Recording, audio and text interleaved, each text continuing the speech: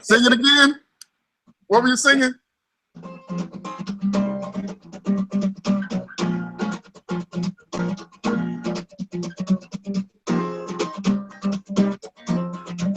That's enough of that shit. There you go. All right, we are live. I'm multitasking. For those of you who did not know, this man plays instruments. He can play some music. He can serenade you. What all do you play, Jean-Marie? My main instrument's guitar, but through the years I picked up piano, drums. I've always played drums. A little bit of saxophone, a little bit of trumpet.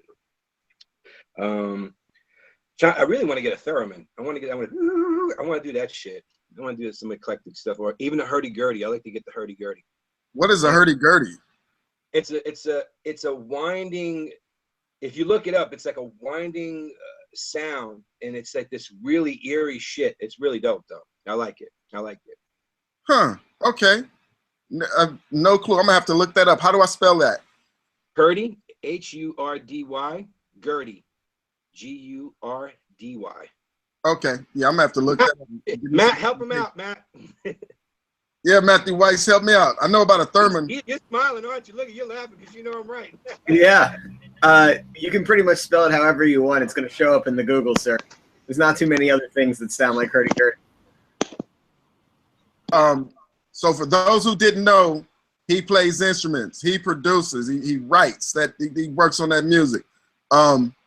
Jean-Marie, when I first heard of you was the Dangerous album when you were working with Teddy Riley.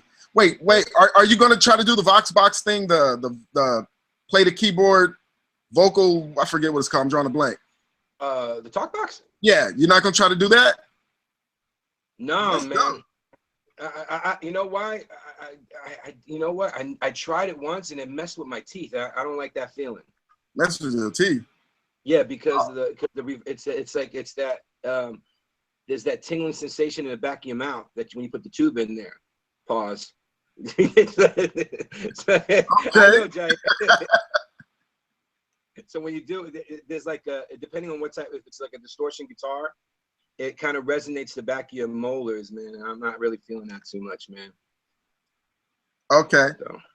When I first saw your name and you came on my radar was the Dangerous album, and I clearly remember putting it on and said, "Oh, damn, this is a whole new experience," because stuff was coming at me, and I started studying hard that album. And where was that? I was in Norfolk, Virginia at that time in the Navy, and when I listen to your stuff, it has that, like, it's back in the day we used to talk about songs that were R&B soulful but had some kick to them, like bow, like what Teddy was doing. Yeah. And a lot of people, even to this day, when that's my mind frame, engineers with all these credits are like, no, the kick didn't, man, forget y'all. We feel that shit. We like that. But people are telling me, no, huh? I used to get a lot of shit because they said I was over compressing my vocals, and it's like, you know, that was the sound. We were trying different things. Everybody was going by numbers. So when we got that, when Teddy was he pushed a lot of people, just like how Michael pushed a lot of people. But Teddy was always trying to search for a sound, and we finally got it right when I got there, because I didn't give a fuck. I really didn't care. I heard things very differently, and Teddy took that upon it, and we just kept bringing it out, and Dangerous was a really great start. But before Dangerous, when Teddy asked me to come with him, we were doing the Dog Me Out remix, which was a big lesson to be learned, because I was trying to be an engineer rather than what he wanted from me from the beginning was myself. And that after that, I did the Stay remix, because Guy just came out with the Future record. I did okay on the Dog Me Out remix, but when the Stay remix came out, I went in because I felt that I understood what he said, because he said, yo, man, I don't need an engineer. I need you. And that was it. And that's when we kept doing it. We were making sounds on the Michael record. Like, a lot of those sounds were actually made. You can't find them. You can probably get, if you get the old tapes. And even with the old tapes, Teddy would, like, everybody would say, or how many tapes was it? Well, it was about maybe 3 or 4 tape machines, and then Teddy had stuff flying around live. So nothing, you can never get the sound that Teddy produced because he had always stuff flying around live and virtual, before virtual became like a fashion. Teddy had that shit down to a science. And when you're doing that, everything's spontaneous, and we just roll. And that's how we got this, a lot of the sounds. It was amazing. It was an amazing time, and I didn't know what the hell I was doing. I was barely an assistant. You know, I don't know if y'all know my background real quick. I went to audio engineering school because I wanted to be a dope producer. And I was a metalhead, but I knew a lot about hip hop. And one of my guitar instructors, named Abel Dominguez, goes like this. He said, if you want to be a dope producer, you should learn about sounds. So I said, well, look, hell with it. You know, maybe I can be a tech or something like that as I prolong my career. I got into working at Sigma Sound Studios. 3 months later, I was Tony Maserazi's assistant. 3 weeks later, I met Teddy Riley. And then that following May, Teddy picked me up, and that was on the Dangerous album. So my shit was really easy. But I come from a musician background. I don't care. I just wanted to bang. I don't care. Okay, that's interesting that you said your vocals were over compressed, because as a lover of music back then, y'all's vocals were jamming. Y'all's vocals were moving us. And that's that thing about that nerdy stuff where people, even now, with the way that I do stuff, when engineers make comments, I'm sitting there thinking, and I mean top level guys, I'm sitting there thinking, okay, this person's top level, but he has no clue of what I'm feeling or what I'm going for. And if you're sitting there telling me that your stuff was over, your vocals were over compressed, bruh, I never heard that. I never felt that. Well, they said it was over compressed. I just felt that. Here's my feeling. I look at a compressor as an EQ. I wanted that shit to jump out a little bit. So I said, hey, this motherfucker's doing it this way. So let me try this. And I use less EQ, but I got the diction out. And everybody's like, oh, you have to do this, you have to do that. You don't have to do a goddamn thing. You know what I'm saying? A lot of people think that, you know, everything is like a coloring book. You know, if you look at a coloring book, there's no like you have to go blue there. Hell, you can have green skies and blue and blue grass. You know what I'm saying? It's like it doesn't make a difference. Art is art. You know, it's like looking at a Salvador Dali picture. Everybody tries to, oh, he's very eclectic. Man, stop that. He's just a wackadoo that just painted some great pictures. That's all I have to say. And I'm a wackadoo that likes to mix. Is there any way you can tilt your camera down a little bit so that we see more of you? We see a whole lot of your ceiling. Oh yeah, there we go. We were seeing a whole lot of your ceiling. So let's see, the Dangerous album. What did you do on Jenny on the Block? Huh? Did you work on Jenny on the Block? I did. What did you do? Well, that's a good question. That was a 2-track mix that I had to reconstruct. A 2-track mix that you had to reconstruct. Okay, What are you saying to me, bro? They lost the files, and I had to reconstruct the whole damn thing. As in, you made it? You had to remake it? I wouldn't say remake it. I would say I was enhancing it. How about that? It was a beat. It was a Beat Nuts track first, wasn't it? Say again? It was a Beat Nuts track first, wasn't it?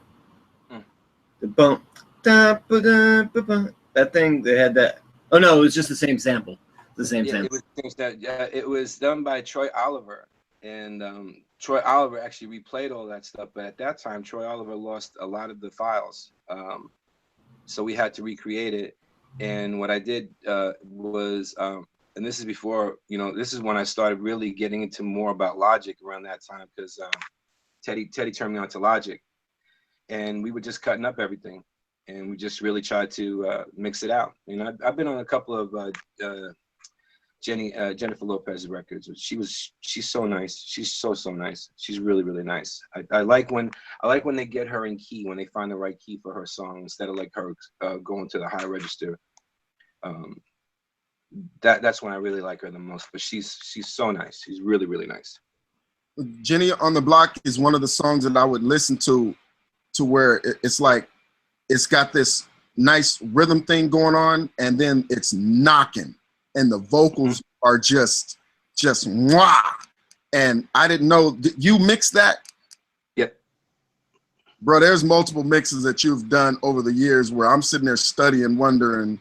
I mean, and it just turns out to be you. And like my mixes have been affected by you without me knowing who you are. Just flat out.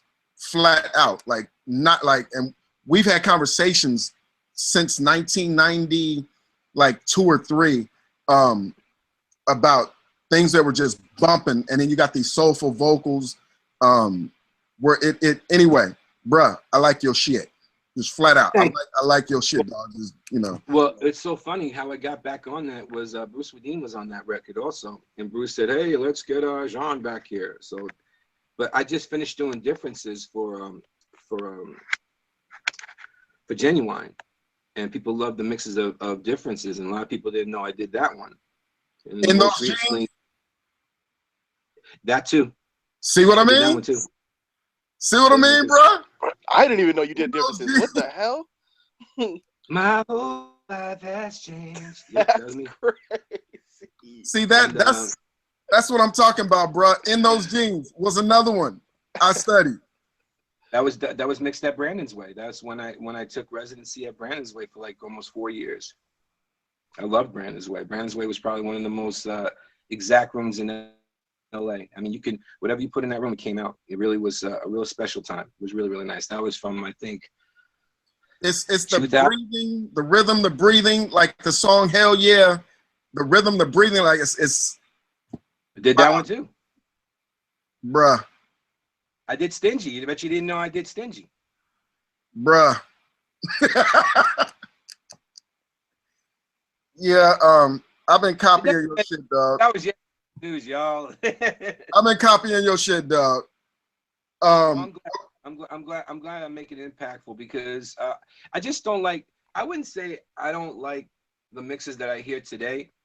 I don't like how people are going about things, and I think like Jair waved to everybody. Jair's been with me for almost about 7 years since Pisados the Mixed Fest thing, and Jair came to be best. Jair came to be an intern, turned into be an assistant, and now he's working with Anderson .Paak, and he's probably one of my favorite people around. And I'm so happy that he's here to join me because that's the reason why I do this, is because individuals like Jair setting out and doing how he should be, which is basically an artist with an artist. And that's what we are. All of us here are artists working with other artists to make great art. That's all it's about. And when people start talking about dollar signs, that's when you turn me off. When you start talking about frequencies, like what was that 10K? I said, no, it was special K. What do you want me to do? It's a cereal box. They're just people, I don't like when people try to get philosophical and get technical just because they want to be the smartest person in the room. I'd rather you say, was there a lot of highs on that? Was there a lot of mids in that? And then we could start breaking down the frequency, because if you have an exact ear like that, then you should be working for NASA. You know what I'm saying? Okay. Well, yes, I do know what you're saying. Did you do anything on the Blackstreet song, If You Need a Fix? Yes. You did? Yep, the remix. It came down. Okay. I came down to help Teddy out for real quick. I didn't get credited for it because I was in and out. That's one of my study songs. When that came out, it hit so hard and was so just lovely with the vocals that I just went out and bought the Blackstreet Another Level CD for that song specifically again, so that when I go to mix, I use it as a reference. And I try to get my kicks knocking like that and have the vocals be pleasing and clear and all that stuff. I gotta tell you, man, a lot of that was Teddy, though. I ain't gonna lie to you. Yeah, I found out he was one of my favorite mixers. Yeah, Teddy, I gotta tell you, man, Teddy gave me my career, and he pushed me to another level because we kind of thought the same. And Teddy's more than a mentor. He's my family. He's my brother, and I love that man to death. And the stuff that we do, it's like we could be away from each other for 4 or 5 years. We get back in the room, we know where to go. We know how to attack things, and we know how to make it work, you know, because it's not about perfection, it's about his perfection. Wait, and he's never satisfied, ever, never, ever, ever, ever. He'll say, okay, well, it's ready to go. I said, what do you think? I could have done better. Even when the song's out and it's a hit. Even when the song's out and it's a hit, you know. So it just goes to show that musicians talk to each other because they're trying to better each other. Now you spoke about Bruce Swedien. The game changed when Teddy got with Bruce Swedien. There was a sonic quality thing that I noticed when Teddy got with Bruce Swedien. What are some things you gained from Bruce Swedien? I gotta be honest with you. The things that I learned about Bruce Swedien was it's not what it is. You know what I'm saying? He goes he's an intelligent guy, knows his shit inside and out. What I learned from Bruce is like not to fall into that whole audiophile thing, even though he's an audiophile guy. Certain things he does doesn't make any sense, but at the end of the day, when you listen to it, it all makes sense. When the sonic thing happened, when Teddy and Bruce got together, Teddy was manifesting this sound, and it came off the Future record. So when he went to work with Michael, all those sounds that you heard, no one's ever heard. And Bruce had a way of talking to Teddy to getting like a certain sound. And at a certain point, Bruce stepped away from it because Teddy was so far ahead of everybody. He was an engineer of his own, and Teddy and those sonic things was Bruce let him be. And that's one of the things that really made that relationship work for so many years between Bruce and Teddy. And myself with Teddy too, because he lets a person breathe. Teddy has a way to crack that stick at you to better yourself, because if you're lazy, you're out. And I mean, I tell people when I worked for Teddy Riley, this is a true story, I would be at the studio 24 hours a day, 7 days a week, no bullshit. My only vice at that time was I was smoking cigarettes. That was my only vice. Thank God I got stopped that. But I used to sleep underneath the console because that's the last place he would find me. I would sleep literally underneath the SSL desk. True story. Wow. In Virginia Beach. Okay. Guys, well, first off, what's your contact information? Tell us your stuff before we start throwing to everybody else. Like your website and all of that. Well, my website's being done. It's going to be very simple, jeanmariehorvat.com. You know, there I'll be probably putting little blogs and little splurts on how to manipulate certain things about a mix, because a mixer just manipulates tones. But you can always get in touch with me with jmh@jeanmariehorvat.com. Okay, and you and I spoke earlier. You told me about a band that you worked on, or a band that you love right now, independent type band who's coming out, or they just released something. Do you remember who that is? Oh, God. Oh, Grandson. Oh man, you gotta listen to that shit. That I didn't do anything on it, but I like that. It's really, really cool. It has like some alternative, but then they put trap beats to it. It's ridiculous. I love it. It's called Grandson. The band's called Grandson? They're not out yet. Not out yet at all. But they're local. They're a local LA band. I got turned on to it. Really, really cool. Okay. Who has questions for Jean-Marie? Who wants to go first? Raise your hand, unmute something. Hey, I'll jump in. I usually end up being the one to do it anyway. So, all right, man, your big reputation is as a mixer, but what I gathered from what you were saying is that you actually sort of attune to the production side of things. And what I understand, what you were saying at the beginning, you're kind of moving back into the production side of things, or perhaps have been for a little while. Do you find that it's difficult to kind of transition yourself from being a mixer to being a producer? No, and I'll tell you why. I've always been And if anybody knows me, and if anybody knows I'm in the studio, I'm always creating. Even when I'm mixing, I'm always creating a beat. Like I would take a lot of air breaks, and a lot. If you ever see me work, you don't even know I just finished the mix up, and it took about X amount of time. I'm always constantly evolving because I'm a Gemini, so my brain works. I'm fucked up in the head, so. I like when I say I multitask, I literally, that's, if Jair will chime in on this one, I'm always doing some shit. I'm scatterbrained. And I think that's kind of the genius of the process, as I call it. But my philosophy is that, bottom line, there's a couple of layers of my philosophy. One of the bottom thing is that I'm here to make a hit song by all means necessary. So I was raised into it by a producer. And that's what I do. I try to make hit records. And my philosophy in things is really simple. I mix for the common guy. I don't mix for producers. I mix for fans.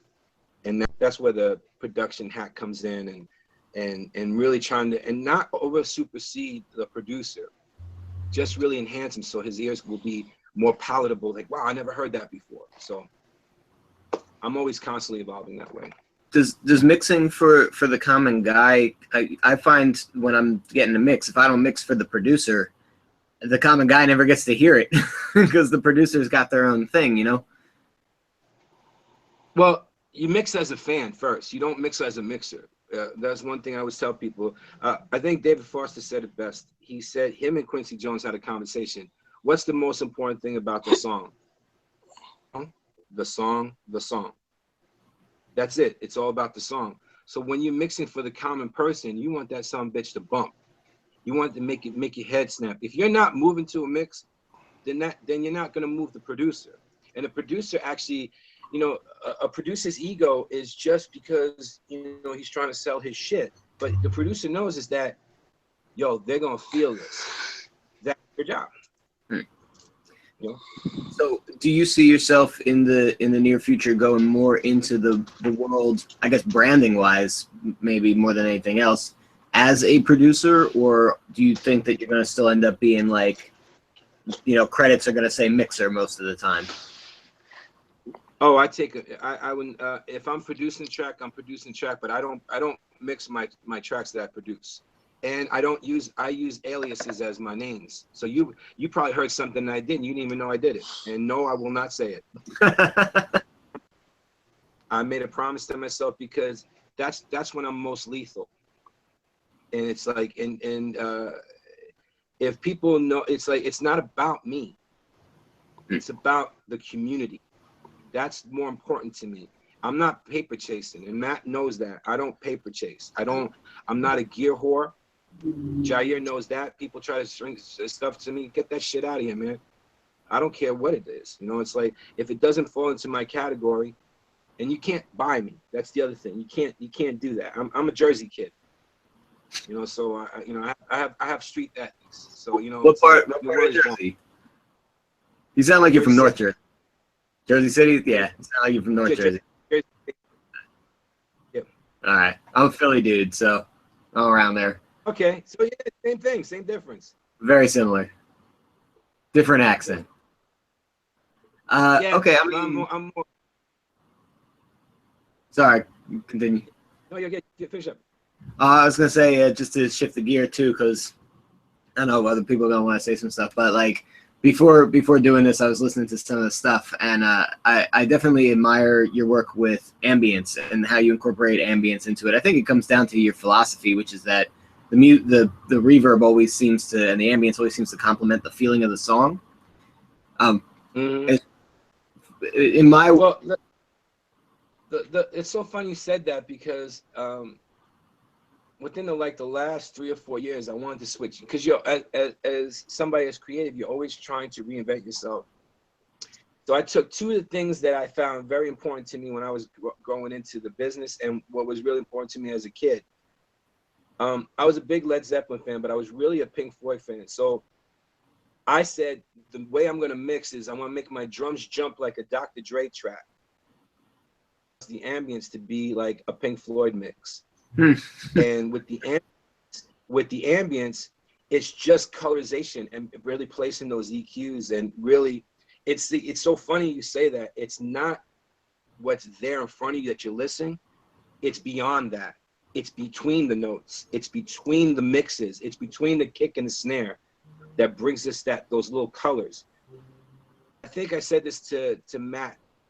I said, Matt, don't hear what I did. That's what makes it a great mix. You know what I'm saying? That stuff that you didn't hear that I did. But you kind of, you know, my philosophy is a little different. If y'all see how I mix, and Jair and Matt was at the Mix Fest, and I embarrassed this one guy, which I didn't want to. I mind you, all right, now I'm putting it out there. I did not mean to embarrass him, but I mix very unconventional. I don't mix on big speakers. 95% of my mixes, 95% of my mixes come down to my cubes. These oratones that were redone by CK speakers. That's where the bottom end comes in. That's where the magic happens. Interesting. Mm-hmm. Okay. Well, and then and also, everybody thinks that, you know, everybody knows me for the boom and the bap, but Matt brought something up right off the bat. Yo, those vocals. Matt, what do I start with first? All right, Jair, why don't you answer this one? Jair, how do I start my mix? Definitely with the vocals. Vocals. And that's how I get that, the ethereal and the colorization. Literally, I start with vocals first. Cool. That makes sense. That makes a lot of sense. All right, I'm gonna let somebody else take it from here. You know, I got here. Hey, John. Nice to meet you, buddy. Yo, hey, brother. Question is a little off of what everybody else is talking about. Okay. Do you do much in the vocal tracking? I used to. I still love it if you're a good vocalist. If there's a vocalist, okay. Because Jesus Christ, like watching fucking paint dry. I was like, no, honey, the auto-tune's not on yet. Yeah, there's some funny YouTube videos about that stuff. I'm sorry, say it one more time. There's some funny video on YouTube about things like that. Oh yeah, with the guy in the recording, he's like changing everything around. Yeah. So here's something to tell you. I take mixing as a luxury vacation. I take cutting as a serious job, if that makes any sense. Sure. And once again, Jair knows this. I take vocal cutting really serious. So I'm glad you brought that up. I have a lot of things that I have problems with today's engineers, that they never experienced what I've experienced. Or maybe, you know, you were in the tape days, where the most important thing is the engineer. The most important thing is to learn how to cut a great vocal, not because the C800 sounds great because the artist can hear themselves, because it sounds crispy in the headphones. Right. When it comes down to me, it's like friggin' razor blades going to my ear, and I have to warm it up by some way, somehow. And thank God for Fab Filter EQs that I can do what I gotta do.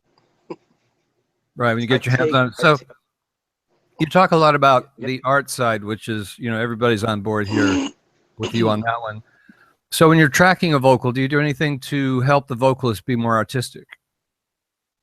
Well, depending on the relationship with the artist. I was taught by Teddy, and Teddy was very much a stickler. And I believe in tough love with the vocals. I don't believe in autotune.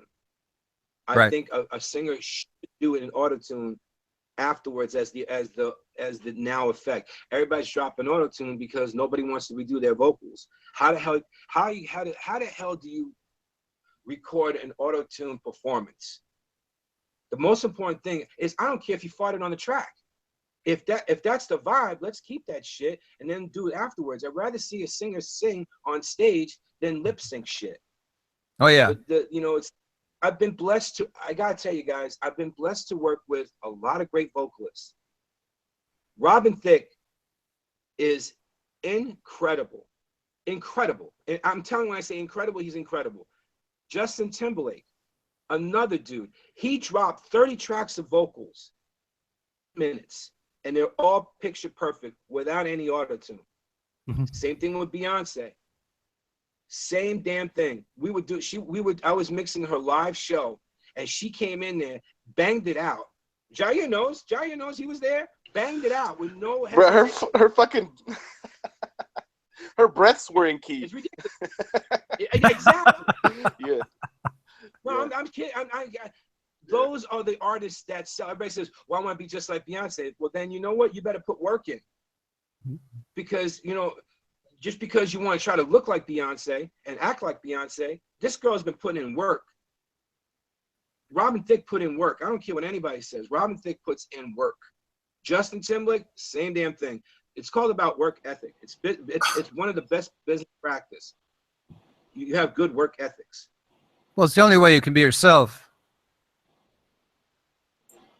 True. I mean, but also, you know, the relationship a producer and an engineer have is that I think it's all about what the label lets you want to do. Like, to be honest with you, I would rather see somebody take a little bit more time and get the right microphone for the artist and the right situations and really try to experiment to make the person individual.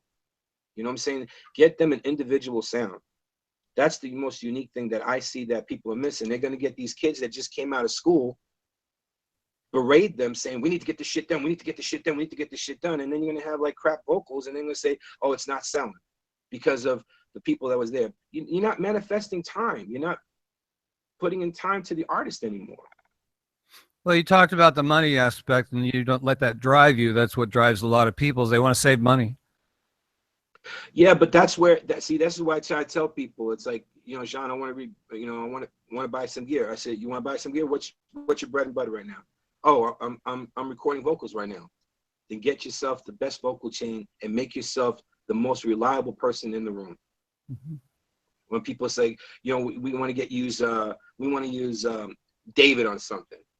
Okay, why do you want to use David? Oh man, he had my vocals right, and he brings his own chain. There's a kid named Andy Barnes. And I told him that, and Andy turned around and bought himself his own microphone, his own mic pre-set up, and he's working for Ty Dolla $ign for like the last 3 years because he has that shit. Good advice. And yeah, and it's like, you know, it's something that when I had a chance to buy. This is when I was younger, y'all. Had a chance to buy a car or buy gear. Car or gear. I bought the gear. And everybody used to mock me that I bought a Pro Tools rig. I bought a Pro Tools rig. I bought so much stuff that was amazing. It's like the knees were amazing, the tube techs were amazing. I still have them at the studio to this day. Invest in yourself, you know. Yeah. Then everything else comes to fruition. It's like, you know, I think my brother-in-law said it best. He goes, do what you do best. Do what you know. If you want to be, if you're a mixer or an engineer, you're not going to sell shoes. You know, do what you know. Thanks, John. You're welcome, brother. I never did. I don't understand the money issue for people who are at home, have their own Pro Tools rig and a singer right there. I don't understand the money issue of, we don't have enough time to do it because of money. And I hear guys say that when, like right now, if I wanted, I could spend 3 weeks recording a person if I wanted to. There's no extra money if I choose. And so I don't understand how we're not really putting out quality work if we can actually take the time because we have our own home systems. I have something to chime in on that one. My name's Grant Walden, guys. I'm in Muscle Shoals, Alabama.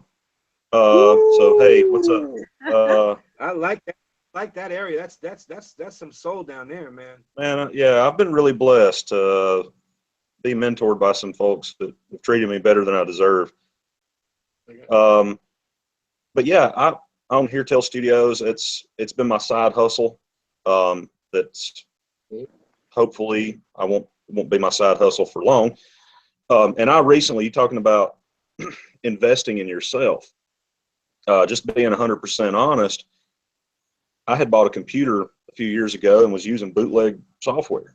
And I recently have just, in the past year, have been investing and buying all that stuff that I was using.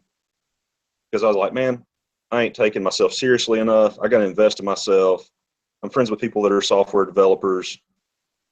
I want to support them. And so that, on that instance of investing in myself, you know, I'm like, I feel a sense of ownership with it. And now my mixes are better because I have a sense of ownership with it. Does that make any sense?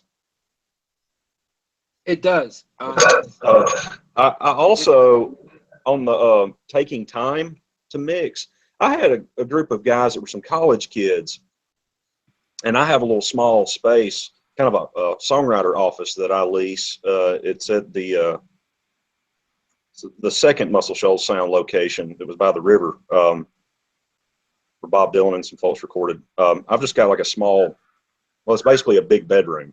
So it's essentially a rectangle. So not the best acoustical space, but I've got it pretty dialed in because I've worked with what I've got. I had some guys that had recorded locally in a $3-4 million studio, and they didn't have the time. So they got some tracks that were just bland. It was clear. They sounded okay. They were clean, like they tell you in college when I went to get my degree. But there was zero vibe, and I felt really good about myself because they initially came in and they were pretty degrading on my space. They're like, man, you record bands in here? You don't have baffling and all that? And I was like, well, yeah, I make it work. Let me let you hear some stuff that I've been working on. And they're like, wow, okay, cool. So yeah, we'll give it a shot. And they were happier. We had 5 songs.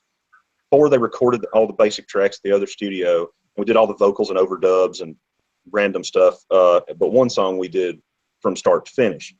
And they were happier. And so the 17th of this month, they're coming back and redoing everything because they were happier with my rectangle room because we put the time into it. And that's all it boils down to. Is I'm friends with the engineer at the other place. It has nothing. He's fantastic, and their room is fantastic. But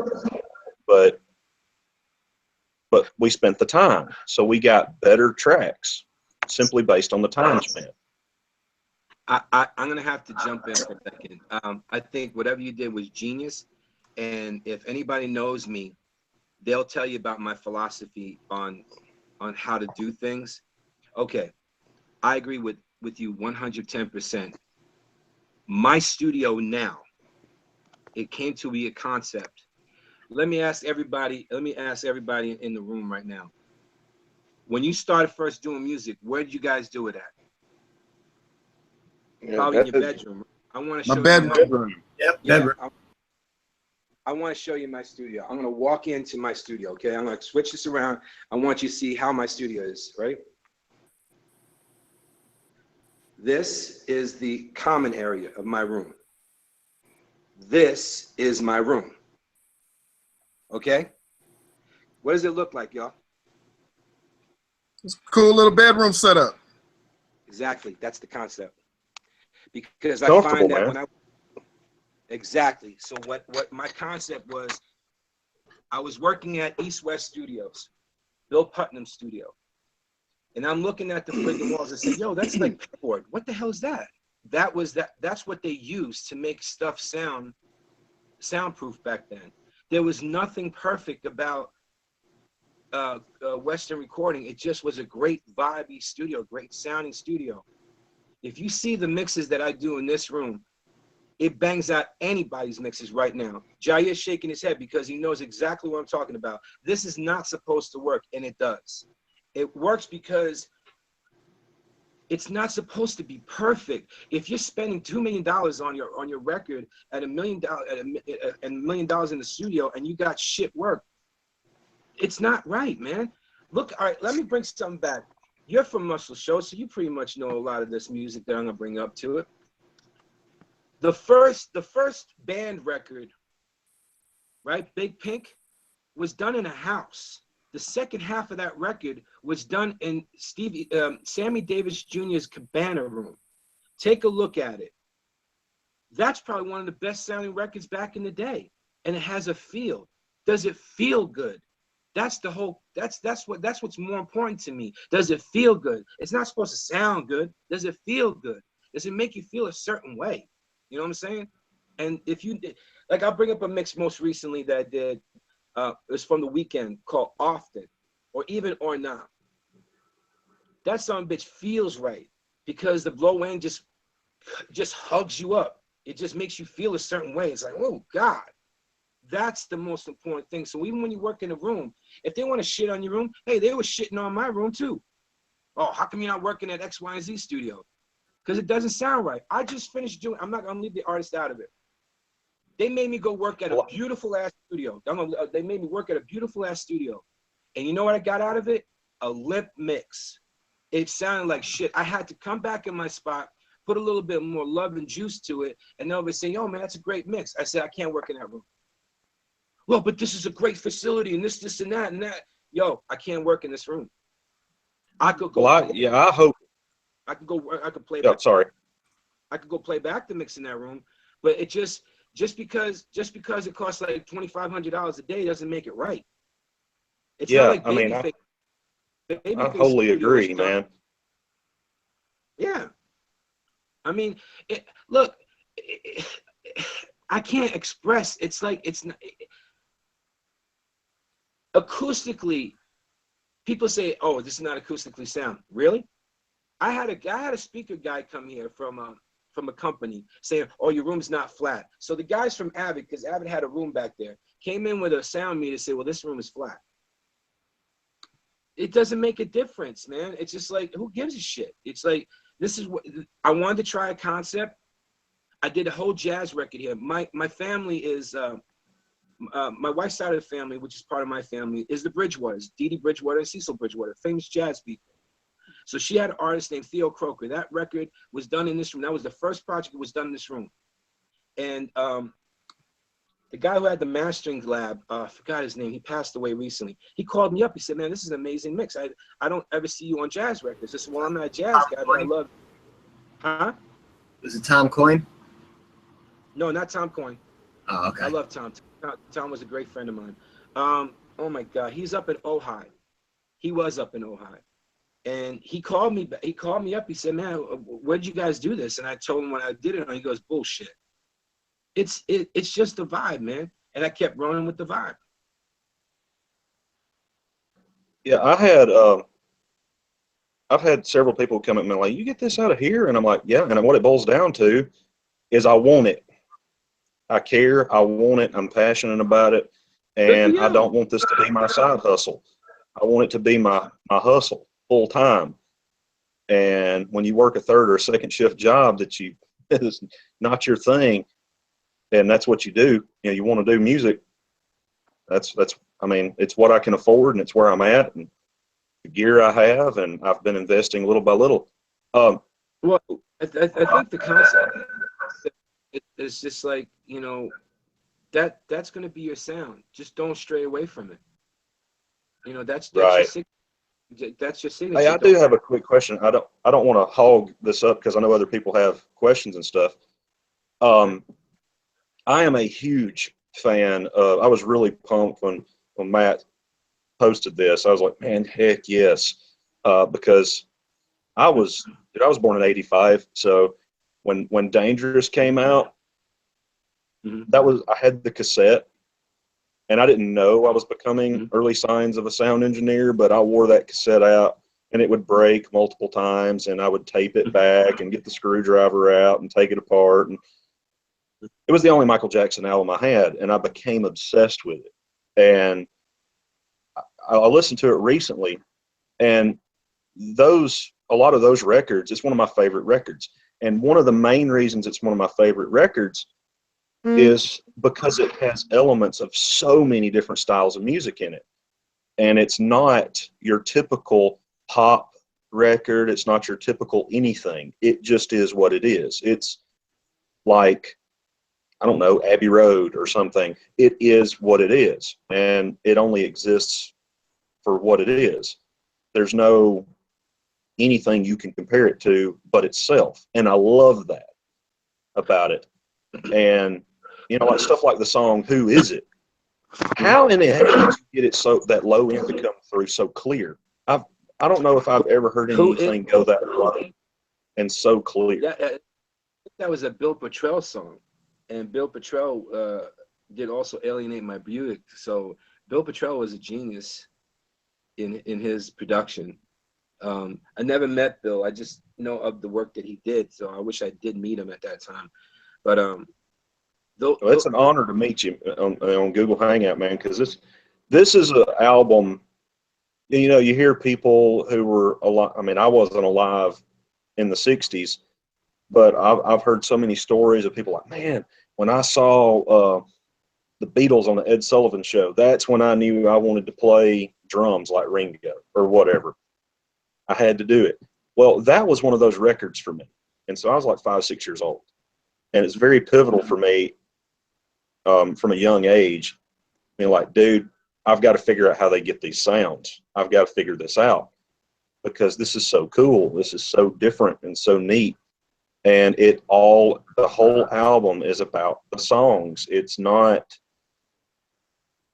I don't know. I mean, it's one of those, it's a pivotal moment in my life, basically, that I knew that's what I wanted to do, even though I wasn't 100% sure what you called it.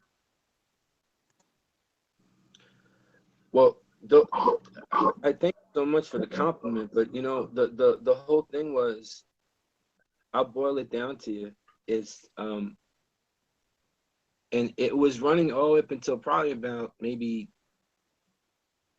the mid 2000s. When you get a bunch of creative people in there, quality stuff. One of our guests, and I mentioned his name, Jair. Jair is working with Anderson .Paak. And Anderson .Paak, to me, is probably the most creative individual that I've heard in such a long time, next to like James Fauntleroy from Cocaine 80s, because they're just different. And those type of records, and I'm not dissing trap music at all. Please don't think that. I'm not dissing that. But at some point, when the cookie cutter stops, can we just get some people with some originality? That whole record was really original. And you have to understand where Teddy Riley came from. Teddy Riley grew up in the St. Nick's Project in Harlem, but he knew a lot about Led Zeppelin, knew a lot about Stevie Wonder, obviously, knew a lot about church music, because that's all. He, at the age of 6, he was playing organ all through the churches in Harlem and all around New York City. But he knew a lot about songs. And when you have songwriters doing songs, it lasts for a long time. But if you're too young to know this, Dangerous was not critically acclaimed until maybe 5 or 6 years later. Literally 5 or 6 years later. They didn't understand Michael's new record at all. And it's a sad thing to realize it, because they were still, I think they were still hung over on Thriller.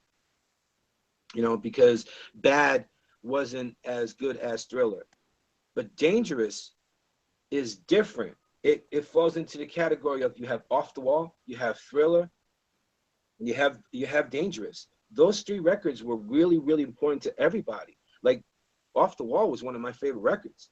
I mean, you play that record from top to bottom, and you're in high school. You and your honey, you're gonna get in. You know what I'm saying? So you're gonna put it in. And when people talk about Dangerous to me, you're talking about producers that want to manifest a different type of sound, and that I'm very proud of. You've kind of hinted, and I'll shut up. I guess I'll let this be my last question. You've hinted at this a lot, and I've had, somebody trying to kind of make it in this business and build a name for myself. I do a lot of different things, and I feel like I do a lot of different things well. I started out mainly as a guitar player, and I still play, and I'm a songwriter, and I've engineered and mixed and produced. I have had some old hats, tell me what I believe is some good advice for some other people, but not necessarily me, that you need to focus on being great at one thing. But these guys that are legends in my mind, to me, were great at many things. I don't know if I'm making any sense or not, but yeah, No. What would you say to that? I think they should leave it the hell alone. I think you should do whatever the hell your heart does, because you know what? This is not a job. This is what we do. This is our breath. This is what we live for. I can't do anything else. I can't separate it.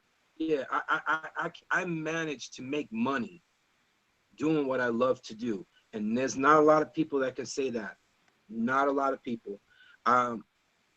Was I the best guitar player in the world? Hell no. The whole reason why I got into the production side of it, when I really wanted to be a producer, and I turned out to be a pretty decent mixer, is because I didn't want to be on stage at 50 years old. I wanted to help other people, because I knew what my limitations were. But knowing your limitations doesn't make you stop being who you are. I stopped playing guitar for like 4 or 5 years when I was working with Teddy. And Teddy was the one who said, dude, pick up that guitar and play. And he actually, the guitar that he gave me is the Fender that's over there right now. I had that since 1991. And Teddy gave me that guitar. He said, you need to play again. You know, it's like, I said, wow, it's amazing. So it's like, yeah, you're a good guitar player? Great. Are you a good songwriter? Who knows? You're only going to get better if you keep going at it. Like, I'm getting back into a lot of different things. Am I going to be writing a major hit? I don't know. It shouldn't make a difference. It's what's in your heart, man. That's the true essence of what you want to do. That's your payday. It's what you feel like at the end. Does it, like I was saying to him, does it feel good? It might not be right, but it might be right for you at that point in time. And if people get onto it, wow, you might have something, or you might getting better at it.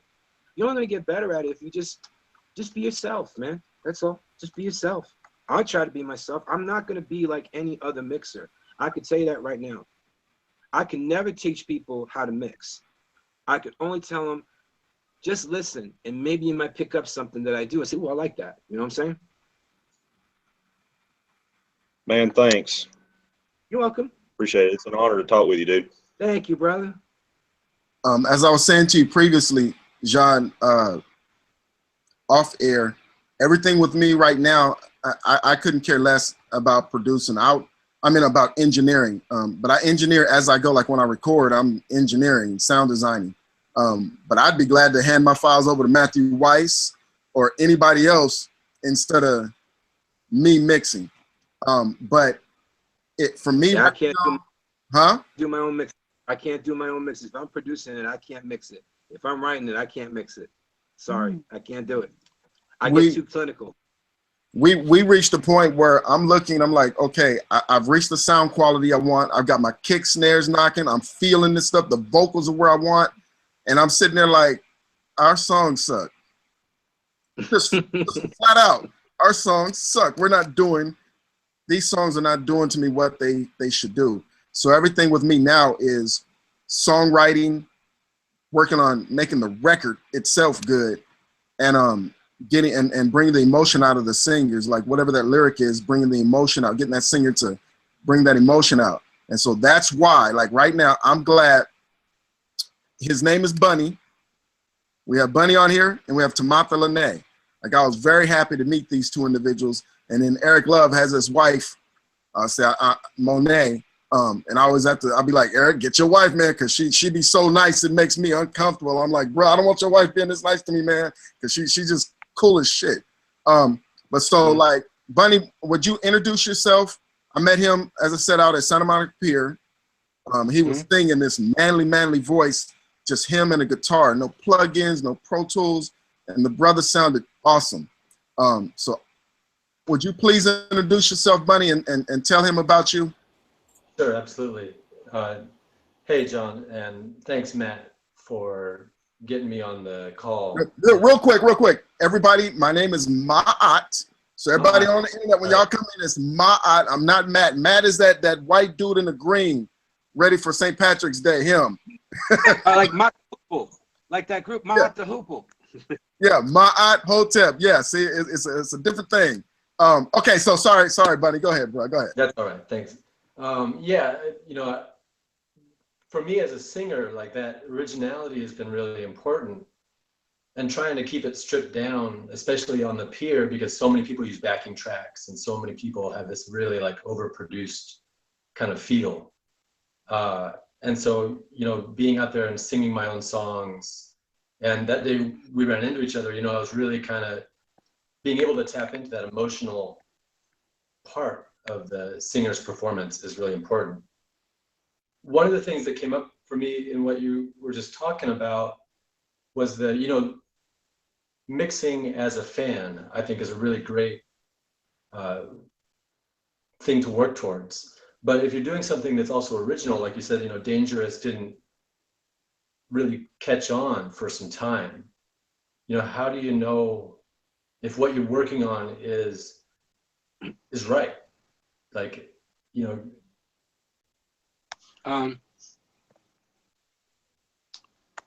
It's, look, each one of us pretty much on this panel right now are very critical of themselves. And you don't know, but you get around with a bunch of great people, and that's a great moment. And then our job, like when I look at credits now as myself, being involved in so many years, that's a moment in time that I touch somebody. And that's a moment in time that my people around me, whoever it is, we're gonna remember that song because of that moment, and that felt right. So if it feels right to you, then there's always an audience for somebody. Everybody wants fame and fortune. I just want to be happy. I mix because I'm happy. Do I come in a bad mood because I'm dealing with stupid shit? Abso-freaking-lutely. And that's life experiences. Do I take it out on my mix? Absolutely. And that's the genius of that moment. But how do you know? You don't know. But at the end of the day, it's like, did you feel right? Like, I'm my worst critic when I write. Like, when I write, I'm my worst critic. Someone called it 40%. I do 40% of everything right now because I'm not wholeheartedly into it yet. But when I put the 100%, I said, man, that feels good. Oh, it doesn't sound right. Well, good. You don't have to like it. Don't buy it. Who gives a shit? But if it means right to you, like Dangerous, it's going to have a recycle, a revolution. Remember, a revolution comes back around. It revolves. And it's going to come back around. We're at 25 years with Dangerous, and you guys are still talking about it. And I'm proud of that moment. But as somebody who's a musician, that's great. That's good conversational piece. That gets me to talk to you guys. But I will tell you straight out, I was the luckiest son of a bitch ever. And that's a moment that I will always cherish. So was it right? Seems like it's right now after 25 years. So we can't, there's nothing that's like automatic and satisfactory. Plus, it's how the industry manipulates things too. Are they going to manipulate your track, or is it going to be organic and all of a sudden, hey man, did you hear Bunny stuff? Man, that's good stuff. From 5 people to 10 people to 25 people to 2,500 people to 25,000 people to 2.5 million people. You know? So that's how I know it's right. Yeah, I appreciate that. I really, you know, there are those moments. I have a cool question. Can you guys hear me? Go ahead. Who's that? Who said they had a question? Someone Is that you, Dane? Oh, go ahead and unmute, Dane.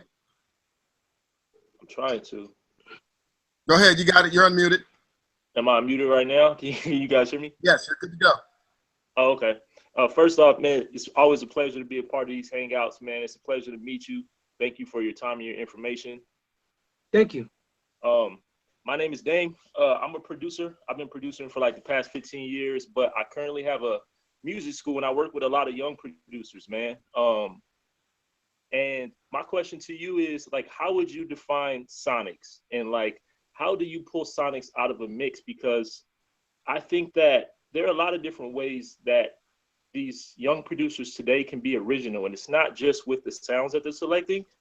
I think that these guys can also create an identity with the way that they mix their music. Because I think a lot of these producers are not only using a lot of the same stuff, but they're also mixing or not mixing their stuff the same way. And so I think, you know, I'm really big on sonics. So just, you know, from your experience, like, how would you define that word? And like, how do you pull sonics out of it? Well, like I kind of said, I can't, if I produce something, I can't mix it. And I'm known for my sonics. And it's attitude. It's like I bring a certain attitude to the table. I bring a certain, like, I'm very boisterous. If anybody knows how I am, I'm pretty loud and brass, and that's how my mixes come out. Very impactful, very loud, very brass, very honest. Sonics is how people perceive things. My perception and the way I listen to things is totally different from anybody else's perception. And what I use, my tools, we can have the same damn plugins, the same damn EQs, but my biggest tools are these things right here. That's how the sonics come out. It's how I hear things. The ears, not the gear. It's not about gain staging. That's not about the engineering. It's like what I can get out of the mix. The most important thing is, it's not like, does the kick sound good? No, the mix has to sound good. Feel good, not sound good. Because you can make a great sounding kick drum, but the song sucks. You can make a great sounding snare, but now the vocals are like way the hell back. You gotta make the mix feel right. I did a mix the other day, and this kid named Yui came into the room and said, "John, I did the vocals here. Can I sit back and listen?" And he was totally mesmerized because he didn't quite understand how I was working. Because I don't listen to individual sounds, if that helps anything, when I deal with sonics. And the last thing I do is bass. And the other thing is, what I try to tell, sometimes if you work in Logic, there's a certain sound that Logic, and then Logic has a different type of sonics than Pro Tools. And Studio One has a different sound than Pro Tools. And same thing with Cubase to Studio One to Logic, they all have different sounds. It's how you use your engines and whatever feels right for the song. So when you talk about sonics, and also, are they listening to subwoofers? If they're listening to subwoofers, then your fucking low end is fugazi. That's bullshit. Oh, yo, my shit's hitting. But when it comes to me, that shit's light as a feather. See, I put a lot of ass in my music because I like big asses. I like a big fat ass, straight out. Everybody knows that. I love big ass. But how you gonna have a fake butt when you have, you know, with the subwoofer is like a fake butt. You know what I'm saying? So how you listen to things, that's another thing that these young Thundercats don't understand. It's like, yo, man, I got the subwoofer kicking in, this and that. You're not getting a true mix out of the deal. You know, you're not doing your mix a service, because everything that you're listening to is fugazi. If that makes any sense.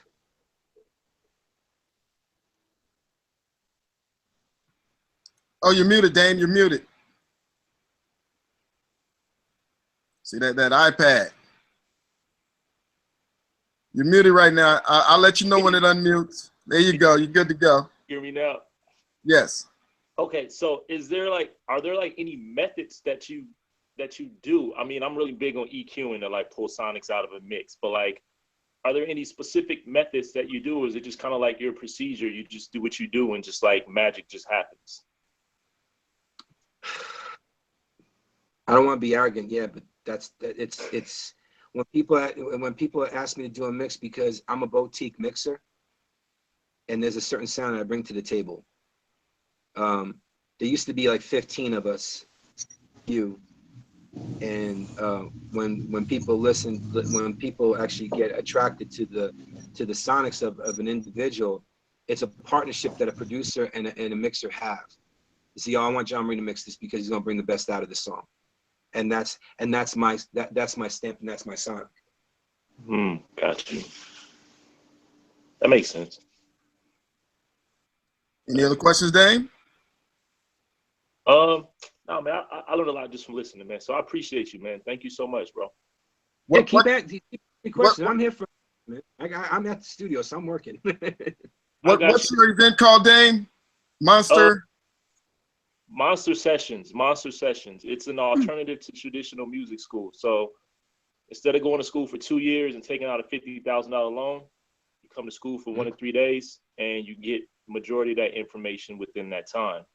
And you don't have to worry about spending a lot of your, you don't have to take out a loan. You get all the information you need. With me growing up in the music industry, working as an intern right out of high school, I would learn 6 months of music school information in 1 day. So I wanted to create a similar platform to where, some people don't need school. Some people just need proper mentors and proper instruction, and they just need the right platform to just get the information they need. So that's what I've created out here in LA. It was a pleasure to have him come and be a part of the class April 29th, which is pretty dope. It was an elite producer camp. I had 22 producers fly in from 3 different countries, 10 different states. It was a really good turnout. And I got another class coming up in July. So, nice. If any of you guys, what's that? He said, it's nice. I would love. Yeah, it's nice. I would love to. Hey, can you put your website or something where we could check you out? Yeah, it's monstersessions.com. I don't know how to put my information on here. But yeah, you got an iPad. And on Facebook, I'll put it on Facebook to you guys on the Jean-Marie Horvat thing and whatever. And you guys should add him on Facebook. Like he's on Facebook with his brother. What were you saying, Jean-Marie? You'd like to what? I have to come visit that. I want to see that. Maybe I can, say hi to everybody. Yeah, it would be dope to have you, come and speak. I try not to ask people, for their time and stuff, but it would be dope to, have someone like you to come and just pop in, do a Q&A. Just brother, I like to pass it forward. I like to pass it forward, brother. I like to, if there's anything I can do for some young kids, is because the problem that I have is that there's too many crab effects going on and nobody's giving back. And I think that needs to change quickly.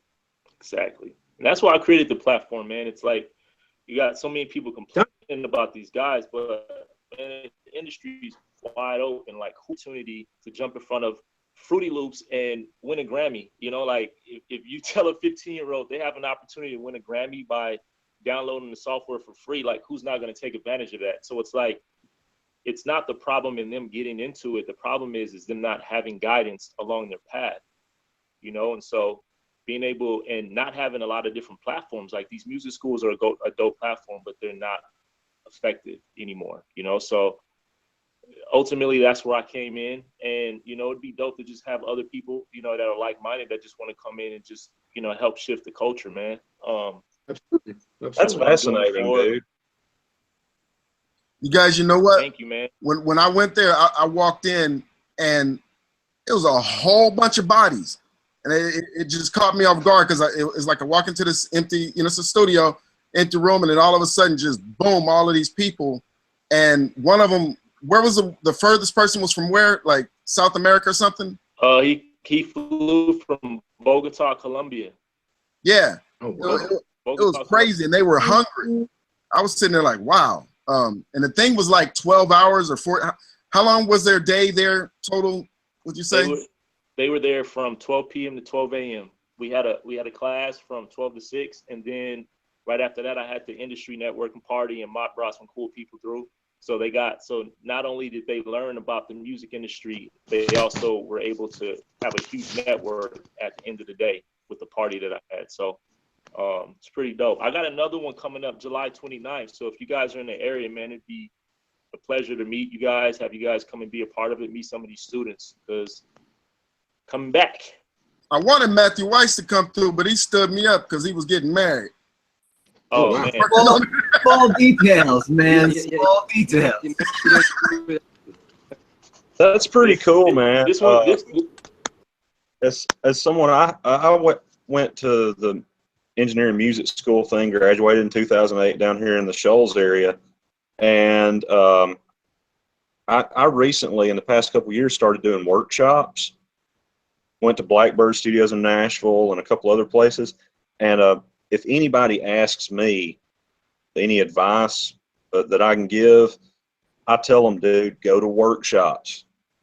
The school was great. It was cool. I learned a lot, met a lot, made a lot of good friends, blah, blah, blah. But the workshops, man, I have met so many awesome people like Dave Pensato. That's how I know Mod, is through that. And Dave and I just kind of hit it off, man. He's become one of my mentors, somebody I can text or whatever and ask questions. I wouldn't have that without the workshop type platform or whatever you want to call it.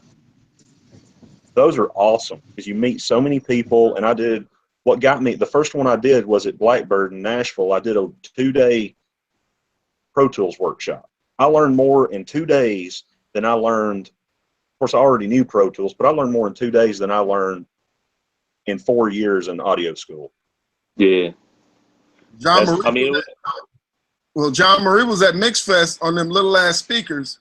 Were they Mix Cubes? Yeah. On them little ass speakers, you know, mixing, and everybody's like we're expecting some big speakers because you're getting that big low end on them little ass speakers, and you learn a lot from those little, you know, little get-togethers. Well, yeah, that's what I was saying. I didn't want to embarrass that dude, but he was up to that bullshit. So I had to put him in his place in a lot of ways. I call this what Ott and Jair were talking about.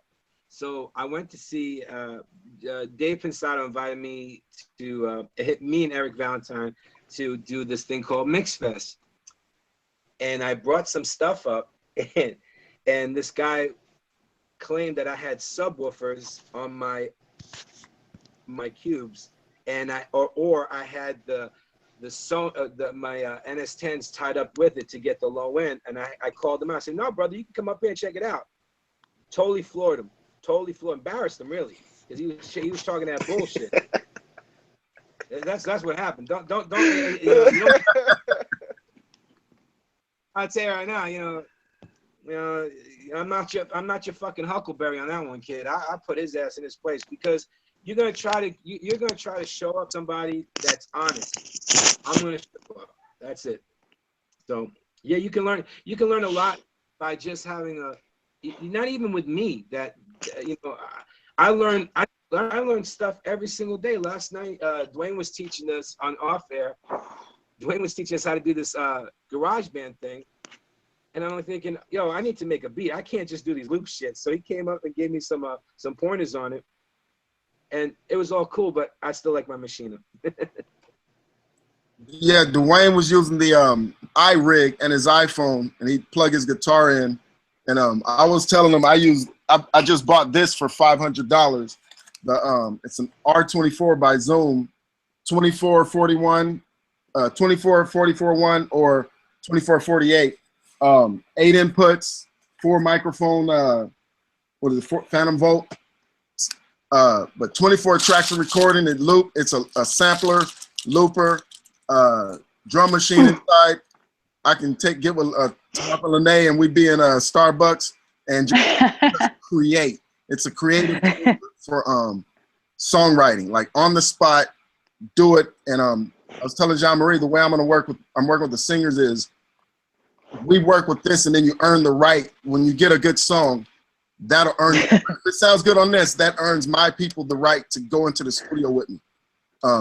Actually get on Pro Tools. Like we need to make it sound good on this, and when we got it on that, then we take it to Pro Tools with all the fancy works and whatever. So Tamata Lene, introduce yourself, please, and hit him up. Hey, thanks so much for inviting me, Ma'at. This is amazing, and I appreciate all your wisdom, John. I'm Tamata Lene, and I'm a singer and songwriter, and just recently moved to LA. Well, I guess it's been a year now, but from Minneapolis. So I come from that Minneapolis sound type, those roots. And so since I've been out here, when I was in Minneapolis, a lot of what I was doing, I was singing still and songwriting, but I was recording with a producer at his studio all the time. I wasn't engineering anything. I would just go in with the top line, come up with vocal arrangement. But now that I'm here, I've been really, I set up a home studio, a setup to be able to record and really get good quality vocals. So I've, been taking different courses on Pro Tools, Logic, and different things like that, just so that I can engineer my own vocals and get the sound that I need from my home studio. So that's been a great, it actually has helped me to grow as a songwriter and a vocal performer and arranger, because I have so much more freedom, because I just have all this time at home to spend. And I love that. Kind of like you were saying with your studio. Thanks for the mini tour. But just how if you set up this space where it really feels, it's about a feeling. And so that's how I feel now, having my own space. I'm really able to be more creative. But yeah, so I do like alternative or progressive R&B. So when you said Anderson .Paak, some of I love his latest album, and the music I do, it's alternative like that. It's R&B, it's soul roots, but it's got that type of vibe to it, where trying to do something different, but what speaks to my soul and what's really authentic. So yeah, so now I say all that to say, and I see Corey Jacobs just joined. So that's one of my collaborators. I have a new single coming out that we worked on together, and we're actually working on the mix right now. So that's one of the things that we're trying to get that right.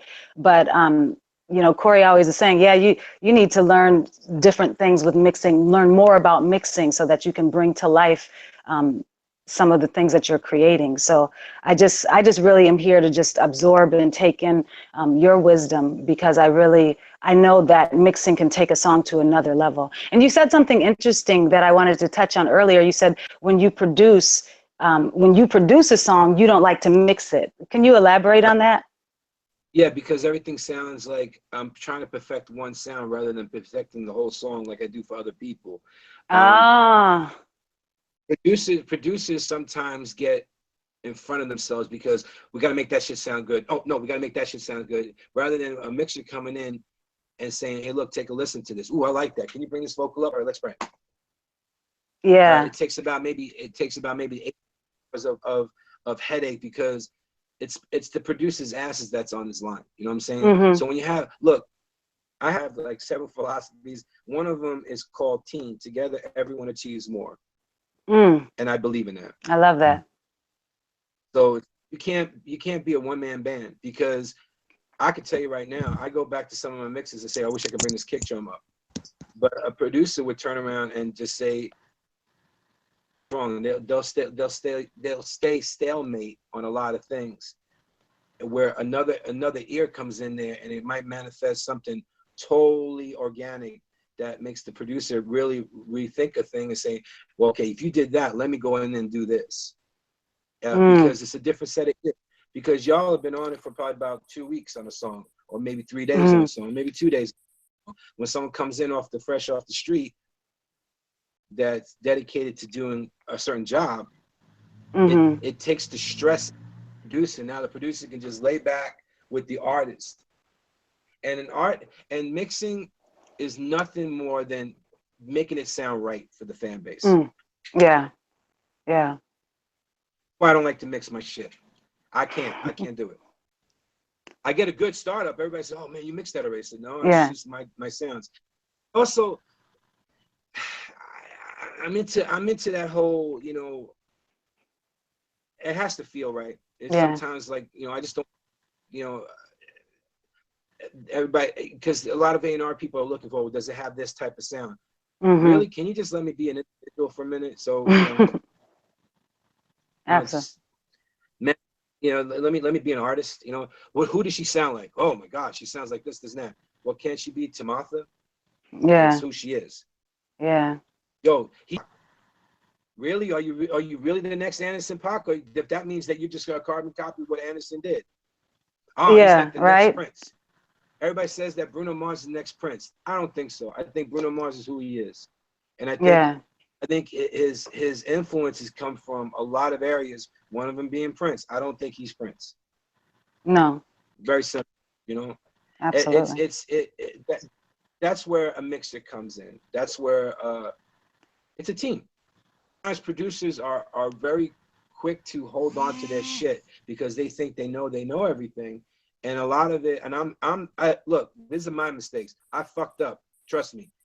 That's why I don't mix my own shit. When I was shopping this group I had, and I was shopping it over to Def Jam, Mm-hmm. I mixed everything, produced everything. This and that. You know what they said? You should have got someone else to mix it. And I'm a mixer. So now Wow. people got hurt, got butt. Wow. Wow. They gave, and that's why I don't ever mix my own shit.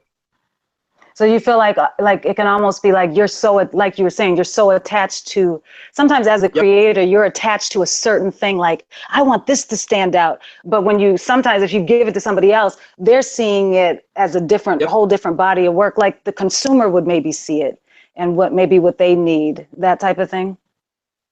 Yep. And I can tell you, there was a mix that I did, and the manager of the certain artist hated this song. He couldn't stand it. So the producer said, let's give it to Jean-Marie, see what he does with it. By the end of the session, he was in love with the song because I put something else to the table. But I also I have a lot of respect for producers, and I want the best for them because I'm manifesting their sound. Yeah. They don't have what I have. Yeah. And if say, wow, brought something to the table. So when people say, yo, you did that mix, no one knows I mixed certain things because I wasn't mixing for myself. I was mixing for the fan base. And I'm not the most important in the room. The music is, the muse is, the artist is. That's the important thing.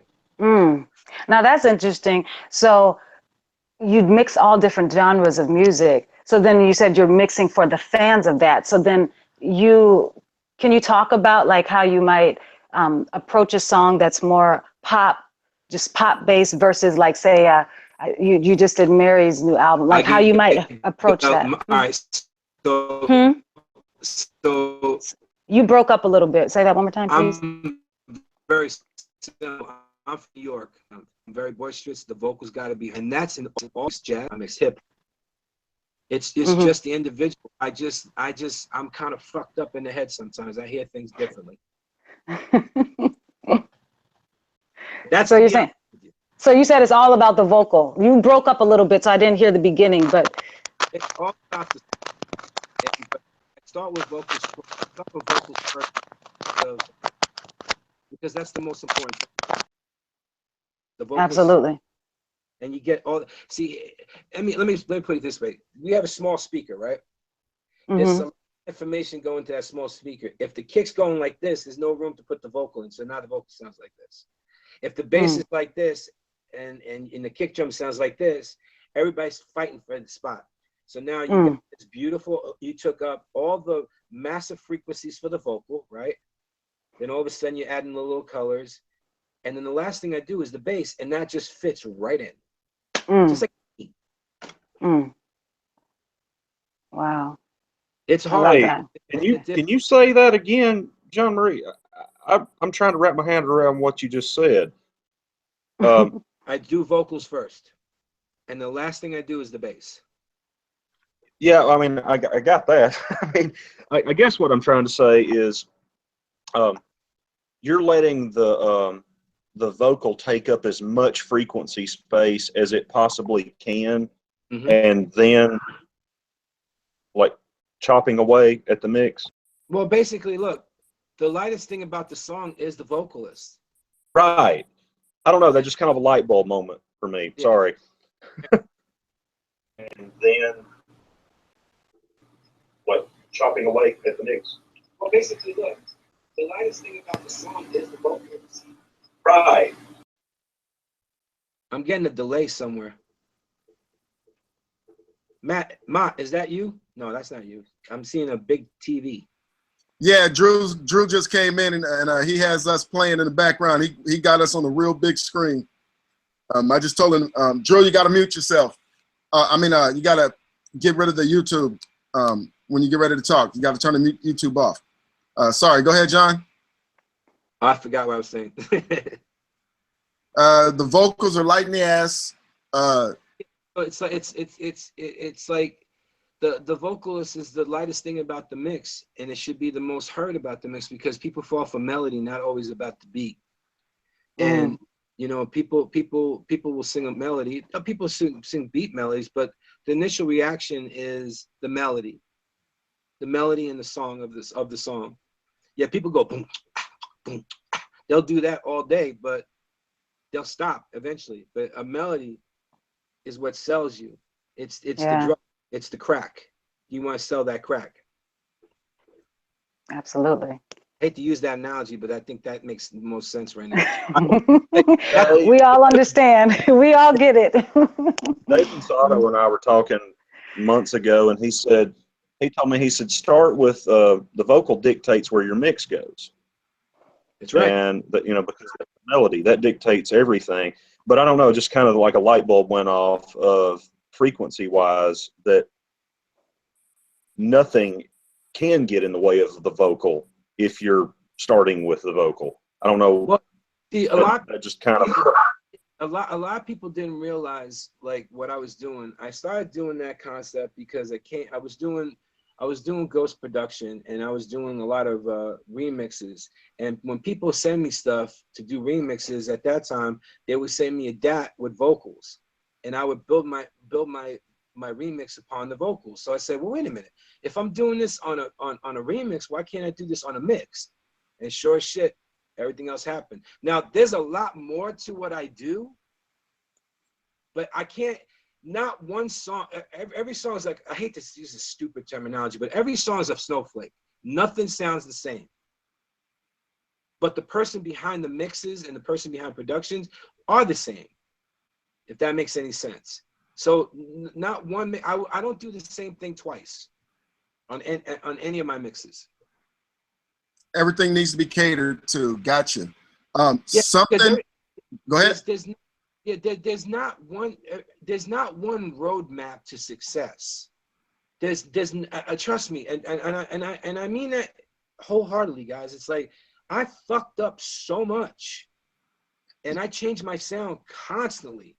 And you know, we have one of our guests, one of our people on here, Jair. I bring him up because he's the prime example. He doesn't even know what the hell I do from the one mix to the next, because he came in to visit, goes, what the hell is that? Oh, I'm trying this out. It's like where a lot of people, that whole cookie cutter effect, where people say, oh, just put an L2 across the mix. If you saw my mix tree, you'll be like bewildered, because I take time to listen to old school records, because my concept is those records today are still selling or being still heard. And I want that. And I have like my console setup is 5 different consoles. And now it's in Pro Tools, and it's like I can do certain things in Pro Tools that I wish I could have done on analog machines. But analog gave us a certain sound that still to this day is very, very coherent, even though no one has it anymore because they can't sell proper tape batches, and it's time consuming. It's very time consuming to have tape, and it's very costly. It's easy to have a good DAW system. Okay, Matthew Weiss has got to go here pretty soon. Matthew, you got any last questions or anything you want to say? I don't really have any last questions. I'll just, John, can I hit you up on Facebook? Absolutely. You can hit me up anytime you want. Cool, man. Yeah. Are you in the North Hollywood area by any chance? I am in North Hollywood. Okay, yeah, then I'll hit you up on Facebook. I got a few matters I got to tend to. Y'all are probably right around the corner from each other. Y'all could go get coffee or something. That's true. Yeah, I'm near the Denny's on Burbank. Dude, I'm right. Question: How many of you guys are in LA? I'm sorry. What were you saying, Sean? I said you're literally. I'm right there on Burbank and Chandler. Oh wow. Okay, yeah, this is like literally walking distance. Yes, sir. We can go to Republic House of Pies. Yeah, I love that place. The turkey pot pie. The Thanksgiving. There it is. See what I mean? Neighbors, and people don't even know. Like that's crazy to me about you guys will all be in your little cubby holes and be right around the corner from each other and never even know.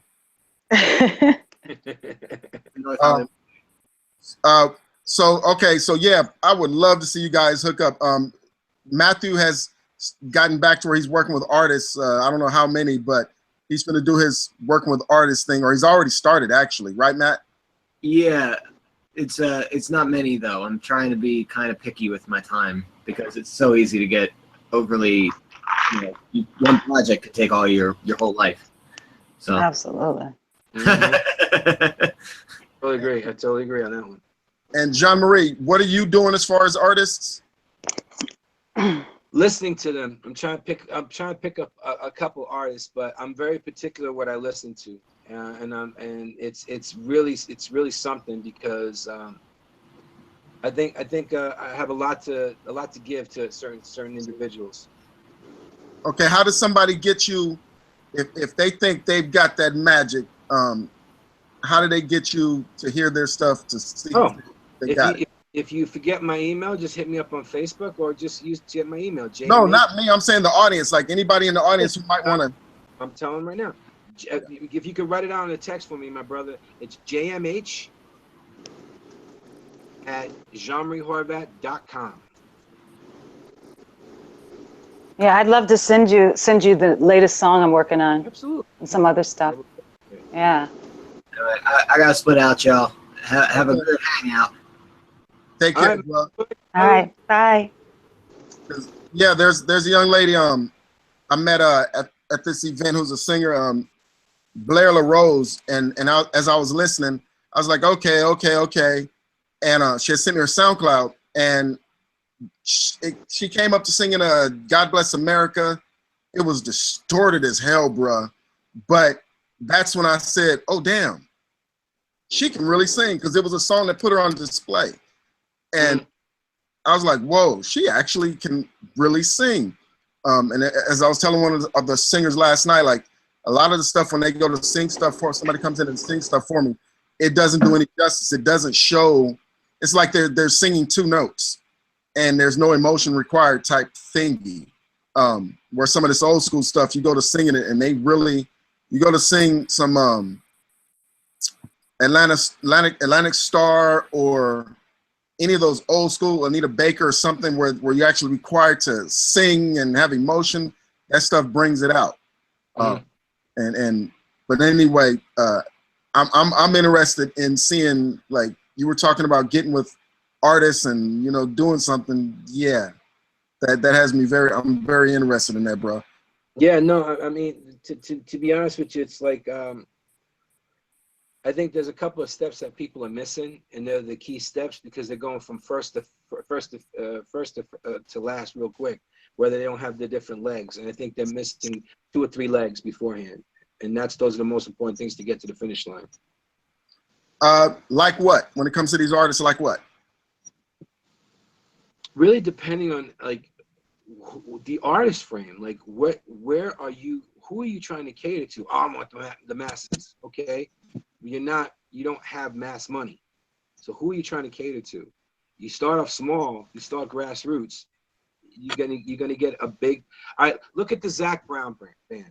That's a perfect example of someone doing it for a certain amount for a certain criteria in music. They're the biggest band that's out there today. You guys know anybody? They brought someone from Ireland. It's going crazy. Well, hold on one second, John.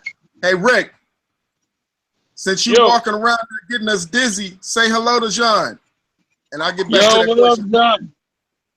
Hey, what's Hold up, on. How are you, man? Long time, bro. I know, brother. How you feel? I'm all right. Can't complain. I just came on to say what up because I haven't seen you in a billion years, man. We don't all got fat. Well, I got fatter. And we got all got old. So what's going on, man? Man, just living life. The kids are getting big. They're driving me nuts. My daughter thinks she runs everything. So my life is not my own. How about you, brother? Yeah. Do me a favor. Sorry about that. I'm in my studio right now. Working a little bit. You walking around with your phone, huh? Did I lose everybody? No, you walking around with your phone, huh? Can you hear me, Rick? You there? Yeah, can you hear me? All right, Rick, you muted yourself. The phones sometimes mess up. And John, your video has not been working for about 15 minutes. When you talk, it's black. We hear you, but it's a black screen. Something happened to your video. How about now? Nope. How about now? Is there anything? Do you see anything where it says settings, where you can go into settings and adjust your video? because you're on the iPad, I'm not sure. On mine, I can go to, let's see, that's not settings. That's it says bandwidth, and I can turn my video bandwidth down. No, actually, do not. Okay. You might have to end up, if we want video, you might have to log out and log back in. But you know what? Do me a favor. Would you just turn your video off and let me see if your picture pops up? Oh, you did? Yeah, I did do that. Yeah, I see myself clear. Hold on, let me hang up for a second. Okay. And then he should come back in. Okay, and for those singers who want to sing Jean-Marie something so that he can listen to and see if he would like to work with you, it's JMH, as in Jean-Marie Horvat, JMH at JeanMarieHorvat.com, JeanMarieHorvat.com. And that you send him something there for him to listen to. Our conversation the other day was about getting with artists, because I'm like, my whole brain is on working with artists, building them, getting them to where they, can do what they're supposed to do. So Rick, what's cracking, bro? Yes, sir. I'm back. When you coming back out to Cali, man? I can take you out to coffee or dinner or something. Yeah, I know. I've been in Busta Rhymes land. Finally turning in the album this week, so you're turning in Busta Rhymes album this week. Okay. Does that work right? We got you. Yes, yeah. We got you. All right. Perfect. All right, Rick, did you have any questions for John? Man, ain't no questions for that man. He's a legend. No. He taught me low end theory. That boy was a legend. I'm gonna tell you the story how we met though. We was at a studio called Music Palace. Remember that? Oh, and there was a guy that the owner there was like he's looking for an assistant. I was working next door as an engineer, and I was like, man, I gotta get in the room with this guy. So I said, yeah, that's the guy for the. Oh yeah, that's fine. So I said to the guy, I'll assist this session, no problem. He's like, yeah, why you gonna assist? I said, man, that dude, man, he's done everything under the sun from Black. Michael Bona. That was the owner, right, Rick? Mike Bona? Rick must be having troubles again. Rick, if you're there, we don't hear you. You might have to log back out and log back in unless y'all in there fighting. Hey Rick, if you can hear me bullshitting on that iPhone 3 of yours. How much, where were you guys working at? You and him working at? You heard that, right, Rick? You heard that, right? He said quit bullshitting. Irish gin. Oh, nice. I keep losing everybody. Because you got that jank, Oh man, I'm trying to get to a better place.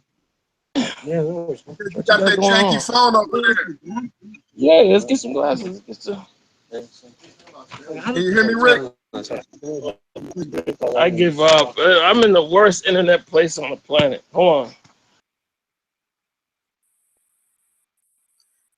So how me and Rick met? There was a studio called Music Palace, and it's really, really cool facility. I don't think it's there anymore, but the studio was done by Tom Hidley, and the studio was literally zero. That room was totally zero, an amazing facility.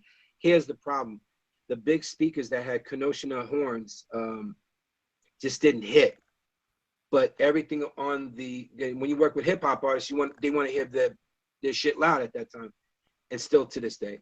But everything sounded amazing on the Yamahas. But the room was unbelievable. It was like the bass trap in the back of the room, y'all, went back 30 feet, and they would have like staggered fiberglass hanging. It was the fiberboard staggered for like 30 feet almost. It was amazing studio. But it was in Hempstead, Long Island. It was way out there. I was about to say, is that bad? Because I'm California. I have no idea. Okay. Well, yeah, because everybody wanted to be in the city, and we got kicked out. We got kicked out of the studio. We were doing the Wreckx-N-Effect record, and that's how we got up to do to go up to Hempstead, because we got kicked out of every studio in Manhattan because there was an incident that happened, and they we gotta go. So y'all are the bad boys, huh? Yo, man. Let me tell you something, man. It wasn't pretty, man. It was definitely not pretty. And I'm a little loopy. You know, a lot of people know I got a little bit of a temper, but that incident was really, really interesting. I mean, they had to get the nation in there and squash some stuff. It was very interesting. Really? Wow. Oh yeah, no. So someone got shot on that session. So we had to find a new place. Nobody wanted to take us on.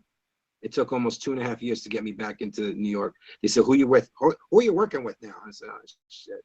It was like a side incident. It was done outside, but it was part of our session, so it was crazy. Nobody got seriously hurt, but it was enough for us to we had to get out of Dodge. And not because we wanted to, is what we had to, because no one wanted to book us any studio time. So yeah, we got a block time open 12 hours today. Come on in. Who is it? Jean-Marie? Oh, hell no. Never mind. We're full, bro. Dude, literally was like that. Literally like that. And I explained to him, I said, look, it was an outside situation. And then when I came back to do Chico DeBarge's album, that was brought up again. And I said, look, man, no, man, come on, man. You can't do that to these people. And it's that's a form of racism, man. I don't go for that shit. I don't play that bullshit either. So, you know, I'm like I said, I'm a little boisterous because I don't give a fuck. You know, I tell people straight out, who the hell, you can't do that to my people. That's wrong. That's my family. You can't do that. Mishka. Awesome. You said Chico DeBarge. I'm thinking, okay, Mishka. No, Mishka didn't do Chico. He just did some. He was working with one of the DeBarges. He worked with L. He didn't do Chico. L DeBarge. That's who it was. L DeBarge. L DeBarge. And what'd you say? Awesome. He's amazing. Tell me about Mishka, man. He's a writing motherfucker, man. He's an amazing vocal producer. Probably one of the best I've heard. We were go ahead. He's incredible, man. He's incredible. He's just an incredible individual. I can't give enough superlatives. I mean, he's special. Very, very special.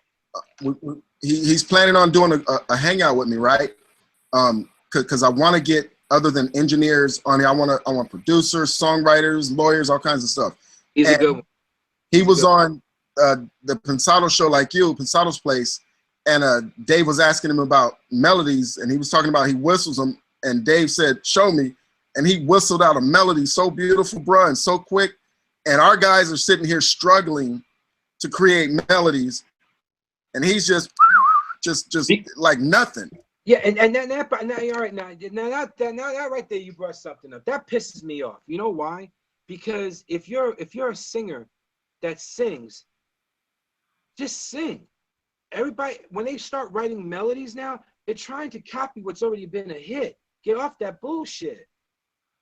That's what makes James Fauntleroy, Mishka, what's my girl's name? Oh my God, Esther Dean. That's what makes them so different, man. They don't care what they're making hits. They have to make hits. They're making hits. You know, it's like I think people get so caught up in like the melody that's already out there. We have to match it up, and that's because of the label sometimes. And sometimes people are fiending off that shit. You try to tell me Anderson .Paak sounds like anything else that's out there? Hell no. Mishka's melodies. If you listen to that new Britney Spears record, that does not sound, the melodies does not sound like anything that's already out there. And that's Mishka. And if it does, Mishka probably did it beforehand. That's his signature. Do you know he wrote Heartbreaker for Michael Jackson? Heartbreak Hotel? No, Heartbreaker on the Invincible record. That's Mishka. He wrote that damn thing. Okay. That's an awesome song. It's an incredible song. He's amazing. Yeah, Mishka's a good cat, man. You're gonna like Mishka, yo. We were at what was that? IMSTA Fest about a month or so ago, and I hit him up. We're sitting there talking. There's a guy who he's making this music, and he was saying he has so much trouble coming up with melodies for this, you know, top lining for this. And right there on the spot, I said, Mishka, come on, man. Will you do a melody to this and let's see how this is done? This brother did this thing so he did it so easy. And it sounded like a song immediately.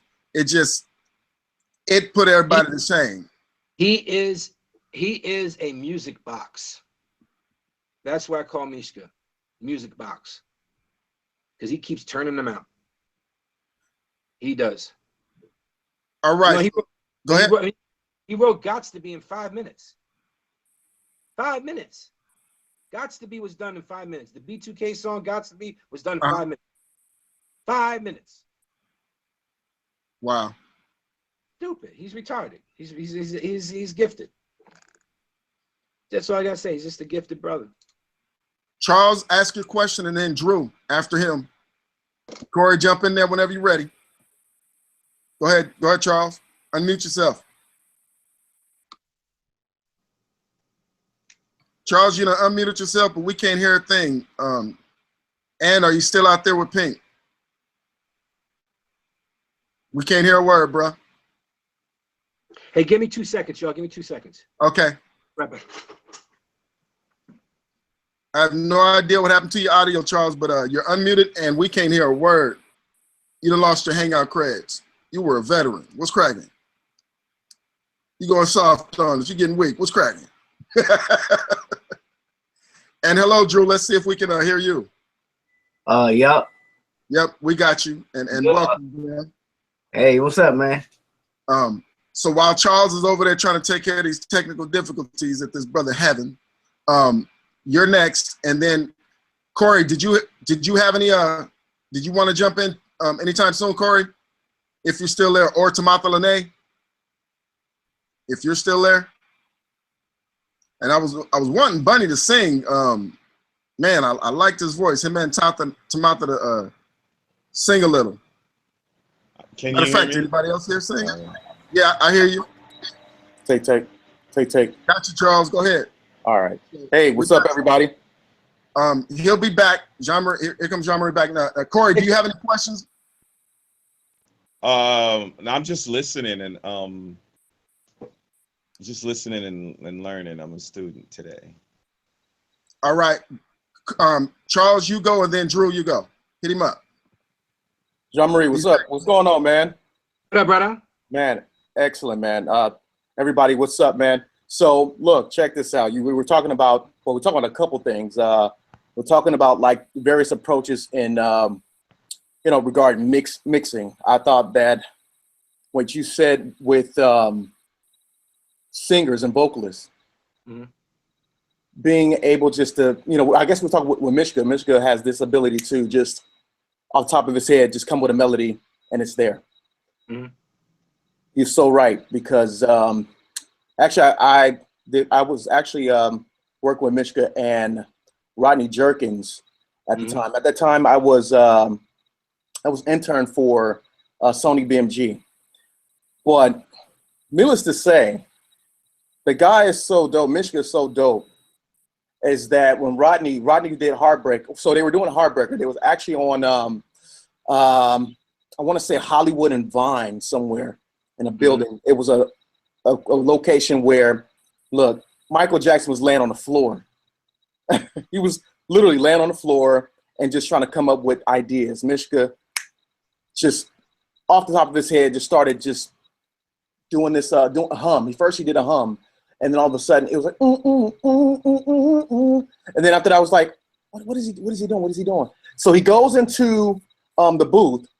It's just going, he just went, and then Michael Jackson got up and said, you know what? I like that.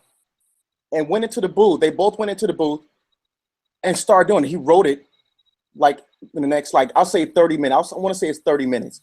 But man, the guy is just fantastic. I had background vocals. Yeah, Mishka is just fantastic when it comes down to. Besides the girls from Flowetry that was on there as a background vocalist. Right. And the thing is that what I like about him is because he doesn't just give you just a melody.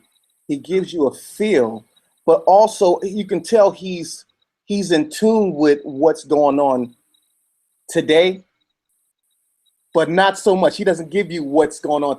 The melodies, let's say, for instance, today, I'll say everybody from, let's say 20 to 25,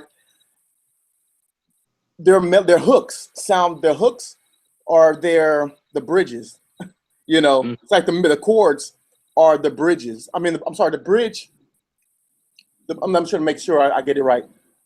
The bridge, as far as the chords of the bridge that was in the 90s, that would be a bridge, is the hooks for today. Yeah, and Mishka doesn't do that. And he doesn't do that. Right.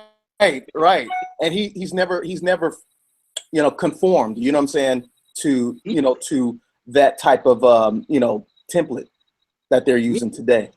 I find that Mishka always has, like, his verse is like a chorus, and then the chorus is like a bigger verse chorus, and then his big outs are big ass choruses. He just writes great melodies all the way around. And it's almost like, I always bring this guy up, and it's because I just worked with him recently, but even like James Fauntleroy, like, I did a song with him recently, and he had 6 melodic changes, and it was just absolutely phenomenal. It was one of the best things I've heard. It was a 2.5-minute journey. It was amazing. Wow. It was an amazing thing. And that's with Mishka. But Mishka also, he caters to what needs to happen too. That's what I love about Mishka. He got away with a lot on Heartbreaker, because the synchro, that goes a top taker. He worked the beat around. He worked like another percussion in there. Right.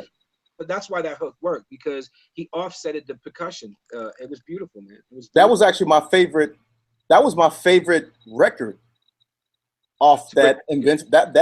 It was in your face. I love it. Yeah, I had to excuse myself off that record. I went back in to finish up Privacy, but I had to leave that record. That record was like, at that time, I had to work on other mixes. That was amazing. That was an amazing record. Oh my God. Heaven Can Wait. Heaven Can Wait was a dope one there. That was Kevon Edmonds' song originally. That really? Yep, wow. Killed that song. Yep, I did the original mix to that. That's dope. That's my all-time favorite on that joint. And it's funny that they should have done, I those were singles to me. If they were ever, but of course they picked their own singles. But those were, to me, those could have been singles. Heartbreaker could have been that Dangerous. You know what I mean? It was comparable to Dangerous. I thought Butterfly came out way too earlier. I think Butterfly should have came out later. I think Heartbreaker should have came out. Heaven Can Wait could have came out. I think Privacy should have came out as a second single. Yeah. Because it was different. Yeah. And it was a time where I think it was more angst. I think they were going. Rock My World was a great song, but I don't think it was over the top. That's my personal. Yeah. You know what? I think what it is, and I always wondered why they chose Rock My World over Heartbreaker. Let's say Heartbreaker, or Rock My World over Heaven Can Wait, because Heaven Can Wait actually reminds you of Lady. It was Michael Jackson's song, I think, was in Thriller, Lady of My Life. The Lady in My Life. I forget what the title was, but it's kind of compare. It's like, what do you do when you get to, your 9th album? Well, let's say your 14th album, Right. How do you reinvent yourself, and you have a title called Invincible, That's the thing about Michael. He has titles of the records before he has the titles of the songs. He has the album title before, like Dangerous. Yeah. Dangerous was in a I was thinking as well, I'm really big on the titles and everything, and structure of an album.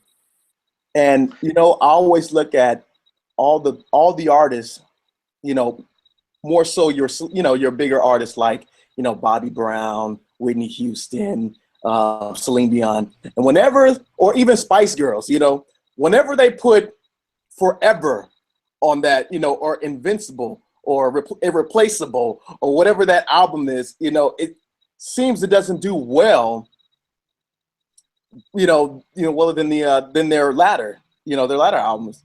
Well, well, it's the marketing wise, Michael was a genius for that. He knew exactly what he was doing when he did Thriller and Off the Wall. Those were his concepts, like off the wall. You know, the joint's off the wall. That was in the old 70s terminology, and he got it. And it was a good selling point. Thriller, another. It's these things make you want to buy records, even if you don't like the album. It made you buy it. It made you think about it. And he was conceptually, I think Michael was a genius for that. Michael was a genius no matter what. He was a savant. Excellent. In a lot of ways. A lot of ways. He was a marketing guy. He was into controversy. He was into, controversy sells. That was one of his things. Publicity. Absolutely. One more question for you. What are you feeling right now? What's out there in the music industry? Or let's say what's local? What are you listening to? I told Mon about this group called the Grandsons. They're amazing, man. They're amazing. And I'm working with this artist right now. She's so much fun. She's gonna come out with some shit. Her name is Paloma Ford. I really like her a lot. I'm always a big Ty Dolla $ign fan because he's a musician, regardless of the tats, the braids, and the green eyes. That cat's a musician. He's an amazing musician. Hell of a bass player. Ocean in Montana. Oh, Buddy. Yeah, Buddy. Buddy's the one. Buddy's all right, man. You gotta listen to Buddy. Buddy. Ocean in Montana is the name of the record. Ocean in Montana, okay. Yep. And he had a song called Shine. He was signed to I Am Mother, but now he's signed to RCA. Okay. RCA still around? Oh my goodness. RCA is part of Sony, so yeah. That's true. They merged. I forgot. They merged. I've been out of those offices for a minute. I try to all right, thanks a lot, man. No problem, brother. I got Quan Province. Looks like it's signed out east or something like that. Doesn't sound familiar. John? Say again? Quan Province. Is he a producer? Is Quan a producer? Dante East, sign. I can't read my own handwriting. Looks like it says sign something east, Quan Province. And then I wrote Metro Boomin, Music Aquarium, Stevie Wonder. Oh, Stevie Wonder. I'm supposed to go study the Stevie Wonder. And then there's a Metro Boomin that I wrote down at Anderson .Paak. Yeah, Metro Boomin is an incredible producer. I like him. He's all right. I like him. Hit Boy too. I like Hit Boy. Were you done, Charles? Oh, for now, I was done. For now, I got other things that I got. I want to give everybody a shot to at least say something. All right, Drew, you're on. Yo, can you hear me? No. Yep. Okay. All right. Like when working with MJ, like what element that he's always like harping about, like when you was working with him, like what element is like the most important to like him? He never really bothered. He would never talk to us about that. He would talk to producers about that, and he would push the producer like Rodney or Teddy. They would have like 3 or 4 hour conversations daily. But when it came down to it, he just let us do our thing. He entrusted everybody that was in the room. Yeah, because like what I noticed, like with like you, Fabian, a lot of those types of guys, I feel like the clap. My assistant. Yeah, the clap, you guys' claps are very like prominent, and like I know like MJ was kind of like always like that clap got to be like make you blink or make you want to move. You see? Well, Teddy, that's pretty much Teddy. and that was pretty much Rodney, because Rodney was like one of, Teddy was one of Rodney's proteges. And as it pertains to like the stuff that I did with Fabian was actually the assistant down in Miami, but he was beyond an assistant. He was on his way. He was on his way. Fabian's really, really good, but Fabian was with me for like almost 2 years. So there's a lot of stuff that, he probably picked up and kept going with it. Okay. And another question. Can you speak on like the correlation between the compression, attack and release, and like how it correlates to the time and rhythm of a vocal? No, I can't, and I'll tell you why. I don't look at it that way. And I'll break it down real simple for you. You can't. You can do the mathematics, and this is something I was saying in the beginning. I don't think you were on yet. You can't do the math on a song. You can't. That's more technical stuff where the time's in. You have to feel it out. And my ratios are a little different. Like I might use 4 or 5 compressors doing 4 or 5 different things. It's just the sound that you go for. I don't have a set thing. I probably go with like 4 to 1 all the time, but when it really comes down to it, it has to feel right in the track. So I can't give you like the set decay time, because I got 3 of those son of bitches doing different things. You know what I'm saying? Okay. There's no set tone or set rule. I mean, if you go, the first thing I tell people, when they say, "Oh, should I go to school for this?" I would say yes and no. I stopped because I learned more in the studio, but I also didn't know what the hell I was doing when I was doing it. And I think that's the genius of your sound. And like that was my thing, but that could be the genius. Like you gotta listen. You gotta close your eyes and listen. That's the best thing. So when you talk about speed and timing and all of that, mm-hmm. I get lost. Lost. Can I add to that, John? Can I add to what you were saying as well, Drew? Okay. With that, I want to say like it's kind of what he's saying is like you gotta feel it. Now, what I do, and I have two studios, right? Mm-hmm. One in San Francisco, one in LA. Okay. Wilshire District. So what I do is for the past 14 years, mm-hmm. whenever I do a mix, or let's say I produce a song, I mm-hmm. record it, I mix it, yada yada, right? I'm not even thinking about the technical part yet. Actually, my assistant engineer mm-hmm. would actually like take a screenshot, and what I do is I log my screenshot. I do a screenshot, mm-hmm. and I have him, write down all the technical things that I did, mm-hmm. so it can be in a file. You know what I mean? So I'll have it filed with that session and saying, oh, that's where the levels were, or this is the certain amount of as far as the frequencies go. Yeah. I take a snapshot of my whole session, and say, okay, yeah, this is it, and then I'll have my assistant do that. But that helps you stay organized with, number one, being creative. Mm-hmm. Remember, creativity is always key, 100%. Yeah. The next thing is the technical side, because of course you get into editing, you get into the mixing, you get into the mastering, mm-hmm. and then you get into the remixing, right? Always take a snapshot. Well, I'll say not always. I'll say be creative. That's what it's all about. Be creative, and then do the technical stuff later. Okay. Can you guys hear me? Okay. Thanks a lot.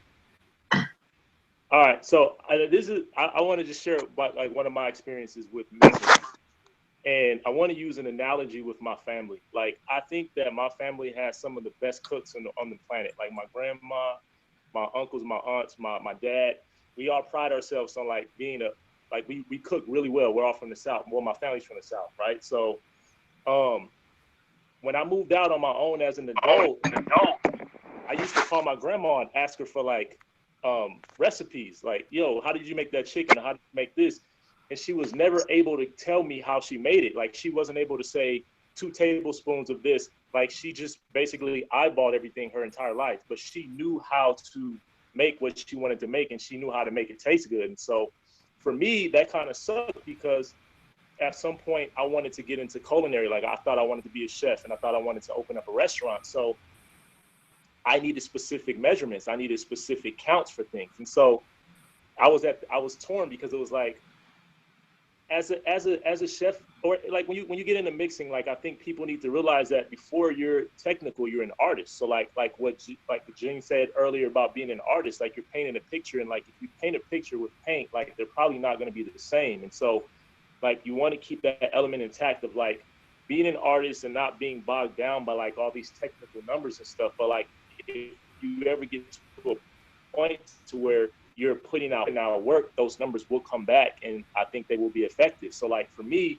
if I do ever plan on opening a restaurant, I need to know recipes, because my food needs to taste the same every single time. So I need to know, okay, well, to get this chicken to taste like this, it needs to be 2 tablespoons of salt, 1 tablespoon of pepper. I don't know if you guys understand what I'm trying to say, but like, there's a thin line between like knowing the technical side and not knowing the technical side. I think kind of having a balance of the two, I think, just helps you to be the most effective, you know, like, if you're a professional in the industry, if that makes sense to anybody. Yeah, it does. Like it's like I equate salt as like high end, you know, like too much salt, it like you high blood pressure.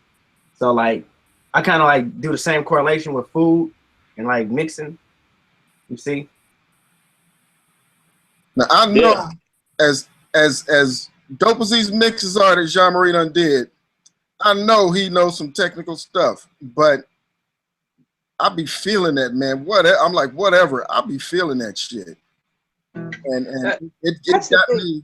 it got me to where I be listening to singers, and I be all I focus on when I'm recording the artist is that feeling, and because I know in the end when I listen, like when I when I was talking about, I listened to Jean-Marie's mixes, and it turns out that he was one of the guys, him, Teddy Riley, Bruce Swedien, and the guy who mixed Queen stuff, and then the Asia album. Those are like my go-to study people. And there's a feeling in the end, whatever technical, whatever. I mean, there's no, Jean-Marie, there's no way you can tell me that you don't know nothing technical, because I've been chasing your technical shit forever.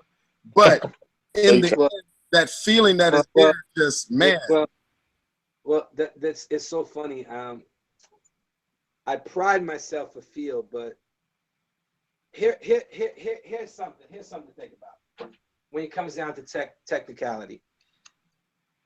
You're like an inventor, so you have to know certain things about certain things that work, or you figure it out. You mentioned a great album called Asia. That's the great Roger Nichols. I'm a big Steely Dan fan, big Doobie Brothers fan, big Stevie Wonder fan. Those records, they were engineered that way. There was no such thing as mixers back then. The mixer was the assistant, because they put it down to tape. The engineer would leave, and then he would give the assistant engineer, which is engineer qualified, to print back the stuff to send over to mastering. The same concept is what I use for today. My philosophy and the way I think, as I keep trying to tell everybody, I think differently. And at some point, you don't want to be, I'm a mad scientist when it comes down to feel, because if you get caught up in that technicality, you're going to have a mix like this, a straight pencil. That's it. So at some point, you got to let go of the purse strings and let it go of the apron strings, and be a madman and just go for it. Fuck it. You over compress it, back down and compress it. If it's hitting too hard, bring it down. It doesn't make a difference. It doesn't make, it's an individual. That's, like I said, a song is like a snowflake. They're all different. They're all different people. If you got 3 mixers mixing the same song, I can guarantee you they're going to be 3 different sounds. 3 different sounds. Same song, 3 different sounds. You know, so when it comes down to, like, I think the one thing that me and Mott were talking about is get away from each other and get away from the minutia that you always do, and just really have a great conversation with a bunch of great people to come up with some great ideas. And that's why this hang is happening, because it's not about a compressor, it's not about an EQ, it's about, you know, life experiences and what you put into that song that particular time, whether you're an artist, whether you're a songwriter, whether you're a musician, whether you're an engineer, whether you're a mixer or producer. Your lifestyle is going to dedicate what's going to happen that day, in that particular time, in that particular moment in the song. Like I think one of the key things I tell people is to take a lot of ear breaks, because if you get stagnated to a kick drum, the rest of the song falls out of grace. I step away the song. People say I mix fast. The reason why I mix fast is because there's so much stuff around me that gives me a lot of great ideas. Like, I gotta tell you, I had to do a remix for somebody recently, and I was totally lost, man. I couldn't figure something out. I had a writer's block, and this girl came in the room, and I ran back into the room just because she walked in the room, gave me an idea. That's life experience. And I finished up the remix in about 2.5 hours. So it's about life experiences, instead of like the questions that I like to answer. Besides technical stuff, of course I'm going to talk about technical stuff. The reason why I try to skirt around it is because it doesn't matter. I can give you numbers from the ass all out. It doesn't matter, because the numbers are not going to correlate to that particular song. It's never will. It never will. So I try not to skirt around the technical side of it, because I want you guys to be more individuals. Just like how Teddy left me alone. You know, people say like, oh, you know, do you know these cats? Like, half the engineers that you probably know probably work with me, and they probably got the same kind of concept that, you know, like we talked about, Drew, you talked about Fabian. Fabian was underneath my tutelage for a long time. So there's a lot of sounds that he picked up from me because of my lifestyle, of the way I think. Now, Fabian's bad as hell. He's probably one of my favorite mixers. You know, I have a different way of mixing, and I have a different way of concept and stuff. And that's why we're having this hang, because you need to bring out your individuals, because our community is getting smaller and smaller, and everybody's trying to do the same damn thing rather than becoming like more individuals. And I think the reason why me and Mott talk to each other is that we're trying to build up a community. Our community is getting really small, and the whole crab effect is really getting to be out of hand. Hey, I have quick, not really from a technical standpoint so much, but I guess maybe a little bit on the mixing side. But 2 questions. How do you approach mixing with mastering in mind? Because I often hear that mastering is something that you don't be careful, you don't mangle it. Really, I could care less. I just want to mix it the way I want to mix it personally. But make sure. Am I thinking right in that? No, make sure your levels are not too hot. That's all. Make sure. But other than that, I mean, do you have like a concept or a thought process other than that? Nope. When I send out references, they're really hot, and when I send it out to mastering, they're not hot. And basically, when I send my mastering, it's like maybe like 5. When I send it out for people to listen to, because they're listening to a blasted out L2 version of their song. So when they hear my mix, same but more girthier, and then they say, well, what are you going to send to mastering? I said, I'm taking 5 dBs off. It's just a gain. That's it. Okay, that's cool. Yeah, I hadn't thought about that. What about from a production standpoint, like as working with the artist and working with an engineer, if you're not engineering it, how do you approach from an artistic standpoint, pulling the best out of an artist or a band? Well, mine's a little bit more unique. Well, before I got into the music industry, and I wish Jair was still here, I was an investigator for Hudson County, so I was a cop beforehand. And when I was in training, when I was in the academy, you have to feel people out. And the best way to get an artist to do their job is you got to feel he or she out. An artist has the biggest ego in the room, and you have to cater to that ego. And you have to see what clicks. You have to gain their trust. As soon as they get you, as soon as they trust you, that's when the magic happens. And that's also trusting in yourself as well. So when I used to cut vocals all the time, Teddy let me produce the vocals majority of the time, is because he trusts me. But they're also the comfort between an artist, a singer per se, and an engineer is very intimate, because they're giving up, they're very vulnerable, and you have to gain that trust. As soon as you gain that trust, you're going to get the best out of a singer. You're going to get the best out of any artist, even like rock bands. When you deal with rock bands, I've dealt with so many rock bands, and there's like 5 fucking egos in the damn room. You know, like, and what you want to do is like, to be honest with you, when you do a band, the most important person in the band is the bass player. And I'll tell you why. The bass player is he holds the timekeeper and the guitar player in check. That's the bass player. And if you get the bass player on your same page, you're going to have an amazing session. A drummer just wants to get in and get out. A guitar player always wants to try to take over a session all the time. And the singer wants to be heard. That's it. As soon as you captivate that, you're fine. But if you're dealing with individual artists like a singer, you got to get them the most vulnerable. And when they're the most vulnerable, it's the most honest. And that's what makes a track go. That's what, you know, we talk about vulnerability. Michael Jackson was probably the most vulnerable out of any artist I worked with. He let down his guard because he was a true artist. But that's why I never cut Michael. Bruce cut Michael, and Teddy cut Michael. And I know Rodney did something, but I wasn't privy to that because I didn't want to be a part of that. I was like actually moving on from different things. But in the beginning of Dangerous, all the vocals were cut by Bruce because he had a lot of trust in him, because he can let his guard down. And that's what sells the song, you know?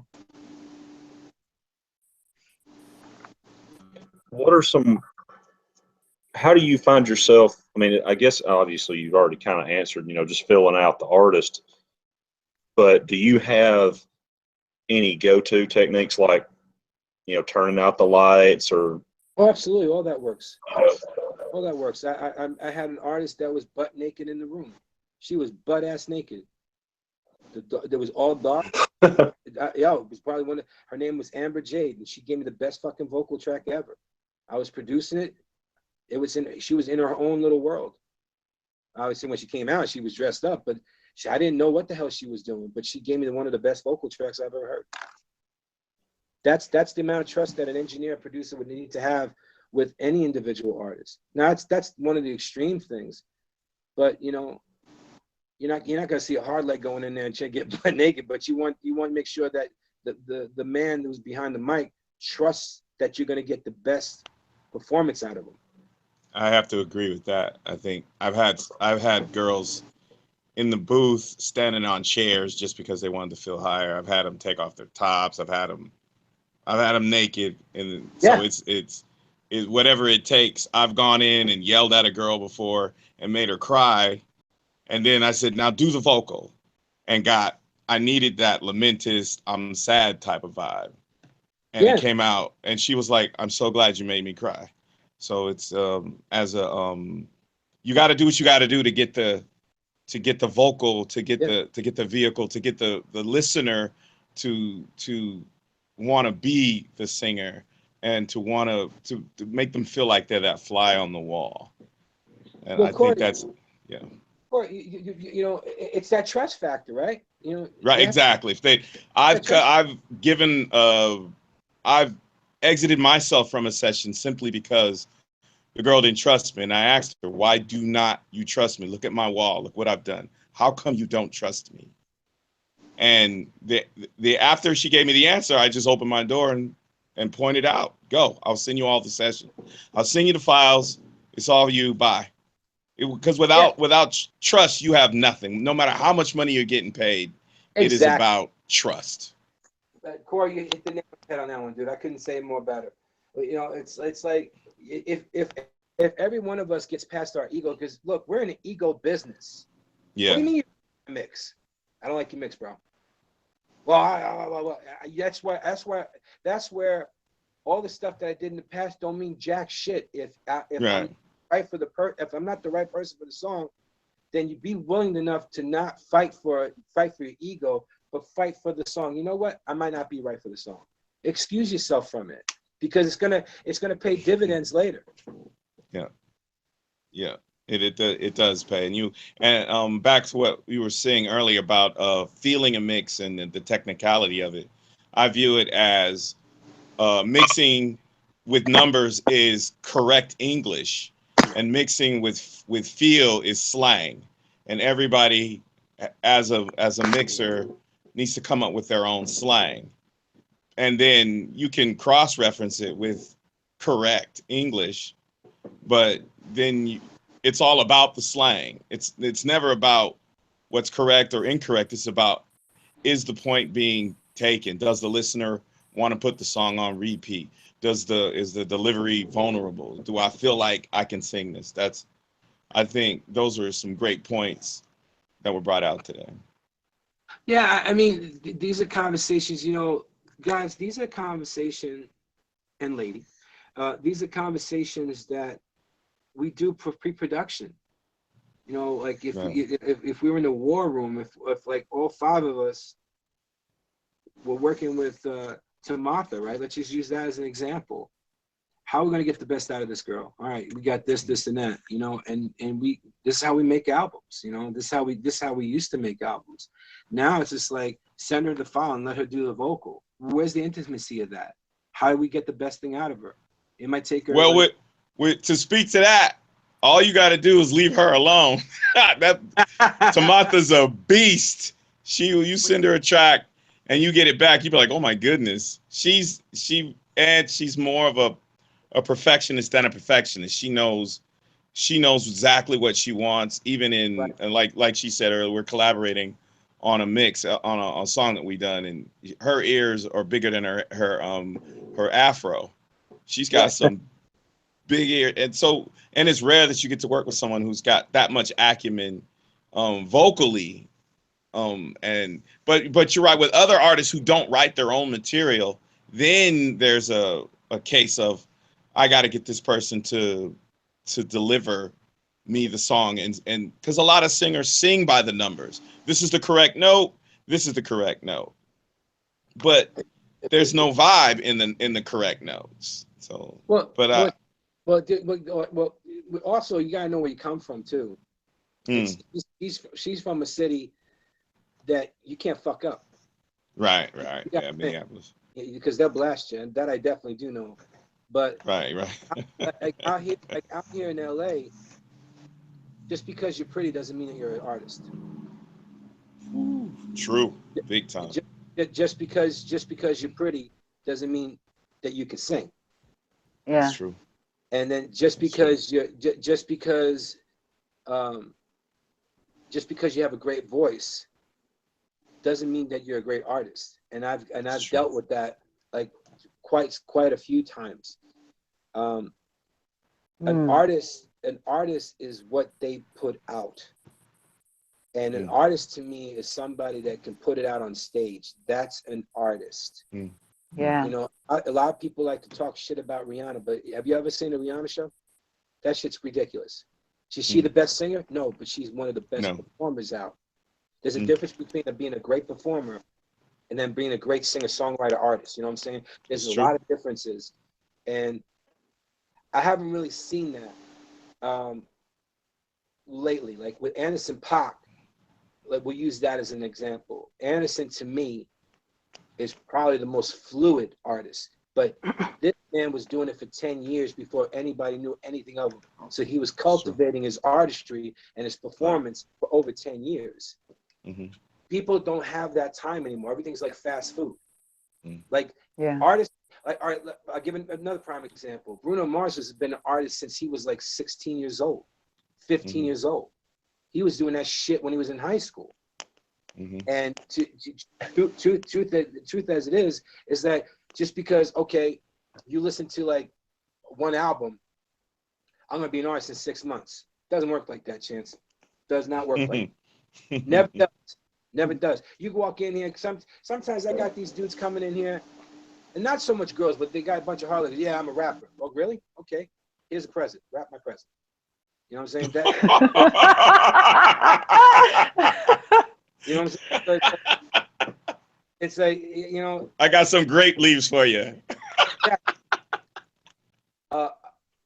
A street poet is a rapper to me. That is a rapper. Like Rakim, rap is rhythm and poetry, right? That's what he said, right? That is a rapper. There's so much out there. Like, I don't understand like a lot of stuff that people are into right now.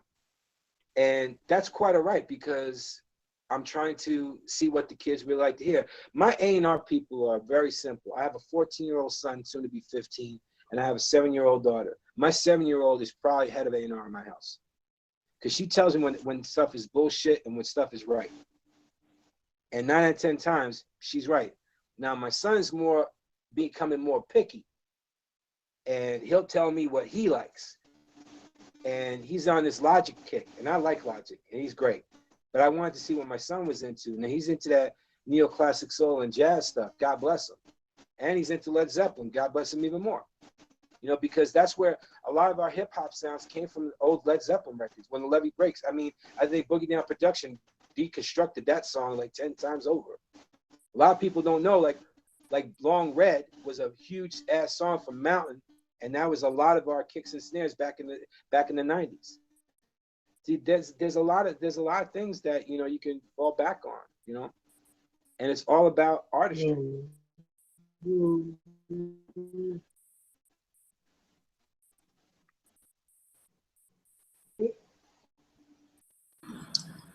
Damien, were you saying something? Because your screen went blank.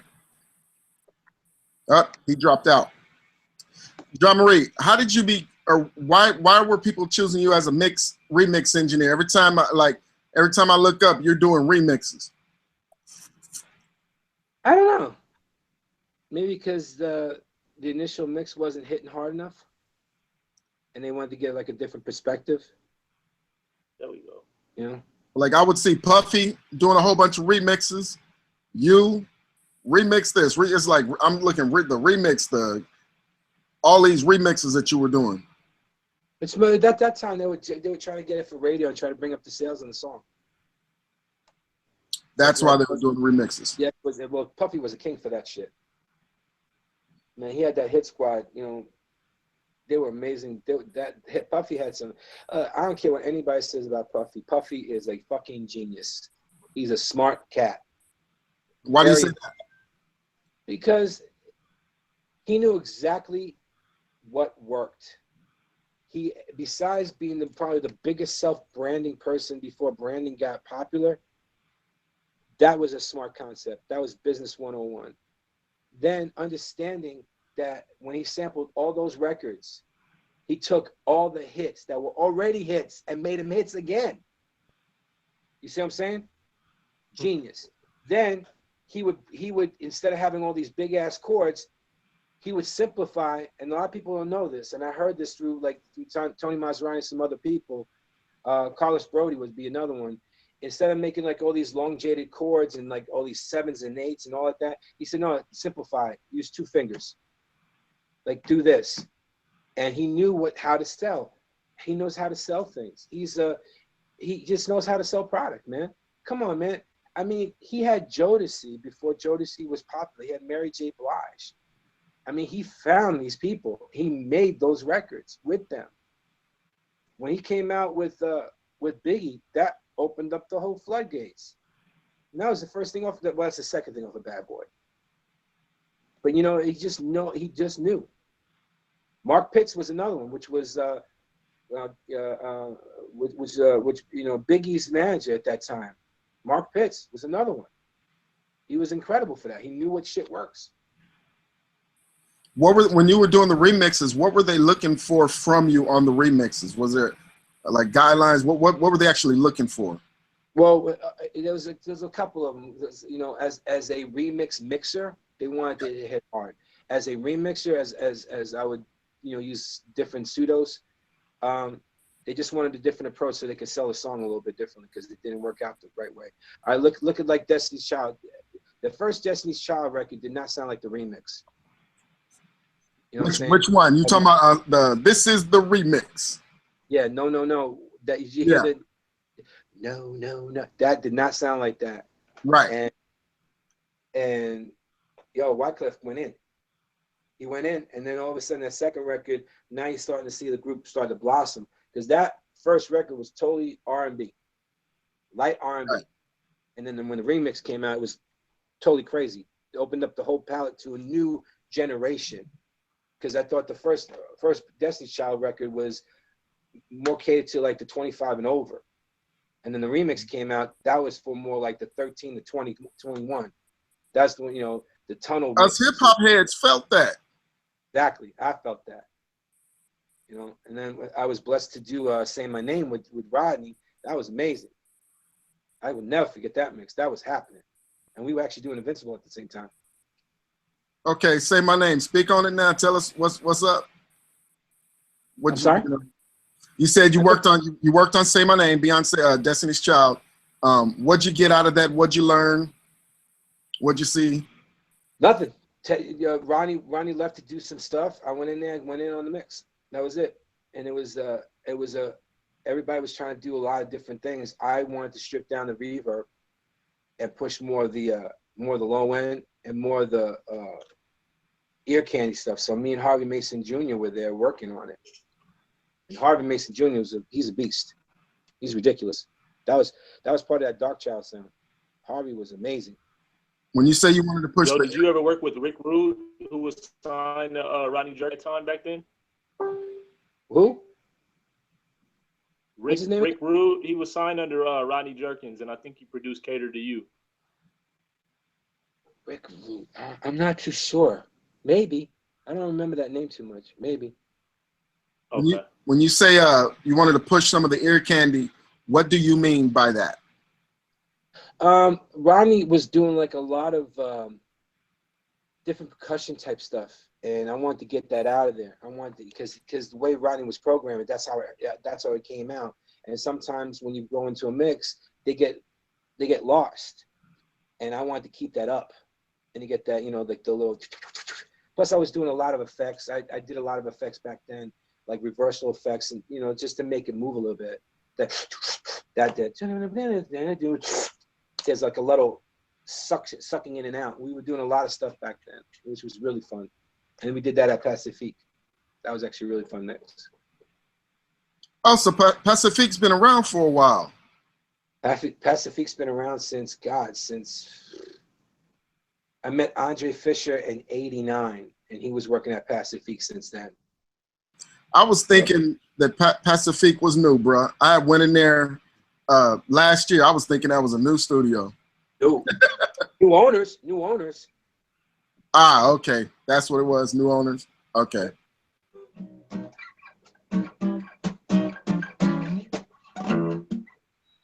Oh, I got a question. I'm sorry. I'm just going to break it in. So, yeah, so it's twofold.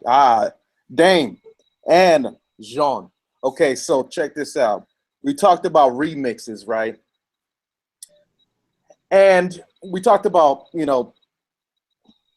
Puff and how he interprets remixes and how some interpret remixes into like, okay, we're just going to do a whole new sound. Like or the remix is a whole new sound, whole new percussion, whole new, record or whatever, in opposed to just remixing the sound, remixing the actual record. Do you guys still put yourself in that situation where you're doing both, or just one thing? When a client is wants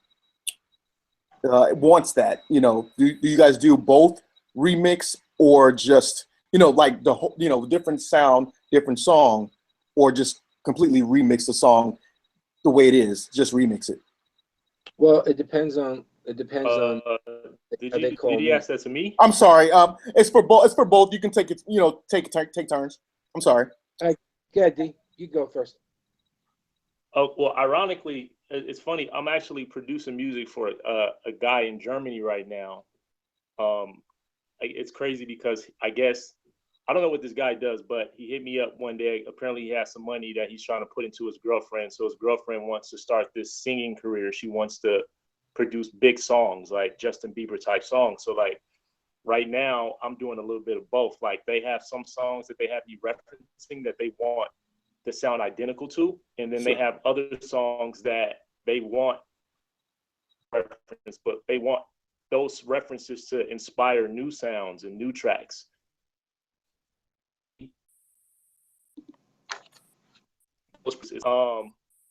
You know, you have two different parts. Like, you know, I understand what John says about, you know, like we do this stuff because we love it. It's passion. But then for me, it's like, I have two sides. I have the work side where I do what's asked of me and I take it as a challenge to give the person what they want, you know, because this is what they're paying for.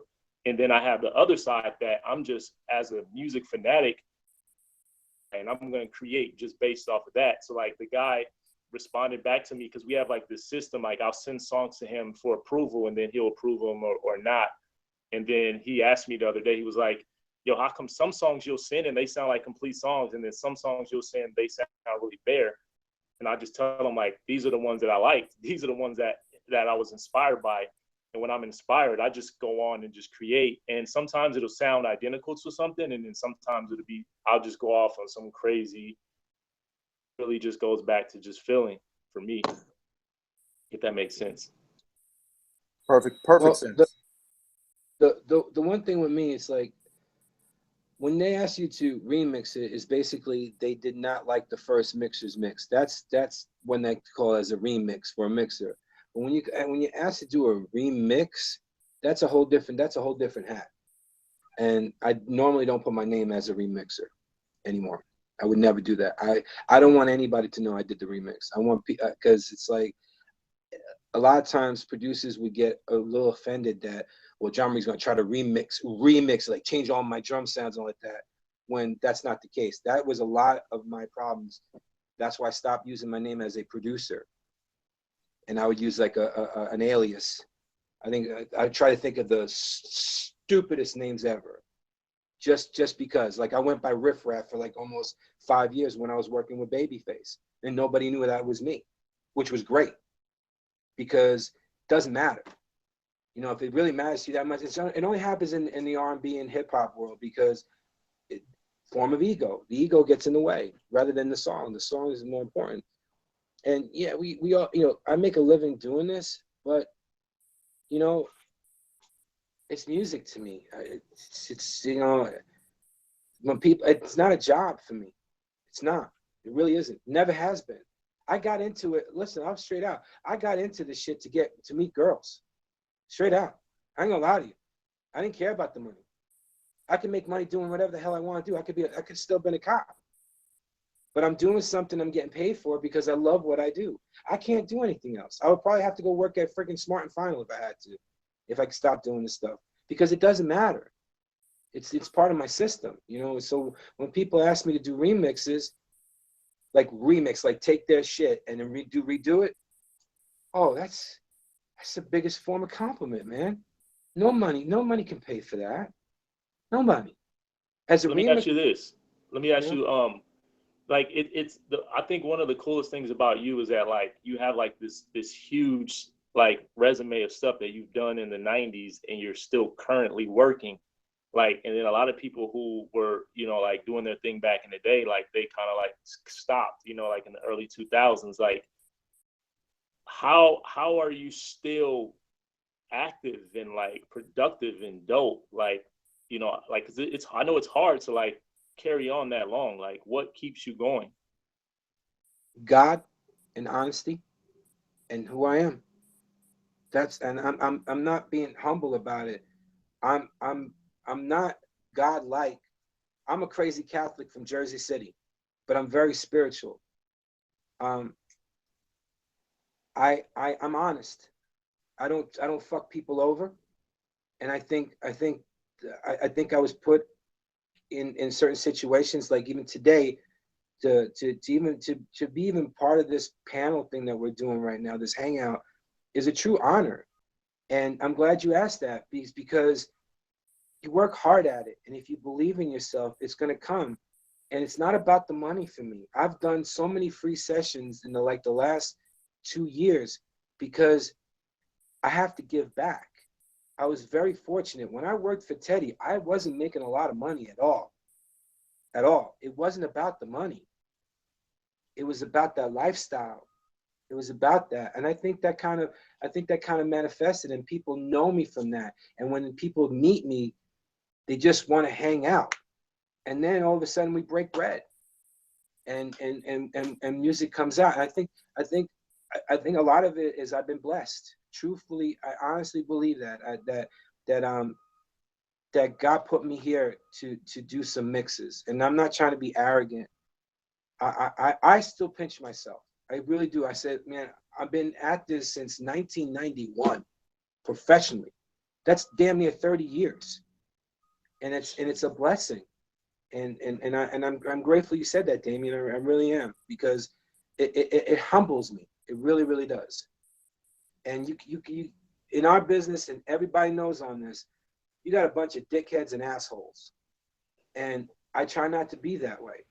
And people feel that. I say, yo, man, my philosophy is what I think keeps it going.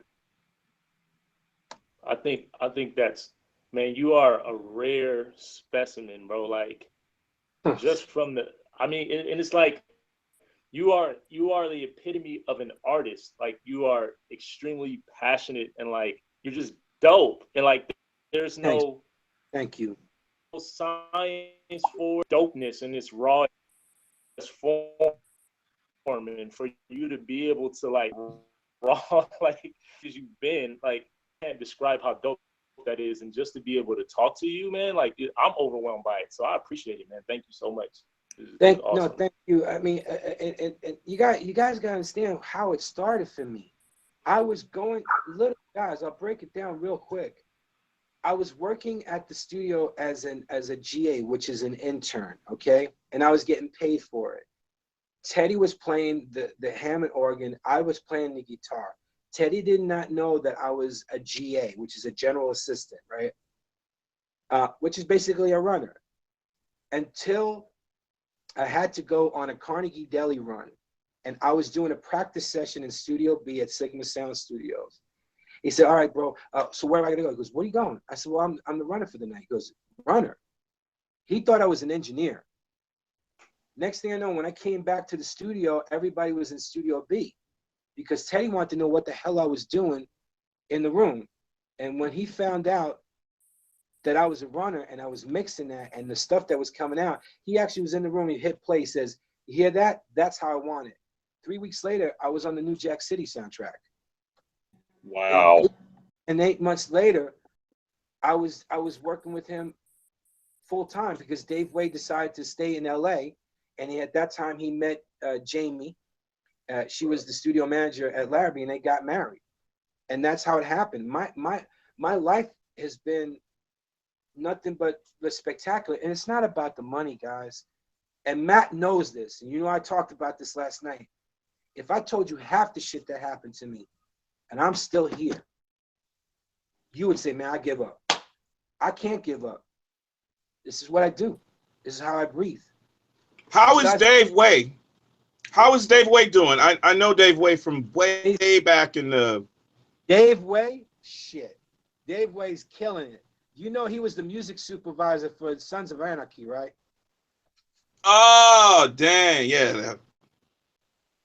He mixed the wow. That's huge. The album of this cat that I moved to LA to play with. And yeah, Dave Way's a beast. We did mixing at Larrabee. I'll tell you right now, if it wasn't for Dave, I wouldn't have gotten the job. Because Dave was ready to leave, and he said, you should get Jean-Marie. It seemed like you liked him. And he goes, you know what? I was ready to talk about that. I want to see what you thought about it. And that's how, and me and Dave's been friends ever since. Wow. Wow. That's beautiful, man. I have a quick question. I'm down here in Muscle Shoals, and it's cool. I'm able to learn a lot. But there's not a lot of musical diversity around here. there's some more than people would think, but it's kind of, I hate to say it this way, but a lot of people basically trying to do the 70s thing with the soul and whatever. They're trying to do what already's been done. One of the best compliments I was given was somebody's like, dude, I like that. Doesn't sound like anything that's coming out of here. I was like, thank you. But how do you get outside of your area and get people to pay attention to what you're doing? The internet is a great platform and all of that kind of stuff. But like as far as, you're talking about trust being a huge factor, I haven't had a whole lot of opportunities to work in multiple genres, but I love several genres of music, and I feel like I could do outside of what's just being done around here. How do you do you have any advice to kind of break out of that? It's a little bit different for me. And I'll tell you why it's different, because I've been at it for such a long time. It's a little different for me.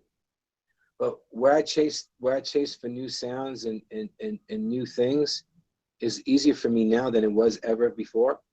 Is my son, and I talk to his friends.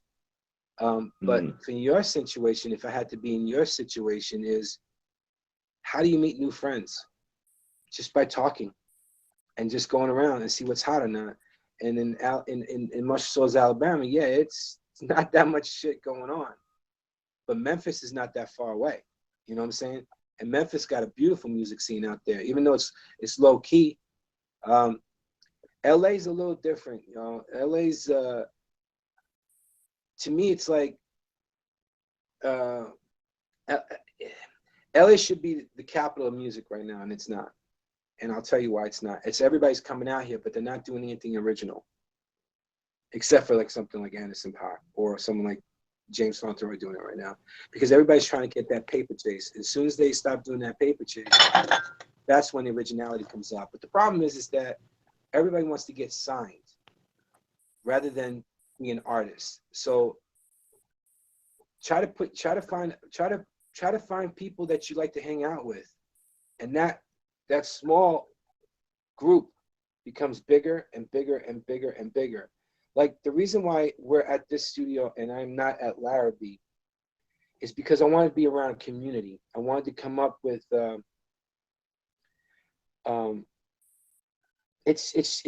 just want to be around young, talented people. And that's what I want to do. I wanted to be around that. That's why I'm at the studio. That's why Atlantic got 3 rooms. This facility I'm in is owned by my friend Paul Foley. And if anybody knows who Paul Foley is, we called him the Pro Tools Ninja. He was Rodney Jerkins' engineer for quite some time.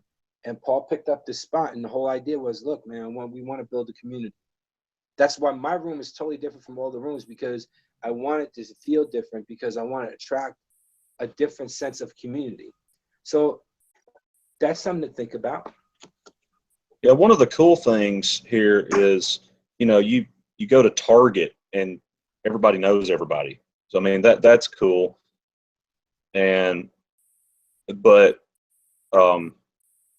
it's one of those places that have legendary historical facilities, and people that come in from out of town, they want to record at Fame or Muscle Shoals Sound.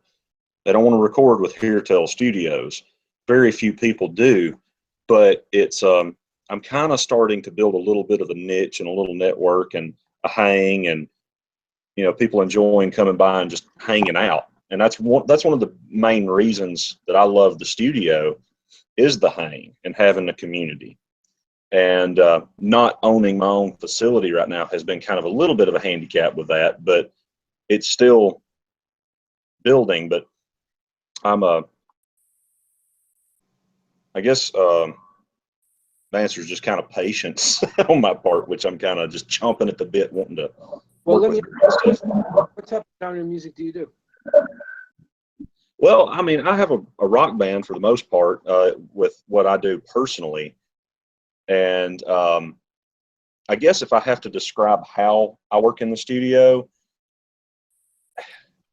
the records I grew up that I love, you know, I mentioned Dangerous being one of them that was pivotal to me. I basically studied Bruce Swedien religiously from when I started getting heavy into mixing. And because his perspective, I just really liked that it was like, it's about the music. Screw all the technical stuff. Here's the technical stuff, but it's about the music. I got an idea for but I would, if I had to boil it down in simple terms, I guess, I think when I record people, I record as if, you know, like rock records and stuff, like, hey man, let's try 15 different snares and mics, and let's get the right mic, the right drum, let's get the right tuning, let's get everything right, let's enjoy creating.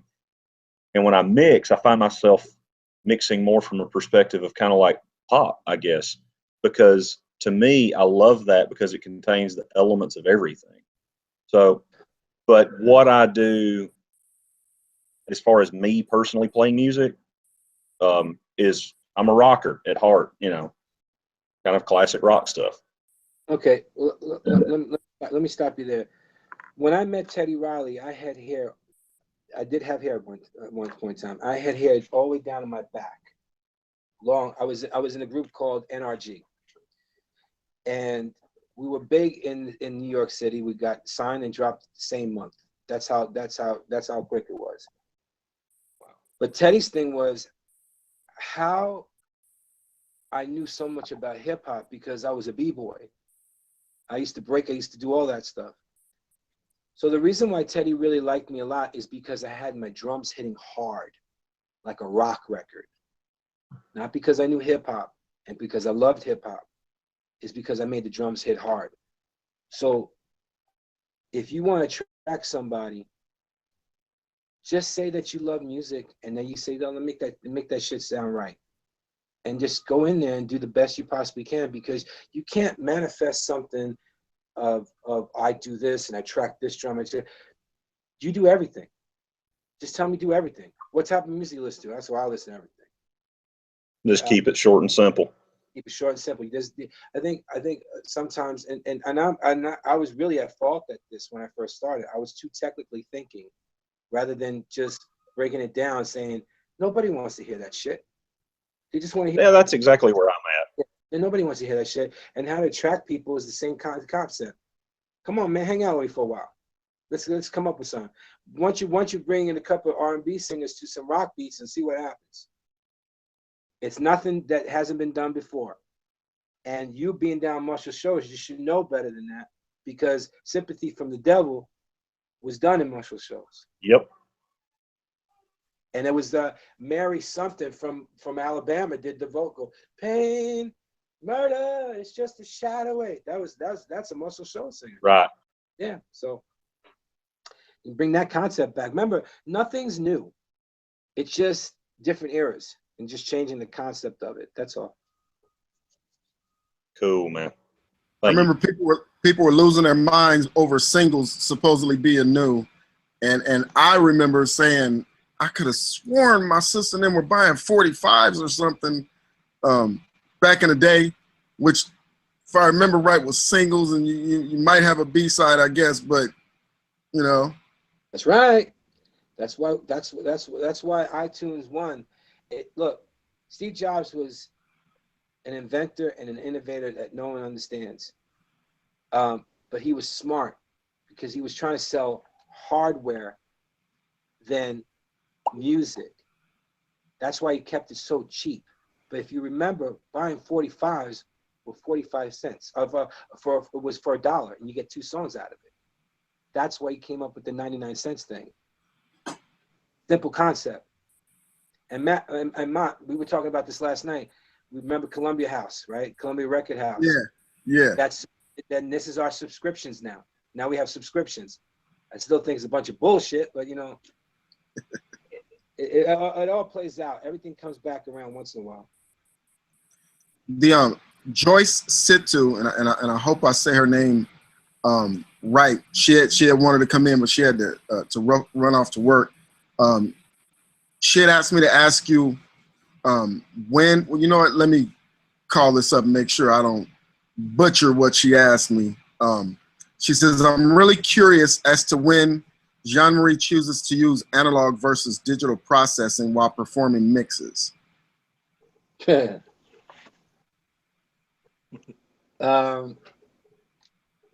Oof. So I don't give a damn about none of that. Man. What?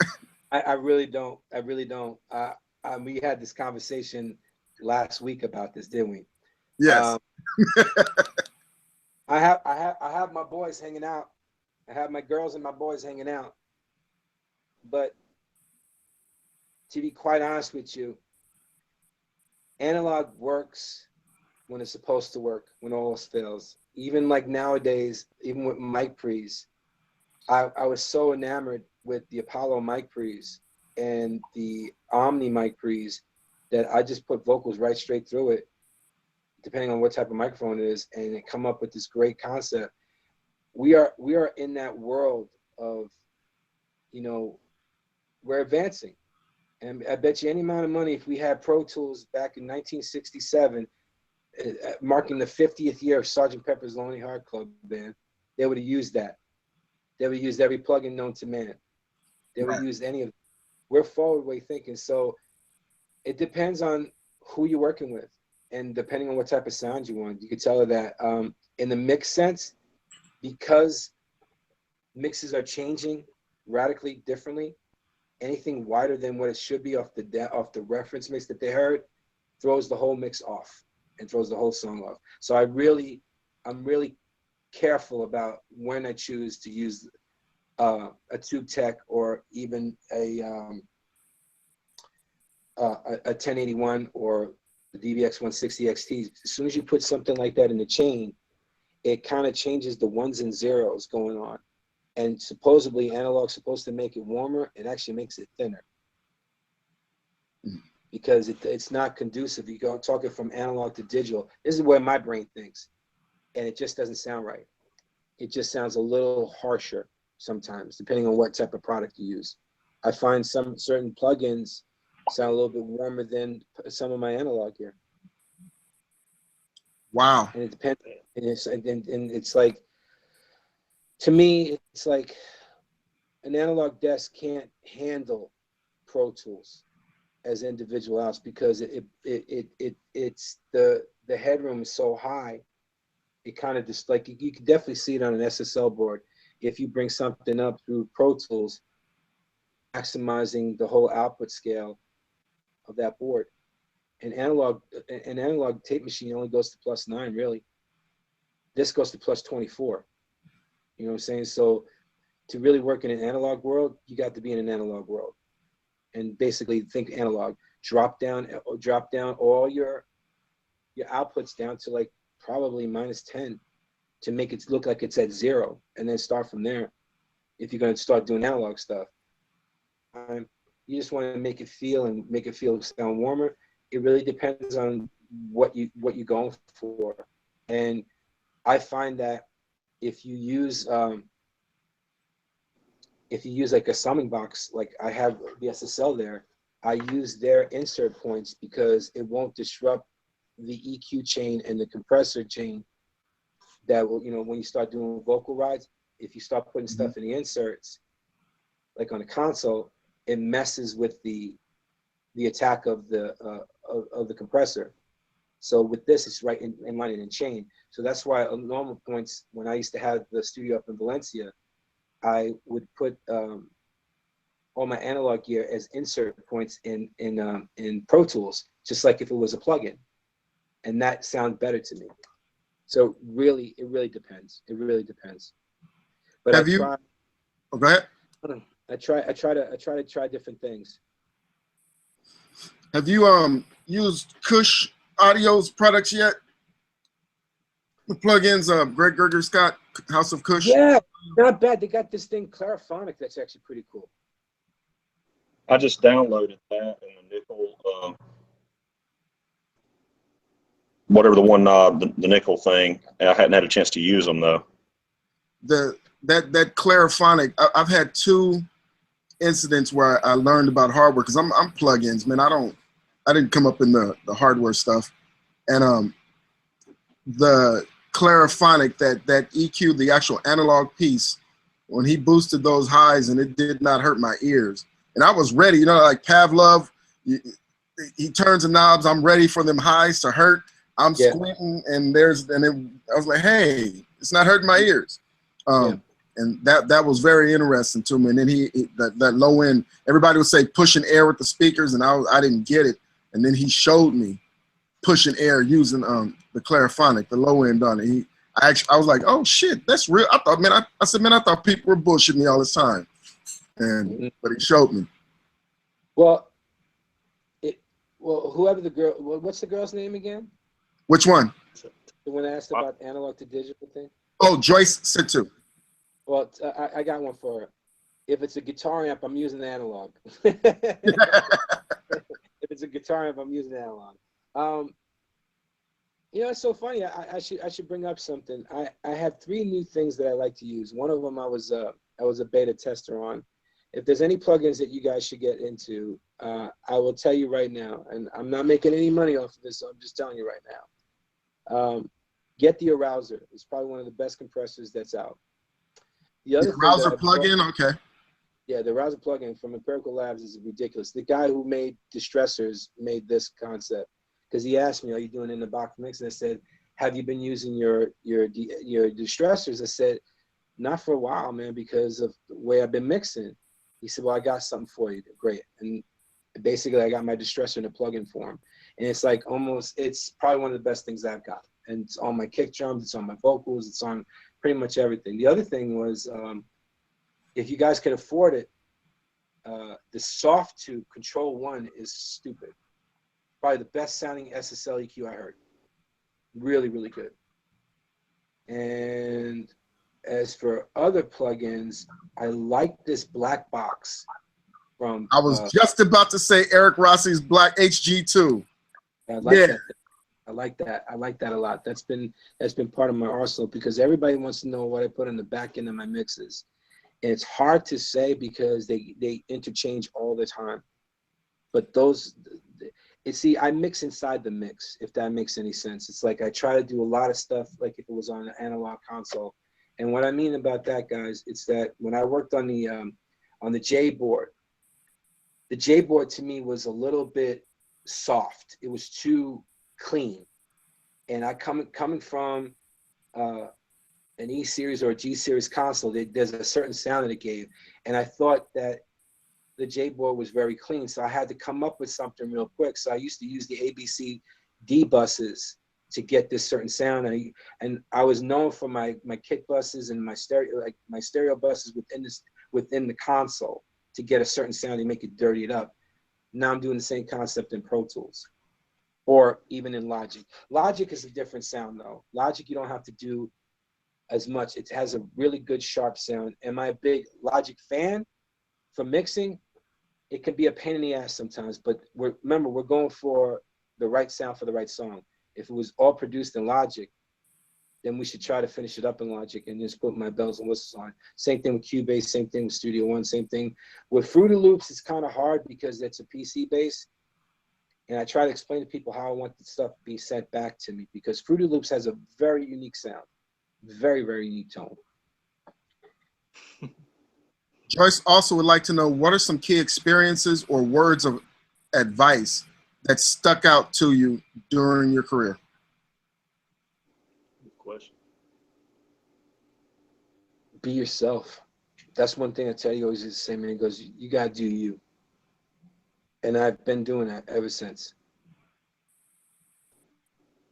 And that's one of the things, to be honest with yourself and not really trying to mimic. Like, I'll give you, for instance, I was trying to get back into certain things, and I try to do what everybody else is doing, and that's not me. I'm sorry, that's not my genre. That's not me. But I do like some of the triplet concepts, which they call trap, but we used to do triplet concepts like that for dance remixes. You know what I'm saying? They used to do that stuff in the late 90s, in the early 90s as well. So it's just be yourself, get the core of it, and add extra elements, but be yourself. There's this cat. I want to go back and check out some of his mixes. back with Babyface. His name was Riff Raff. Would you give me some of the mixes I could go back and check out on Riff Raff? Riff Raff never did mixes. What did he do? He actually did some extra production for Mr. Babyface. Oh, you were doing production. Okay. You were doing elements of production, helping out. Okay. Yeah, Riff Raff was a producer. Jean-Marie was always a mixer because people know Jean-Marie as a mixer. Okay. I was about to go see if some of these mixes, I'm like, I'll be damn. Another. As soon as I get the clarification on something, I'll send you something. You can take a listen to it. It's going to bop your brains out. It's going to be nice. It's going to be nice. But I got to wait till the label say yes or no. So I'll privy it to you. Let's see. You spoke about talent being in the room. I found that out first off in Pensado students. People would say stuff, and a lot of stuff people would say, I just didn't have that experience, and I kept thinking that people were just full of crap. And so one of the things was, it's like, it's the talent, man, it's the talent. So I put out an all call in our city for singers to come in. I wanted a bunch of female singers to come in, female artists, period. And so there's like 5 women. We threw them in the studio, gave them the criteria about the song, which was grandma has to be able to listen to it with grandma and with a grandson and granddaughter. Other than that, anything you want. And they did this song called Girls Night Out. And we ended up loving the song. They were all talented. And like there's this one lady who could sing. I mean, it was easy. 5 talented women. And then this one lady, like if I open up the phone book and hand it to her and she sings a phone book, it's dope. There's no, I mean, she'll make a person sound like they're a dope writer. And so if it went down in history books, people would say, "What? How did you write those? Man, them garbage. That singer, man." But I learned how much the talent could actually bring to it to make us look good. Because you're in Fresno, right? Or Bakersfield? Yeah. There was a group out there that I fell in love with, and I was working with Native Tongue at the time. There was a group called Thumpasaurus. Called what? Thumpasaurus. Upper Source. Thumpasaurus. Thumpasaurus. Okay, that sounds familiar. And Thumpasaurus. You get the most talent from the people that are not from LA sometimes, because they don't have anything in front of them. They got their own sound. And I remember when Thumpasaurus was coming out, we were working with Native Tongue, and they're from Louisiana. And they had a certain sound also. But Thumpasaurus, they would drive out to LA, 2 hours down to LA, do their show down at the Coconut Teaser, drive right back. And those are the talented artists that I look forward to seeing. Like I mean, there's probably some great stuff in Kansas City that we don't even know about. That's why I really, really enjoyed going to Memphis. And Memphis has some incredible, I'm not talking about Nashville, I'm talking about Memphis. Incredible artists that no one even knows about. But they're not part of the it thing. Like, look at Alabama Shakes. Probably one of the best. I was nominated the same year that they were nominated. And, the better side of me should have nominated for that record, because that was probably one of the best records out last year or 2 years ago. They're from Muscle Shoals. A great group. Great group. They're cool people, too.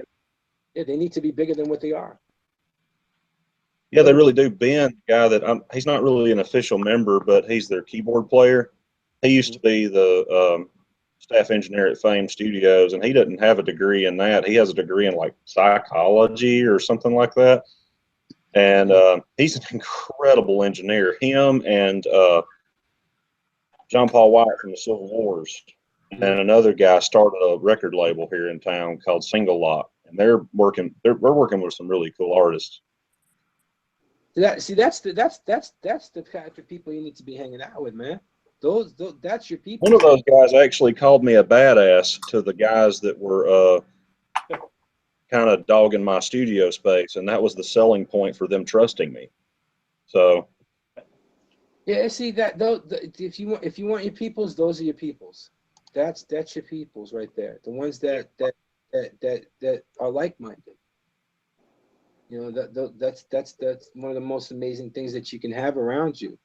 In LA, everybody's like they're so about branding, and they're so about this and so about that. You know, they're about their cars and shit like that. I tell people, when I made it is when I get a '67 Chevelle, SS Chevelle. That's when you know I make it. Because to be honest with you, it doesn't matter what I drive in. But in LA, it seems like that's like the biggest thing. It's like what you driving, and he's doing this, and he's doing that. No, man, it ain't about that. I'm not trying to outshine the master. That's one of the laws in the 48 laws of power. You know, you don't outshine the master. You know, just be humble where you're at. All right, Drew.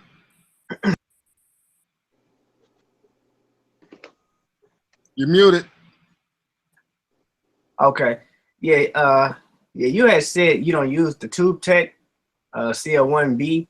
Like, is that still a good buy in today's time? I don't use the CL. I don't have a CL1B. I like at that time I used something totally different. I used two-tap EQs. Oh, okay. The and I use the CL1B their plug-in version, but I like, if you're trying to buy it, if that's what your sound is, then you should buy it.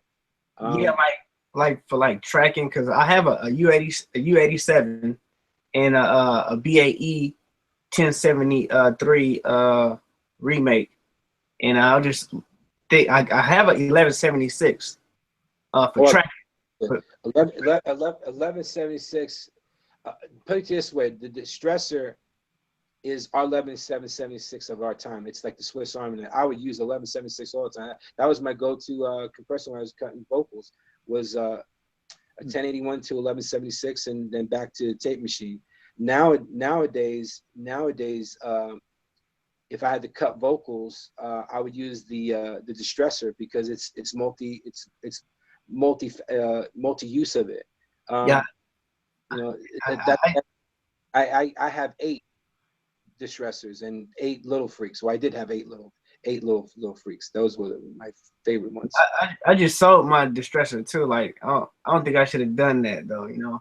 But I was saving up to get a Tube Tech because of the distressor. I don't think I was good enough to really use it, because it's like, it's a little more not set it and forget it like the 1176, you know. Like, I totally contradict you on that. I think that the distressor is the perfect set and forget it, because if you look at, okay, let's have a little workshop, shall we? Come on, pick up. All right, so if you take a look at the distressor, right?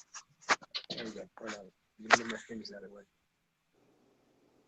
Your problem is probably like right around here. See, what you want to do is you want to come over here and set this to 4-to-1 when you do vocals, right? I'm going to give you a quick trick. Set the input level at probably at 4. Mm-hmm. Bring your attack around like maybe 5, and bring the release around 2. Now, how I cut vocals is a little different, but if you guys are using this, try to get the input gain to hit that differently, and the output gain right here, this thing right here, is your level to tape. You want to maximize the input to the output, right? You want to make sure that the input's hitting just about right around there, and just making sure you're getting enough level to tape.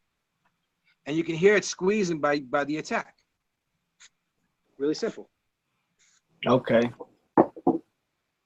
So basically, you set it up and then control how much is hitting. That's some reminds me of some Michael Brauer type stuff, where you set it and then you control how hard you're going into the compressor. You ain't even got to adjust threshold or nothing. You just how much you're putting into it, how much level you're putting in according to wherever the threshold is at. You can push more level in or push less, and then you just control the output. Yes. Right, Well, you pretty much. Well, see, when I got to learn how to cut vocals, was this guy. He was I don't know if he's still around, but he was a total dick to me. His name was Michael Hutchins, not Michael Hutchinson from NXS, but the engineer Michael Hutchins. He was a total dick bag, but what an amazing engineer. So basically, what happened was he showed me how to. He did broadcast cutting.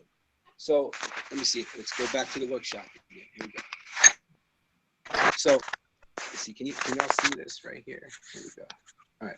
So, okay. So, just think of this as an SSL desk, okay? This right here would be the mic pre, right? And that level is going into the compressor, which is on here, right? So this mic pre would go into a bus. Out of that bus goes into the compressor. Out of that compressor comes back to this channel right here, which is going to the tape machine, right? That was the old concept. So basically, this was the output level to go into the tape machine. So right. This right here would be the microphone. So I would set this compressor that's going to the bus at 4-to-1. So if I want to hit the compressor harder, that was it. Right. And if I want more level, that was it. So it's the same concept of what I showed you right now over there. Right. I got you. Hey, Drew. Yeah. I can't, and maybe it's just me, but I've used a Tube Tech compressor probably more than anything. It's compressor-wise. Dude, you want that muffled shell sound, you run through a Neve 1073 into a Tube Tech and plate reverb and mix it with a chamber reverb on a vocal. That's just kind of how you do it. But I can't hear a $3,000 difference in it in the plug-in. And yeah, the plug-in sounds. Especially now. The plug-in. Yeah, I mean, it's amazing. I totally agree. I really can't. And the warm audio stuff, it's not exact like a 1073 or a 1176, but one of the best pieces of advice given to me, I asked Dave Pensato a few months ago about that. Like, hey, what do you think about the warm audio stuff? He said, well, I hadn't really had a chance to use any of it. And I was like, well, I'm not real sure how exact it is. He's like, well, look. He said, why do you want to pay a whole bunch of money to sound like everybody else? He's like, does it sound good? Do you like it? Does it do what you want it to do? So I love gear. I'm a gearhead, but I've kind of gotten out of that a lot. I mean, the freaking Tube Tech plug-in blows my mind. It does exactly what I want to do. If I'm running it through a great sounding preamp with a great mic, I don't know. That's just me, though. Hey, John. Well, if it comes down to like now we're getting a little technical. So now I can get a little technical with you. It depends on the vocalist and it depends on the microphone to mic pre's and to the compressor. Like back up when I was cutting a lot, and I don't do that much cutting, but I can tell you some point of views. I would use, say for instance, an API mic pre to say a U67 or U87. I would never use a 1073, and I'll tell you why. It's too harsh for me.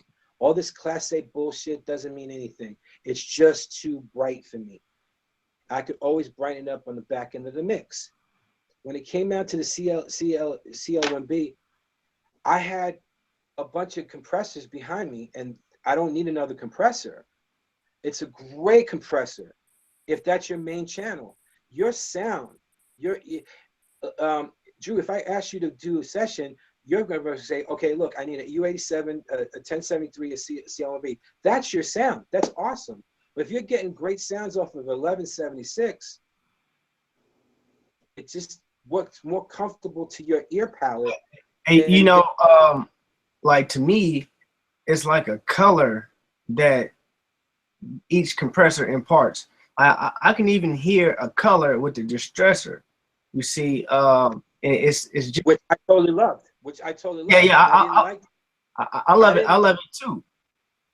I did not like the cutting wise. I think it impeded, like when I cut, it impeded my sound. It sounded too soft where I want to have a nice full color. Yeah.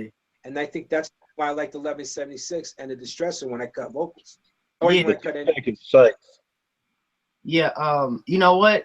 And two, like, I think it's about my region too. Like, I'm in the Bay Area, and people out here likes a lot of clear sonic.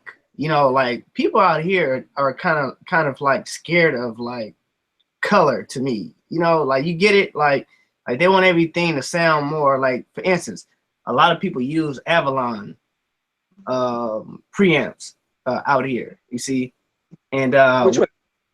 That's because what they feel like guitar. 737? Yeah, 737. You know? That is probably one of the worst mic pre's ever. Yeah. I love it. It's clear as hell. I'm California too. You know what's so funny? Here's a true concept. It's cheap as hell. That's why it sounds clearer. I swear to God. I'll tell you right now. If you put the Apollo Twin against against the 737, and I had 3 737s, I will guarantee you. And I use the 737s, believe it or not, to make my vocals sound harsher and shittier. To be quite honest with you. Wow. But if you use the Apollo mic pre, you're gonna hear the most warmth out of a vocal that you would ever imagine. Trust me, we did it on the Drunken Love remix with Abel.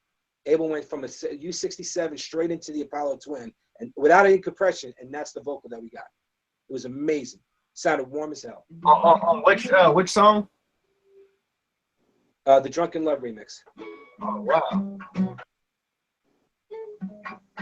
Have you tried the HG2 plugin yet, Jean-Marie? Which one? The Black Box? Yeah, the plugin. Yeah, I'm endorsed by them. Have you tried the hardware? No. Okay, earlier I thought you were talking about you were using the hardware. I was going to say, bro, they got the software out and it's killing. Ooh. No, the software is what I'm using. Okay. Yeah, I thought you were talking about the hardware was killing. I was like, yeah, but that software is out. No, the software is killing. I love the software. I mean, I went to Dave's studio and he showed me that. I said, dude, did you listen to the plugin? He goes, no, I haven't. I said, the plugin's pretty hot. Dave's got a nice little spot about 3 miles away from me, 3-4 miles away. It's a really nice spot. The what, like you and I spoke about like we have to get out and work with these artists, and because the labels are not bringing it. And people, like every time I talk to an artist, like I was just talking to an artist and she was talking about getting her Instagram game up and getting likes. And I said to her, no, you need to have it to where when you perform, somebody wants to hear you again, and that you can take people away, give them an experience where they're really enjoying your art, and they, you know, you can put butts in seats. She's like, no, I need some likes. No, you know what? She's right, because that's marketing. She's right, but she has to also think about she needs to do both.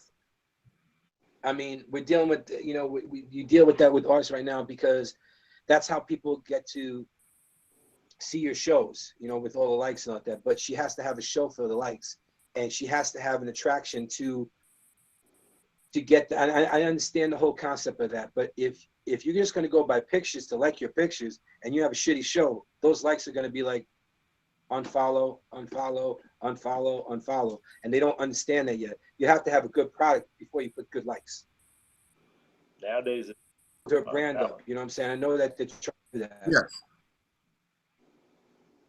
Yeah, I'm looking at it like you're gonna have branding. Yeah, good branding, and then you open your mouth and you suck. You could be, you could be branding bullshit, and I'm gonna tell you right now, that's you only get a couple of chances. It's not like 9 lives. You got about 3 strikes. You know what I'm saying? So that first pitch better be a good one. You were talking about people trying to get signed now instead of trying to just be an artist and being true to their art.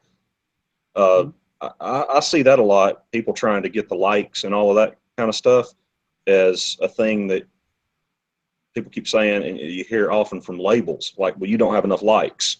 you don't have a following built up already. So I think that may be where a lot of that's coming from. That's the label, because that's the, look at that face. Look at Jean-Marie's face right now. This just gives me a goddamn headache. Look at that face. Well, the label have to work. Say again, Matt? I told him, I said, look at Jean-Marie's face right now. Look at that face. Your face is showing it, bro. Oh, it's, you know what? The labels sometimes just kill me. They don't want to work. Kill me. They just kill me, because it's like cyber fucking metrics for friggin' music. I swear to God. It's like, God damn. It's just too much, man. It's just too much. It's just way too much.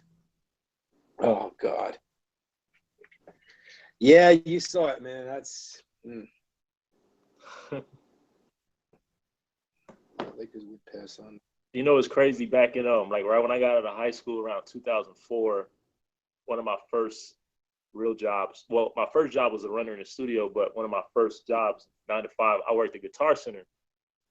And I mean, I grew up in the industry. My grandfather was in the industry. My dad was in the industry. So it was like, you know, you bought hardware. But around the time I worked there, that Clips Grinding song came out.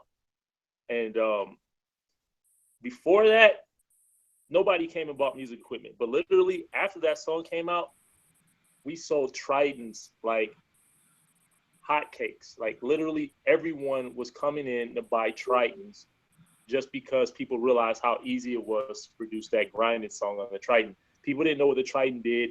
People didn't care what the Triton did. People would literally spend $2,500 on a Korg Triton just to get that Pharrell, that Neptune sound. And then literally it actually, you know, they didn't even use the Triton. You know that, right? Those sounds were programmed in the Triton. So that was the Korg. He had the Korg M1, and they modified it, which became the Triton. Okay. Yeah. All right. Well, at the time that song came out, that was the keyboard, because before that was the Trinity, right? And so like at the time that song came out, 2003, 2004, the keyboard that they had for sale, that workstation, was the Korg Triton. That was the only board that they had out. That's what everybody was buying. Yeah. And then let me stop you right there. That's the same time that me and Chad were talking about, and a lot of that came from it also came from the source sense from Logic, because at that time he was switching over to Logic. We just finished doing Munchie's record, Latrell's record. So the Triton keyboard, if you sold those Triton keyboards, God bless you. He hardly even used the Triton keyboard. Yeah, but you know, but that just makes it even worse, because it just shows you how much of a I don't know where I don't know who let that pack for people to follow, but coming in with their moms, their parents, parents were taking out credit just so that they can buy these keyboards. And then not too long after that, the Scratch magazine came out. I don't know if you guys remember the Scratch magazine.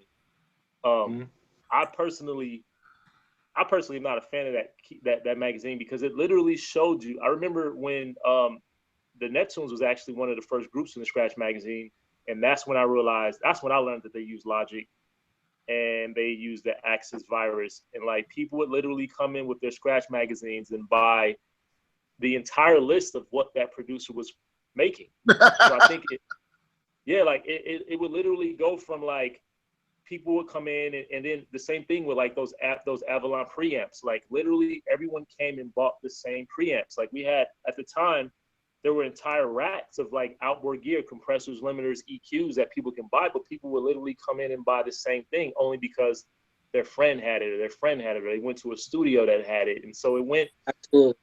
Absolutely. Well, it literally went to like a copycat industry within that time.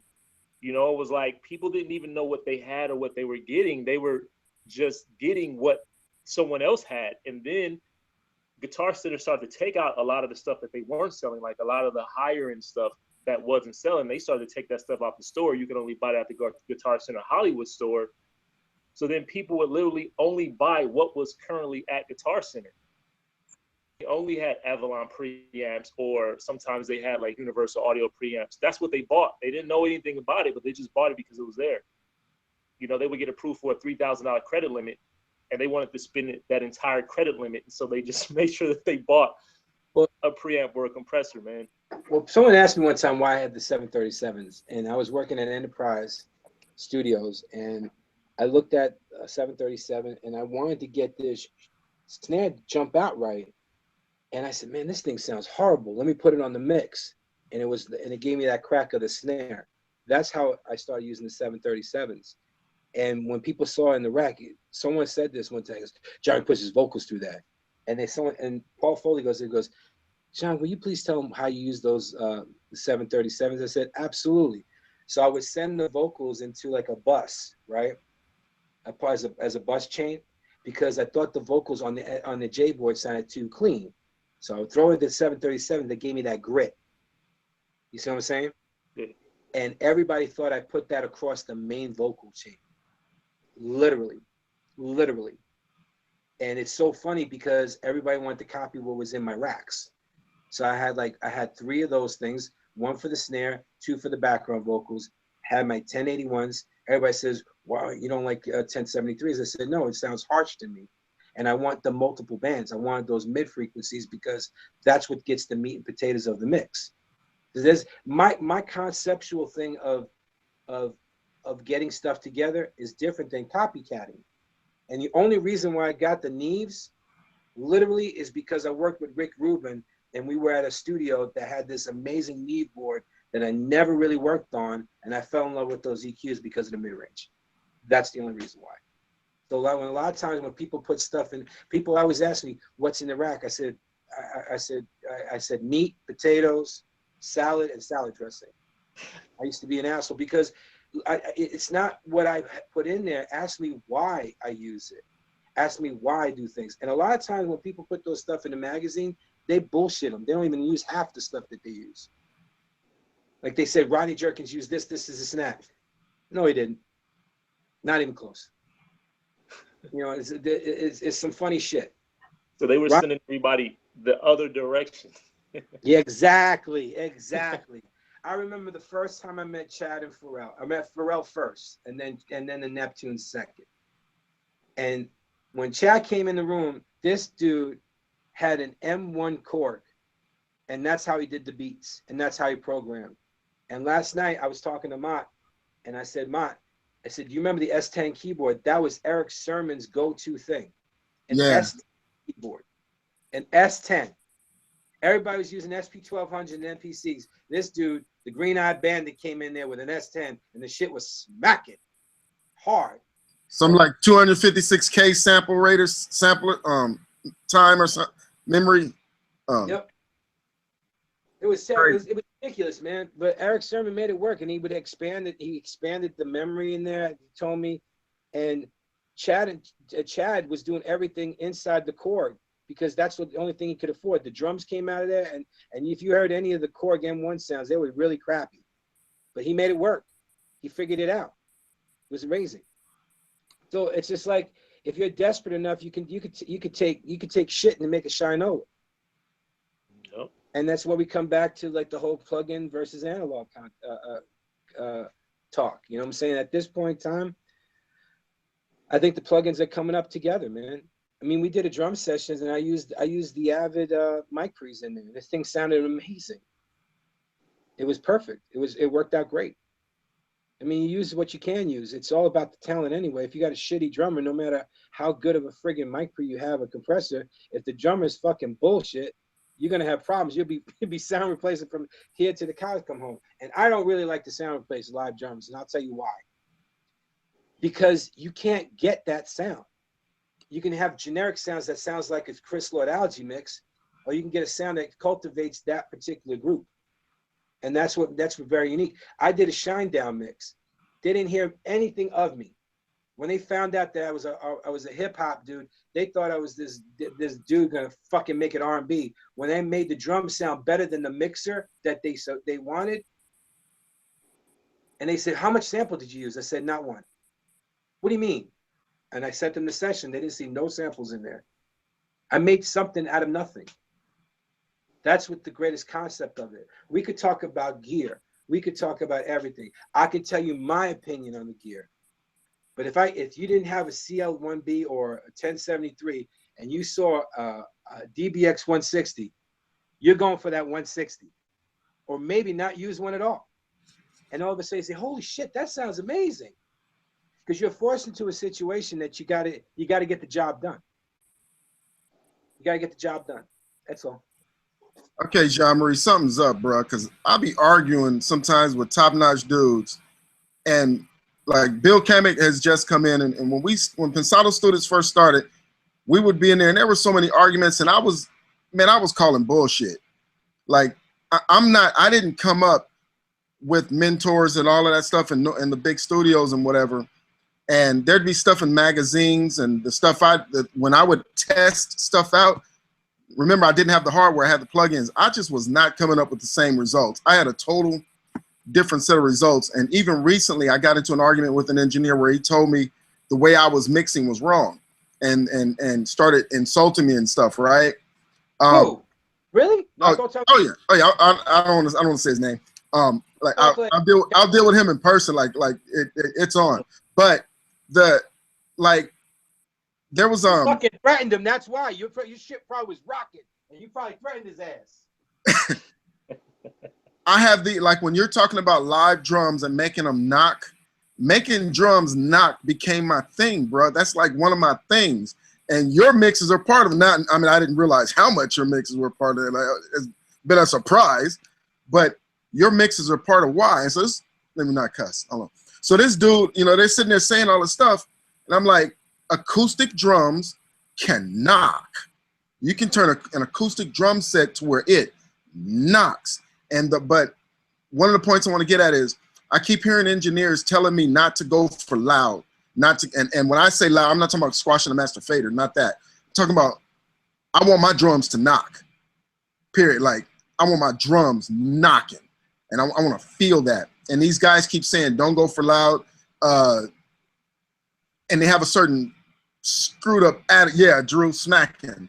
They have a certain attitude about it, and I'm sitting there like y'all don't get it. Like before now, back in the day, there are drums that are knocking to where I'm sitting here like this has been done a long time ago, and we're still talking like this shouldn't be able to be done. I learned how to get my shit knocking back in 2008. Like okay, back then. I want you to take a look at something for me, okay? Write this down, y'all. I want you to hear Gary Clark live at iTunes. Listen to those fucking drums. All right, just listen to those drums. That was my mix that I did for iTunes.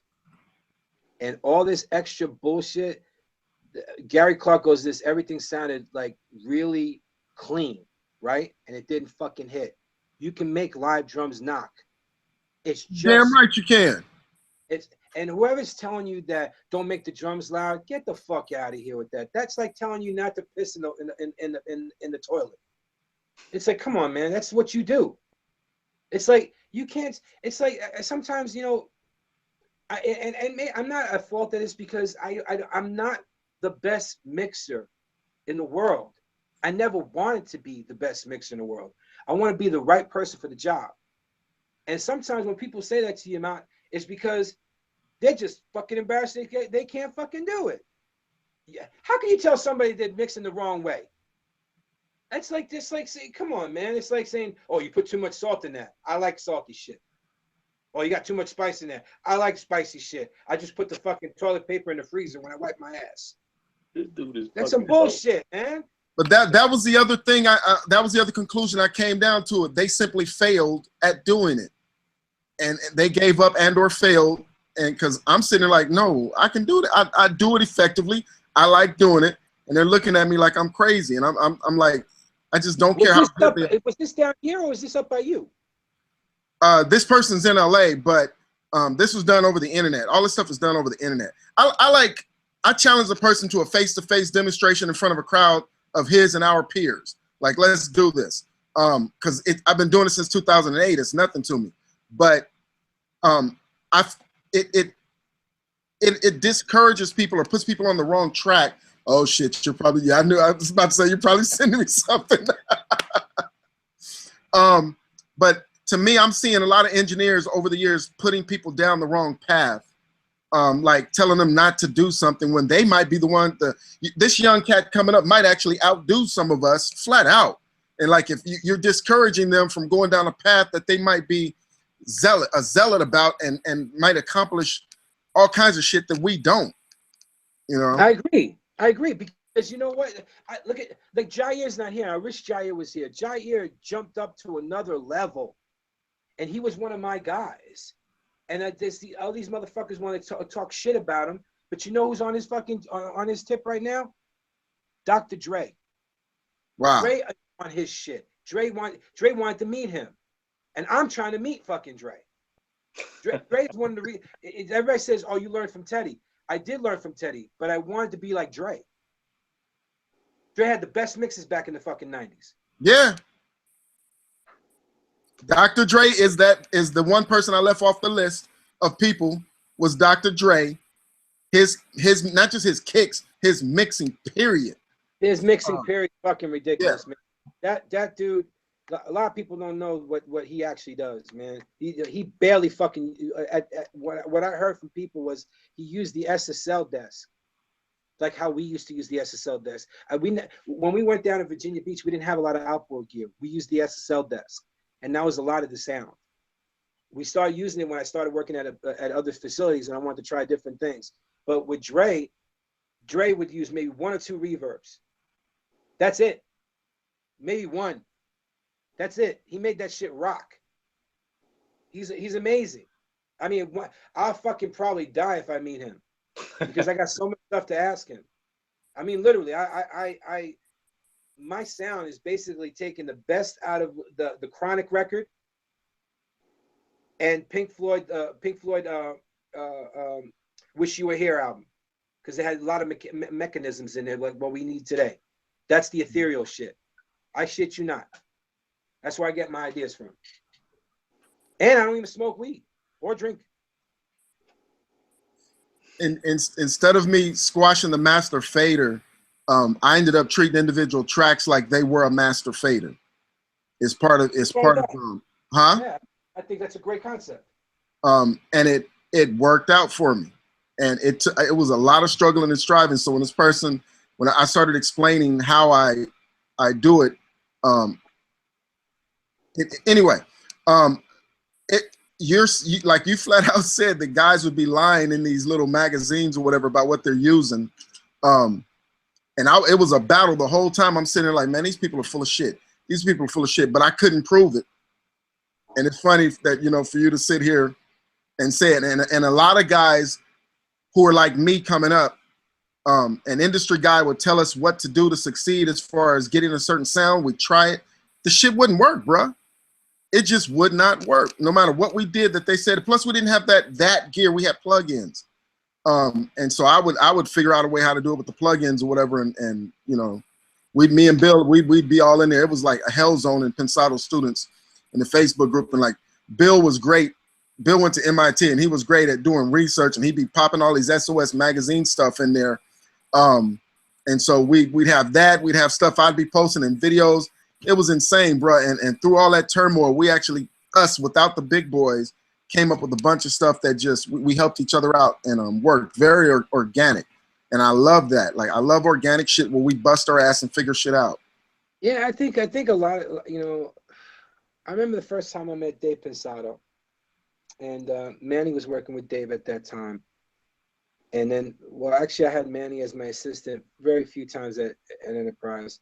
And he went to work with Dave, and I had a different assistant. He said, "Hey, did I get John Marie Snell like that?" He goes, "It's not even close." So Dave was working at Studio C, and I was working at Studio E, and we just had a conversation, and we would talk. This is how you do it. This is how you do it. This is how you do it. You just have a conversation with a bunch of mixers. Now, is that a secret? No. He asked the question. That's what I did. If it's going to provide for him, that's great, because no matter what I say to Dave or what I say to you guys, it's probably not going to come out the same way. You know what I'm saying? So it's like, you know, like I could tell you, like, you know, Drew was talking about, he didn't understand the concept of the distressor, but maybe right now you'll say, wow, let me try to use what John Marie did. Oh my God. And then you have those harmonics in there. It just have to play around with stuff and just have a conversation with somebody. Like when people ask me about, all right, let's just use the CLA 1B, whatever.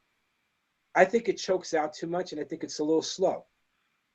And that's why I didn't use it. I like fast reacting vocals rather than slow paced vocals because it cuts off real quick. You know, I like stuff that's quick. A lot of vintage stuff like Pi compressors are too old and they're too slow.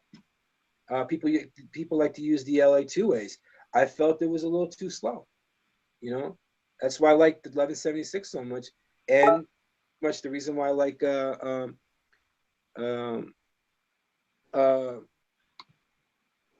distressors. All right, Bill, you done came in here, bro. You sitting back quiet like a ninja back there.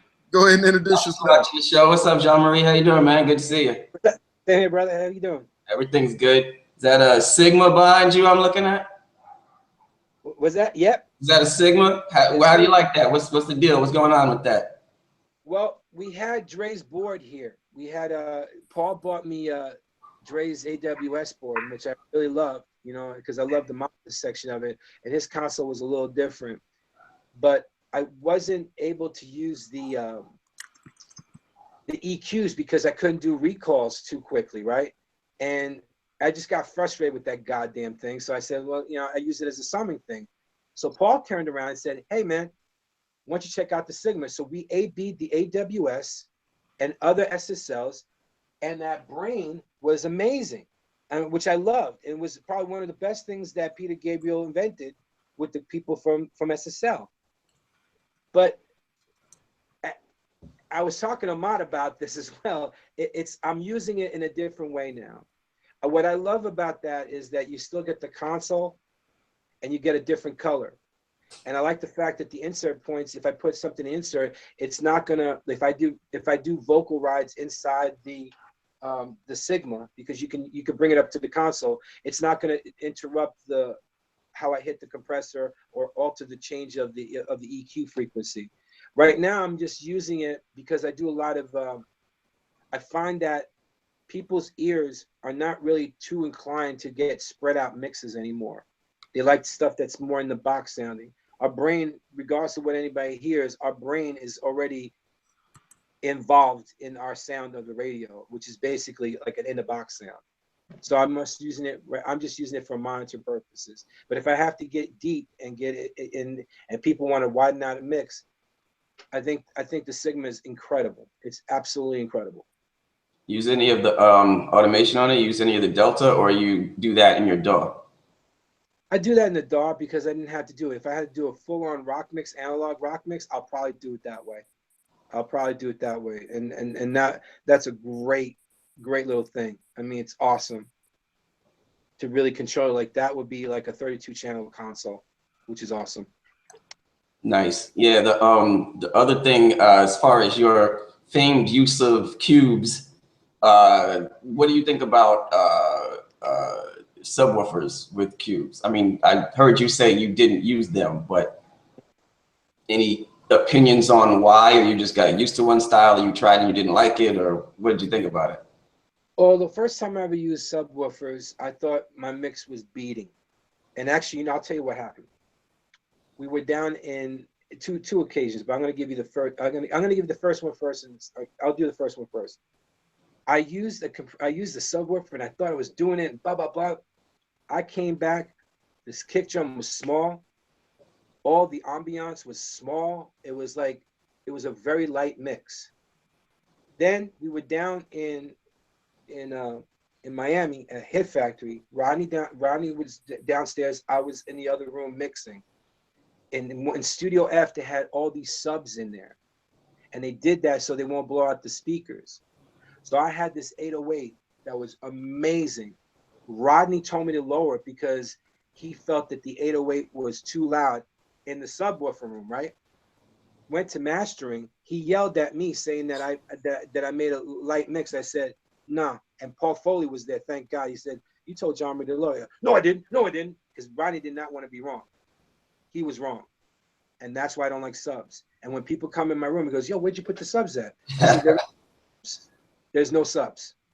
And that's why I love Babyface's room. At that time, he didn't have subs. That room sounded amazing. The subs is just for the clients, just so they can feel it.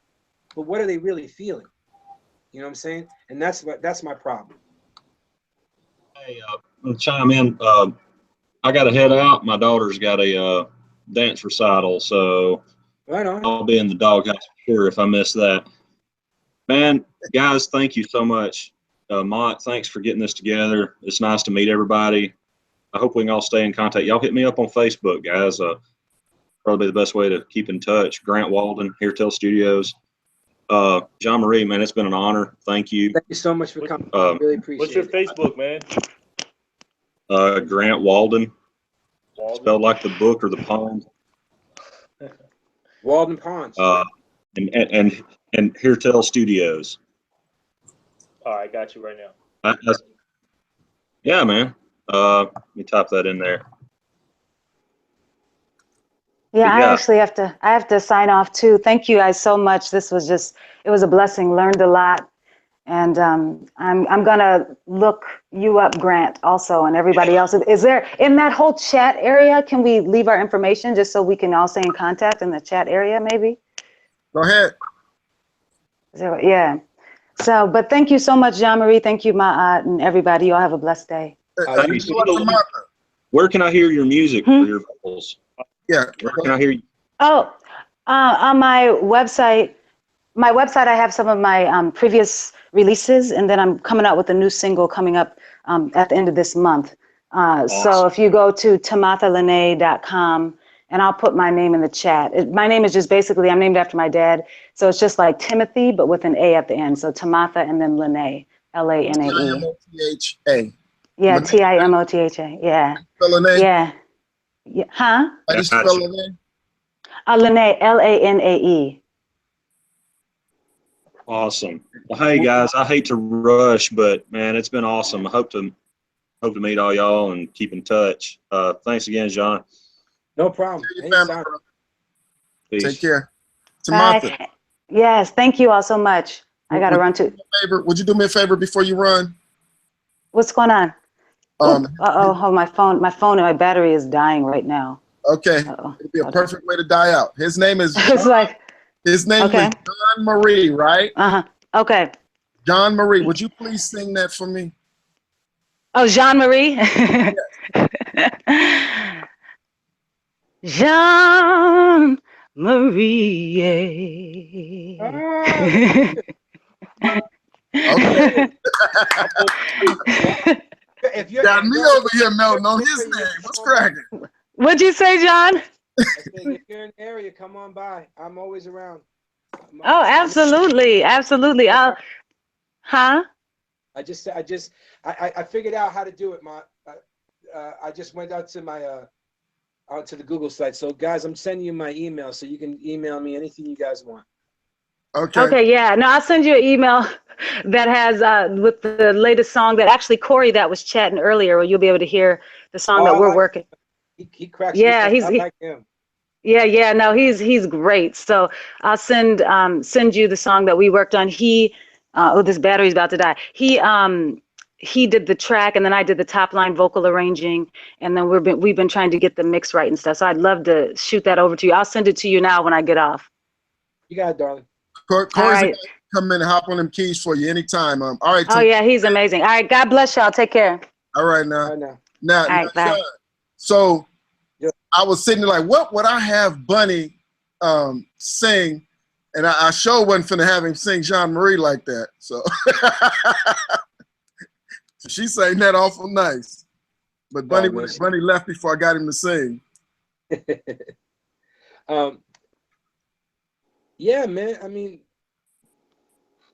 you gotta text me who that person is, man, and we'll keep that on the QT. Okay. You gotta tell me, because my intention is to sooner or later be in front of a bunch of people and actually demonstrate. I don't like sitting up arguing and saying this and that. I'd rather take an acoustical kick or whatever and demonstrate in person.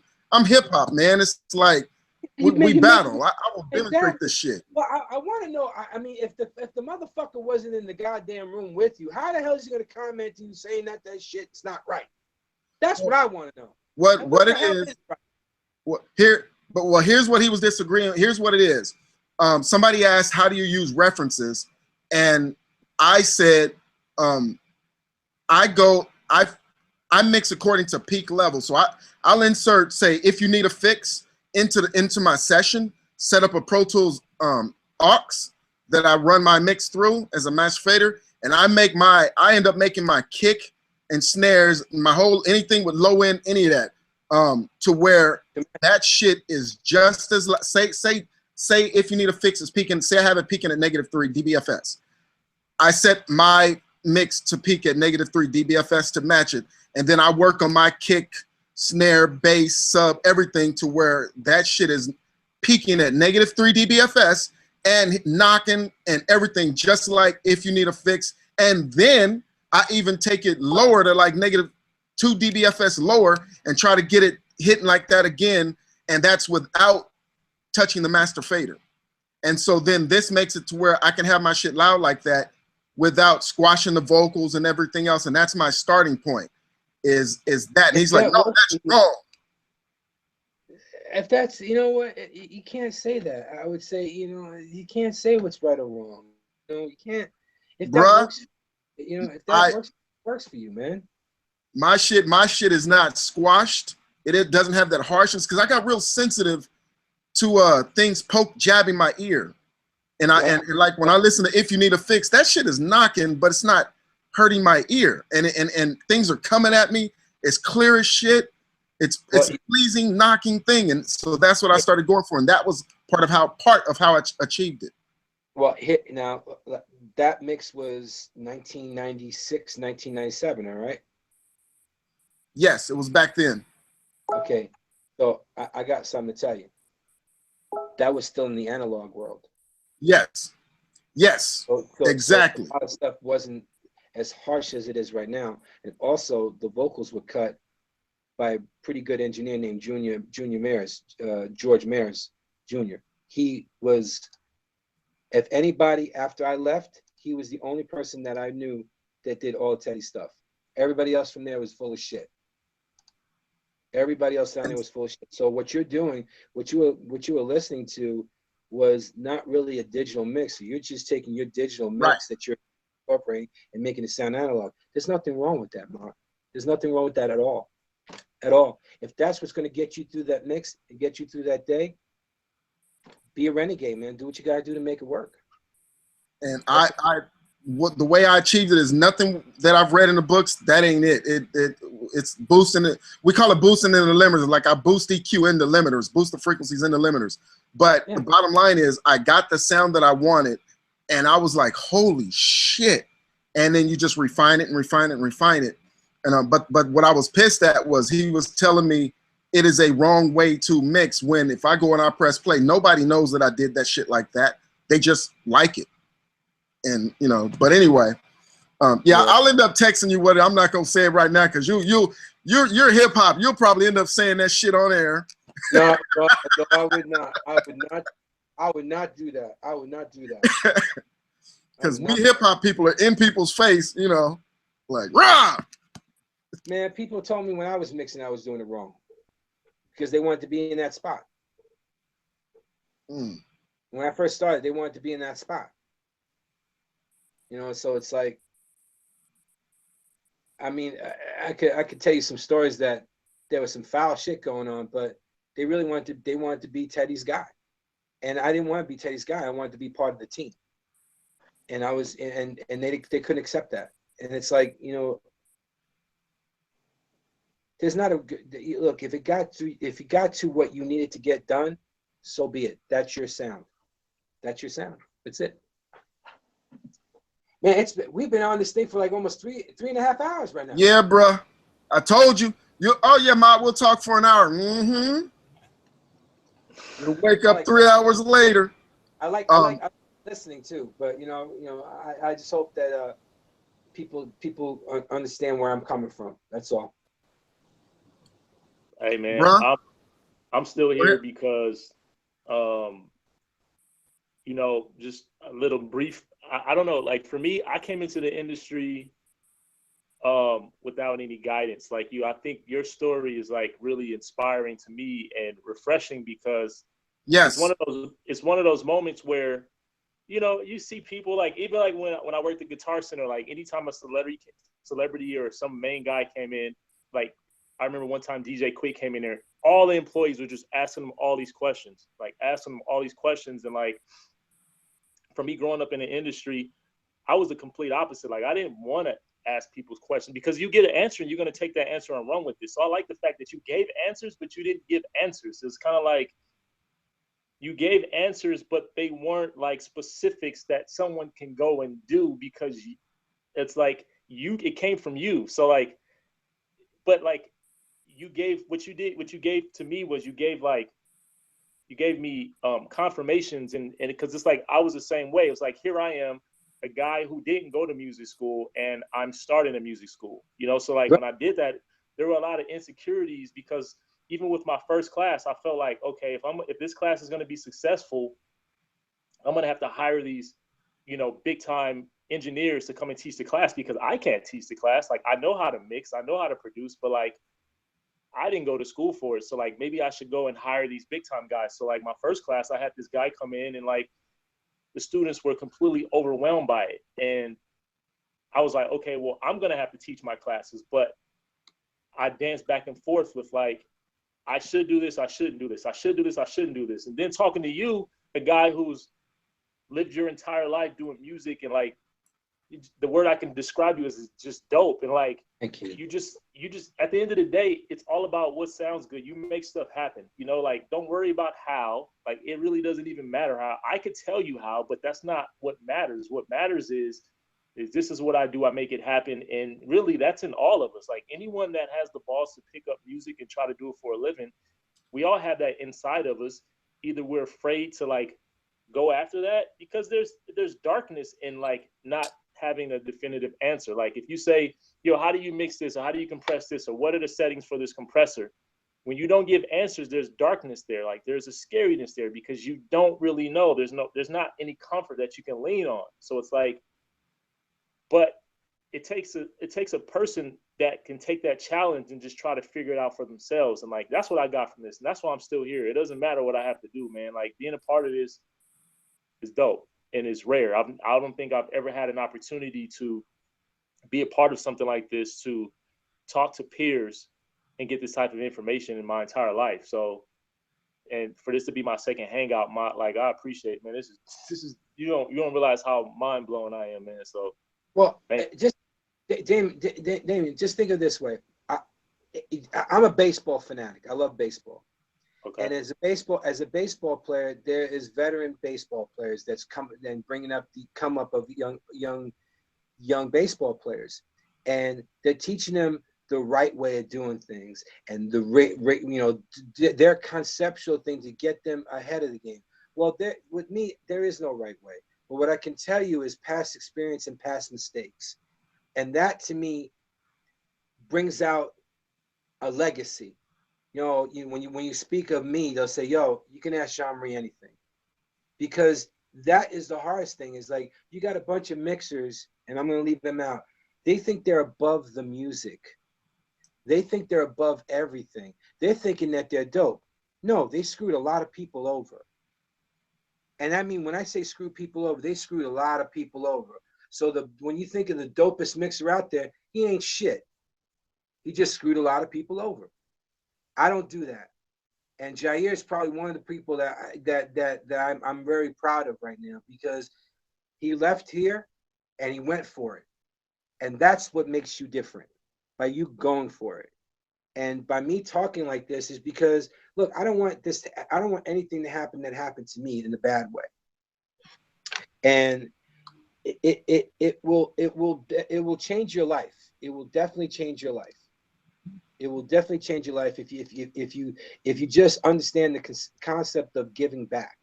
And you guys are at a point right now, maybe 5 or 6 years down the road, you're going to give back to somebody else. And Damien, you're doing it right now by doing like these 1 to 3 day schooling for these people, because it's real life stuff. You know, it's like We could talk about speaker references, and I'll tell you the reason why I don't like it. I don't like polypropylene cones. Why don't I like polypropylene cones? Because I'd rather have paper, because paper sounds different and I can get out of it. Everything on a polypropylene cone sounds stiff. You probably didn't even know that. You didn't understand. Wow, what? I never knew that. Why he likes paper cones more so than like the new speakers. The new speakers, everything sounds great on it. And then the fact is that they're self-powered. You probably don't even know that they have a certain limiting effect that basically starts squashing your mixes, and you don't even know that. And it's all life lessons. I try to teach that to my guys. Like here, they got these new HS10s that's supposed to be like the new deal, and they said, "Man, John, I can't get these mixes to sound right." Well, try this concept. I never thought of it because I didn't think technical. I thought rational. If you think rational and think like a normal human being, like an everyday Joe, rather than somebody that's always technically inclined, then you'll get past that hump. You know, like when I told you I take a lot of ear breaks because sometimes it's just too fucking monotonous to hear a goddamn kick drum. You know, it's better to watch a baseball game or a TV show. And guys, there's something else I didn't tell you. I have white noise constantly playing in my room, whether it be TV, whether it be the radio. I have white noise constantly going in my room because it makes me concentrate differently. I didn't know that either. Wow. There's a lot of nothing about that. Yeah. I would have, like, at one point in time, people thought I was watching TV until one assistant named Zach goes up and goes, "Wait a minute. Are you EQing the vocals to the vocals that's on the TV?" I said, "Yep." Because we always thought that, because it's probably when you listen to a commercial, the commercial is louder than the program. So I would EQ around the commercial. If my vocal stood out, I'm in the pocket. Wow. I'm like I told you in the beginning, I'm fucked up in the head, guys. But some of the greatest minds, man. Like, I mean, that's the story of like the greatest minds, man. So it's like that's really a compliment to you, you know. And I think in order to be a great mind, you have to be daring enough to be fucked up in the head. And a lot of people are they're too afraid to like dance that line, man. Well, I think a lot of it also, here's one thing that comes to Jean-Marie's philosophy. Thinking outside the box within the circle has always been a motto also. You know, you got to think outside the box, but be part of the what's secular, what's happening now. You have to, but you have to be a little different. And my way of mixing is a little different. It's just a little different. If this was a bigger facility, you know, people would say, "Oh man, you got to check out a spot." I keep it small for one reason. I don't want a bunch of hard legs hanging out in my room. I don't want a lot of hang-oners hanging out in my mix room because you're not supposed to be there. You're out there flossing on your boy's money. Fuck that shit. Get the fuck out of here. Do something for him rather than just being there and bogarting on the session, taking all the bottles of water and eating all that shit, thinking that you're the star when you're really not. Get the fuck out of my room. I mean, one of my biggest problems, I used to kick A&R people out of my room. Probably not the most smartest thing I did in my life, but you know, I just think if you're not contributing, get the hell out. You know, you're thinking you're Big Willie in the session, which you're not. You're trying to crab effect your boy's stuff. I don't like that. That's the problem. You know, it's like it's a mentality that we have to break right now. It's like you don't understand how much money is being spent in a room. But yet you're bogarting on your friend. If you're a friend, man, say, "Yo, I'll be outside, man. Whatever you need me to do, I'll be outside waiting." They're on there being louder than the mix, louder than the music because they just want to be heard. I don't go for that shit. And people know that. I'm a little crazy. Hey, Dame. Yes. You gotta give Jean-Marie a personal invite to this monster thing, man, so he can come hang out. Whatever, you know. You see, you know, he's good. Crazy is like I've never asked people that I know. That's why I'm telling you right now. You gotta get, man. I know. But hey, man, it would be an honor. It would be an honor, man. I honestly didn't think Mount was gonna come. I thought he was just talking. So when he popped up, I was just like, you know, like I didn't think it, you know, because Mount will roll up on you, bro, like we in the hood. What's cracking? I mean, like even when I told you, man, like, you know, I did everything that I've done, even in the music industry, man. Like I've done solo. Like, you know, it's crazy you speak about Hit Boy and like James Farmer. Like these dudes are my peers, man. Like we've been doing this for 10 years. Like I've worked with all of these guys. Like we've been doing this since like I remember when Hit Boy, we used to talk on MySpace. I still have screenshotted MySpace conversations between me and Hit Boy before we signed to Polow. And it's like I'm from LA, and like a lot of these guys clicked up out here. Like a lot of these guys, they're in the studio, 1500, Siege, all these dudes are together. And like me, I was always the outcast out here in LA. You know, like I wanted to be a part of the circle, but then I also didn't want to be a part of the circle. So luckily for me, I was able to still accomplish a lot. And I accomplished a lot solo, like on my own. Like even with this whole Monster Session stuff, I've done everything by myself, you know? And so takes a community, bruh, and we're supposed to give back. I'm learning the community part now, you know. So like when you say you were gonna come through, you know how LA is. You know, everybody just talks. You know what I'm saying? And so I'm not LA, man. I know. And when you called me, you assured me of that, and it was dope because you know it's like things like this, man. You just got to protect it because you know it's so competitive, and you don't know people's intentions and stuff like that, and so. You know, man, this school is my baby, man. You know, like this, and my music has always been my baby. So I've always protected things, but like this community thing that you're doing right here, man, this is dope. So like, I'm learning the community side of it, and I completely embrace it. And I'm also learning how to ask people for help. You know what I'm saying? Like, you know, like I talked to Irko, he hit me up, and I'm like, I'm not gonna hit this dude up, and like, I respect these dudes too much, but I think that's probably the part that I'm missing, like asking people to, you know, invite people to come through. You know what I'm saying? But what you're doing is a good thing, from teaching the kids chess and all that different stuff that you're doing, bruh. It's people like you that we should be helping. Dame, I met you through Instagram, man. I don't know if you remember, but I met you through this is Chuck. But I met you through Instagram, and I just had to say, like, look, you're doing a great thing. And what Mott said, he ain't LA. I'm LA. I wanted to ask you, what high school did you go to? Did you go to high school in LA? Man, I went to 9 high schools, man.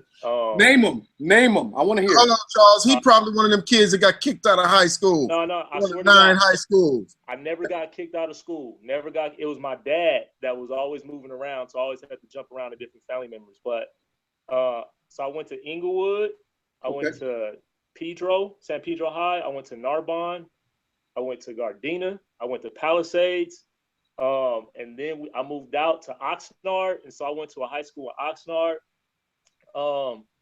My dad just couldn't get it together, so whenever he bounced around, I was pretty much like I was like the community kid. Like I lived with everybody, and then I finished up and went to 3 high schools in Riverside. So I went to Ramona High School. I went to North. I went to Poly. And I was all over the place, man. Nice, but I graduated though. That's crazy. Like I said, I asked you because I think I know. I think I know a lot of your peers. I think I'm a little older than you are, so I probably went to school with your uncles. But I went to Inglewood High School. I went to Washington Preparatory High School. I graduated from Westchester. Okay. But in my junior high school year, I was in the San Fernando Valley, so I was in Hale Junior High School, El Camino Real, in those areas. But love the fact that you took something that you love to do, right? And you're giving back to your community. That is awesome. That's Hello, Charles. Does this mean that you'll come out to this next event and support this brother? If I am not working, I'm there. I support my community all the way. All right. Hey, and I support, and not only that, I support my friends. That means Pensado, all students.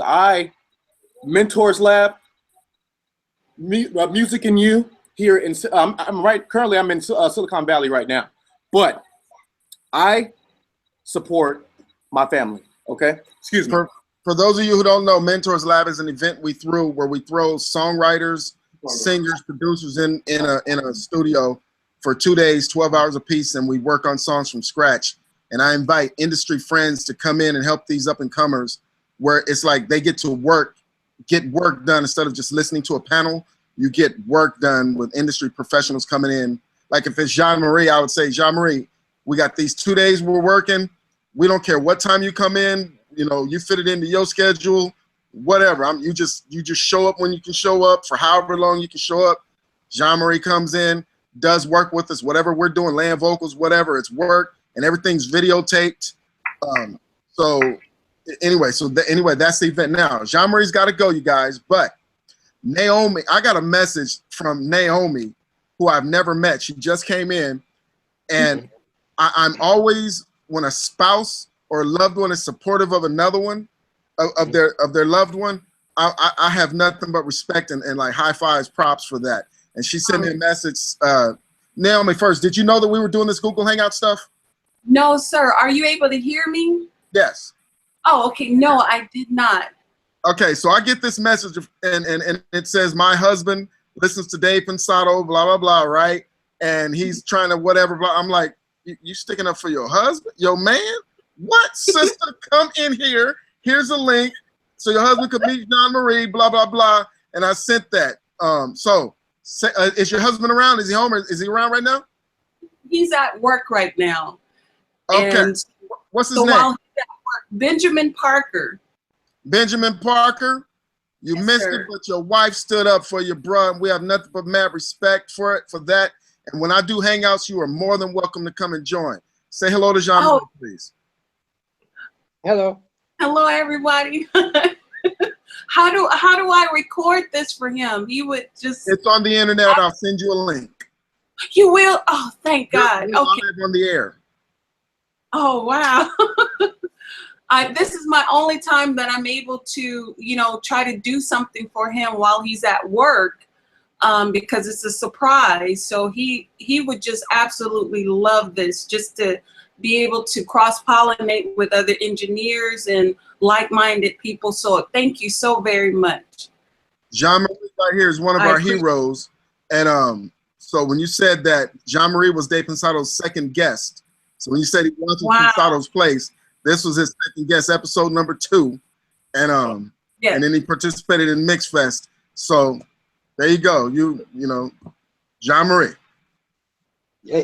Will everybody say hi to Benjamin and happy birthday? How you doing, man? Oh, happy birthday. Happy Yeah. birthday. Happy birthday, Ben 10. Happy birthday, man. We ain't got no singers in here to sing happy birthday to, man. All the singers done left. Hey, where's the harmony guys at? Who's Second that? life I can Hey, sing. darling, how are you? Who's that in the background over there? Charles. Charles, who's I'm that? sorry. Those are the twins. They're growing up. Hey. Hello. How old are you? Hey, Chucky, say hey. This is the fam. Say what's up, guys. Say we're chilling for a minute before we go to work. Yeah, Johnson, how old are you guys? No, Oh, so how old are you guys? How old are you guys? we're 5. You're Big 5? 5. 5, yeah, 5. Wow.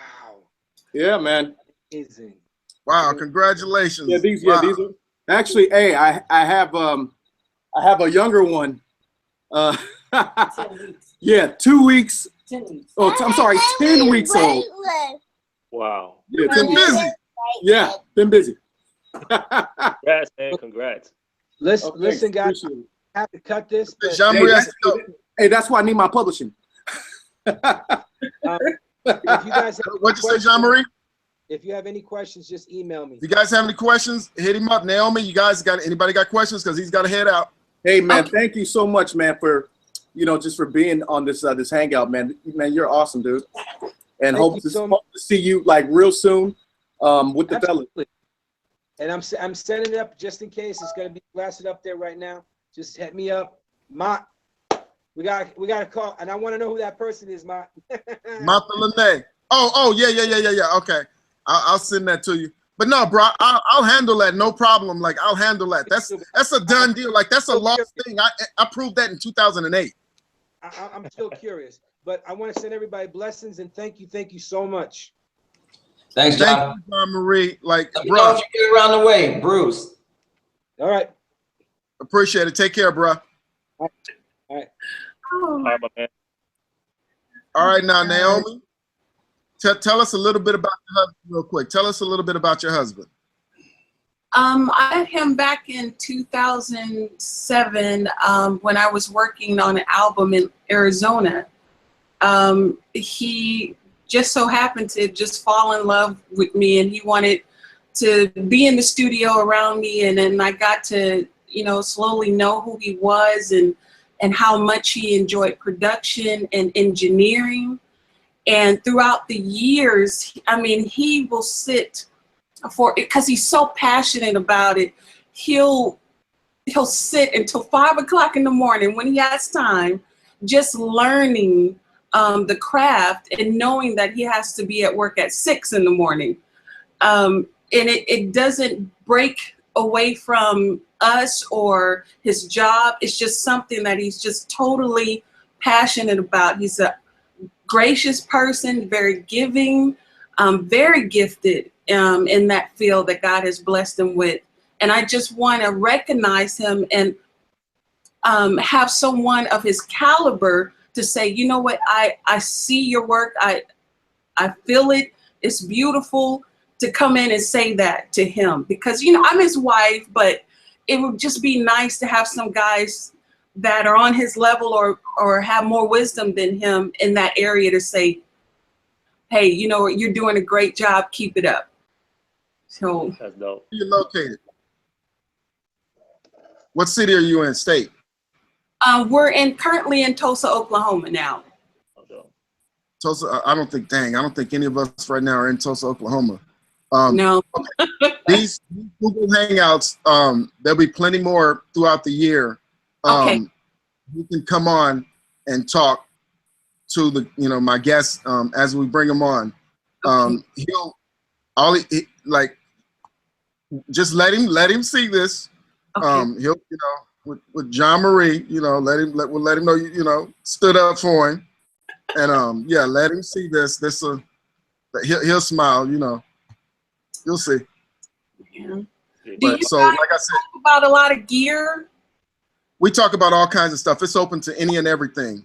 Okay. Okay. So, and there's a guy that just messaged me named Greg, who's a songwriter, says, I'm in Tulsa.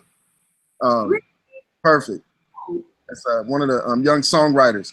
But okay, just you've got my Facebook, whatever. Have him contact me. Okay. Taken care of. Thank you so very much. I appreciate all of y'all. Thank you. You're welcome. Come out to one of my classes. Yeah. And Damien has Damien has classes. Like, yeah, I have music industry classes. I mean, I might be a little younger than him, but I mean, I've been in the music industry since I was 15. So okay.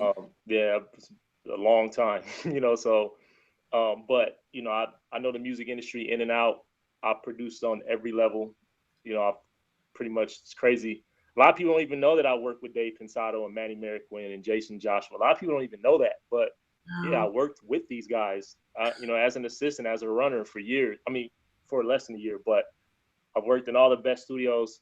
I know a lot. Now I currently have a music school out here in LA where I teach people about the music industry, the process. The next class I have coming up is going to be focusing on mixing. So, yeah, I mean, if there's anything that I can do to help, you know, don't hesitate to reach out. I will definitely do that. I'm so grateful. Thank you guys so much. I can get you the contact info for him, all that. So yeah. Yes. So right. At this point, just you'll send me the link so I can show him on his birthday. Yes, I will. Okay. All right. It's about 3 hours long, so he's toward the end. Okay. It'll be toward the end, yeah. And okay. He'll sit through it. Now, anybody got anything before we head out? Well, he doesn't have to skip it. He can just fast forward until he sees your face. So yeah. Once he sees, see what I mean? Once you drag along the YouTube line, eventually your face will pop up. Then he can start playing it, and then he can see all this stuff happen. Okay. And there's plenty of good guys out there like Jean-Marie. There's plenty of good people out there and people willing to give back, like Damien, like Charles.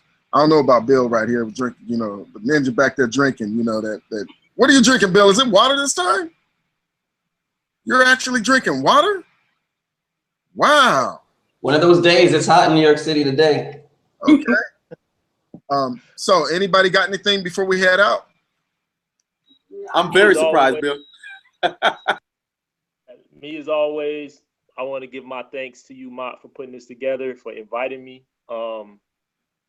Bill, I haven't met you yet, man, but thanks, man, for the group.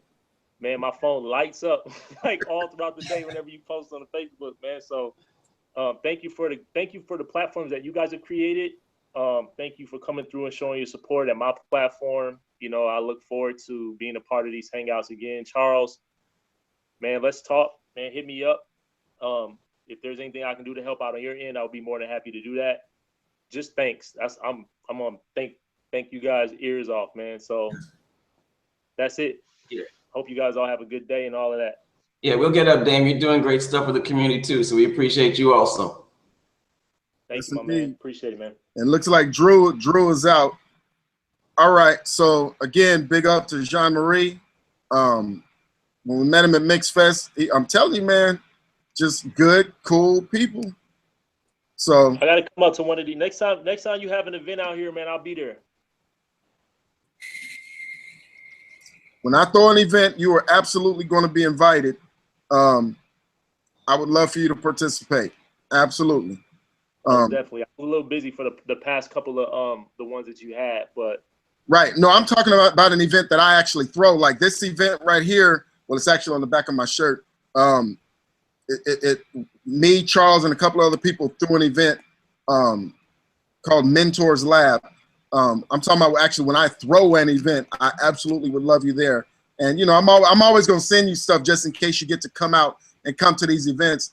Like Naomi, if your husband was actually out here, I'm always posting on Facebook events that are going on that people could come to and meet industry cats and you know, come out and even sometimes after we go to these events, like Joe Vassetti, me, and some other people will go and go get something to eat together.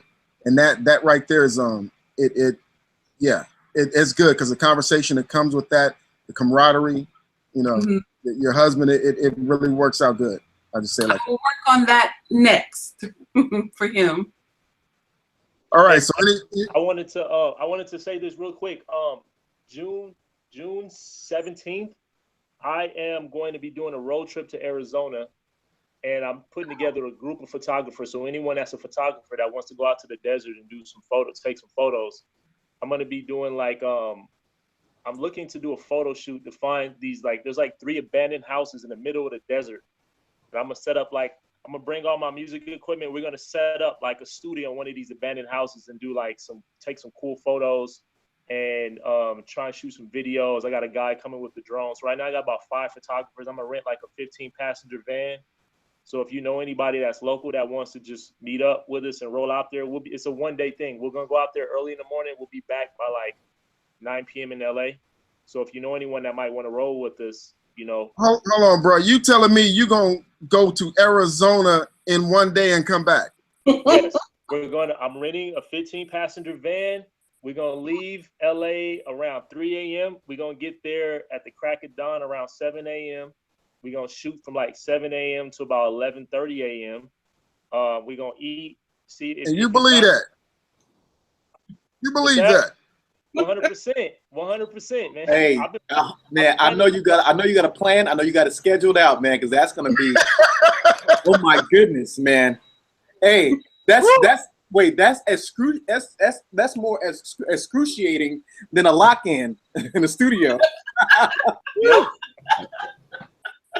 Man, you should have came to the class I had on April 29th. I got there at 8 a.m. I got there at 8 o'clock in the morning. We had to set up. Then I had the class from 12 p.m. to 6 p.m. And then we had to remove the class, the chairs, and then I had to have the party from 7 p.m. to midnight. I didn't get home at 5 o'clock that morning, and that morning, because we had to drop all the students off in the van. So we didn't get done at like 5, man. It was, so that, it took me 2 weeks to rebound from that. Like, I was so overworked because I put together that whole thing by myself. So this road trip is a walk in the park. This is easy right here. You know what I'm saying? Wow, hey, you can do it, man. Do it, man. Do it up. Well, shout out to your man who owned that studio we were at. He's a cool dude. Man, that's my man. I've been knowing him for about 10 years. When he actually was putting that studio together, he was doing work over at our studio around the corner from there. Because I used to work with Felly Fell for about 4 years. So he used to come over to the house and we'd work on some stuff. So, you know, to show his appreciation, he's just always looked out for me. I've been working out of that spot for like 4 years. So if you guys ever in the area and you need to use it, man, just let me know. It's a private studio, but I can get you guys in there whenever you guys need to, you know, use it for whatever. Just let me know. All right, bro. All right. Well, that's the end of this. It's like I told Jean-Marie when I first spoke to him, it would be an honor to do a hangout with him. And it absolutely was. And I did not realize how much his mixes were the go-to some of the go-to references for the feel and sound of what I wanted. And so it's pretty nice to find out that more of his mixes than I realized were mixes that I studied. Do you see his list from 1990 to 2000 to current? Like, that's unreal. Like, that is literally, he has not taken a break at all. Like,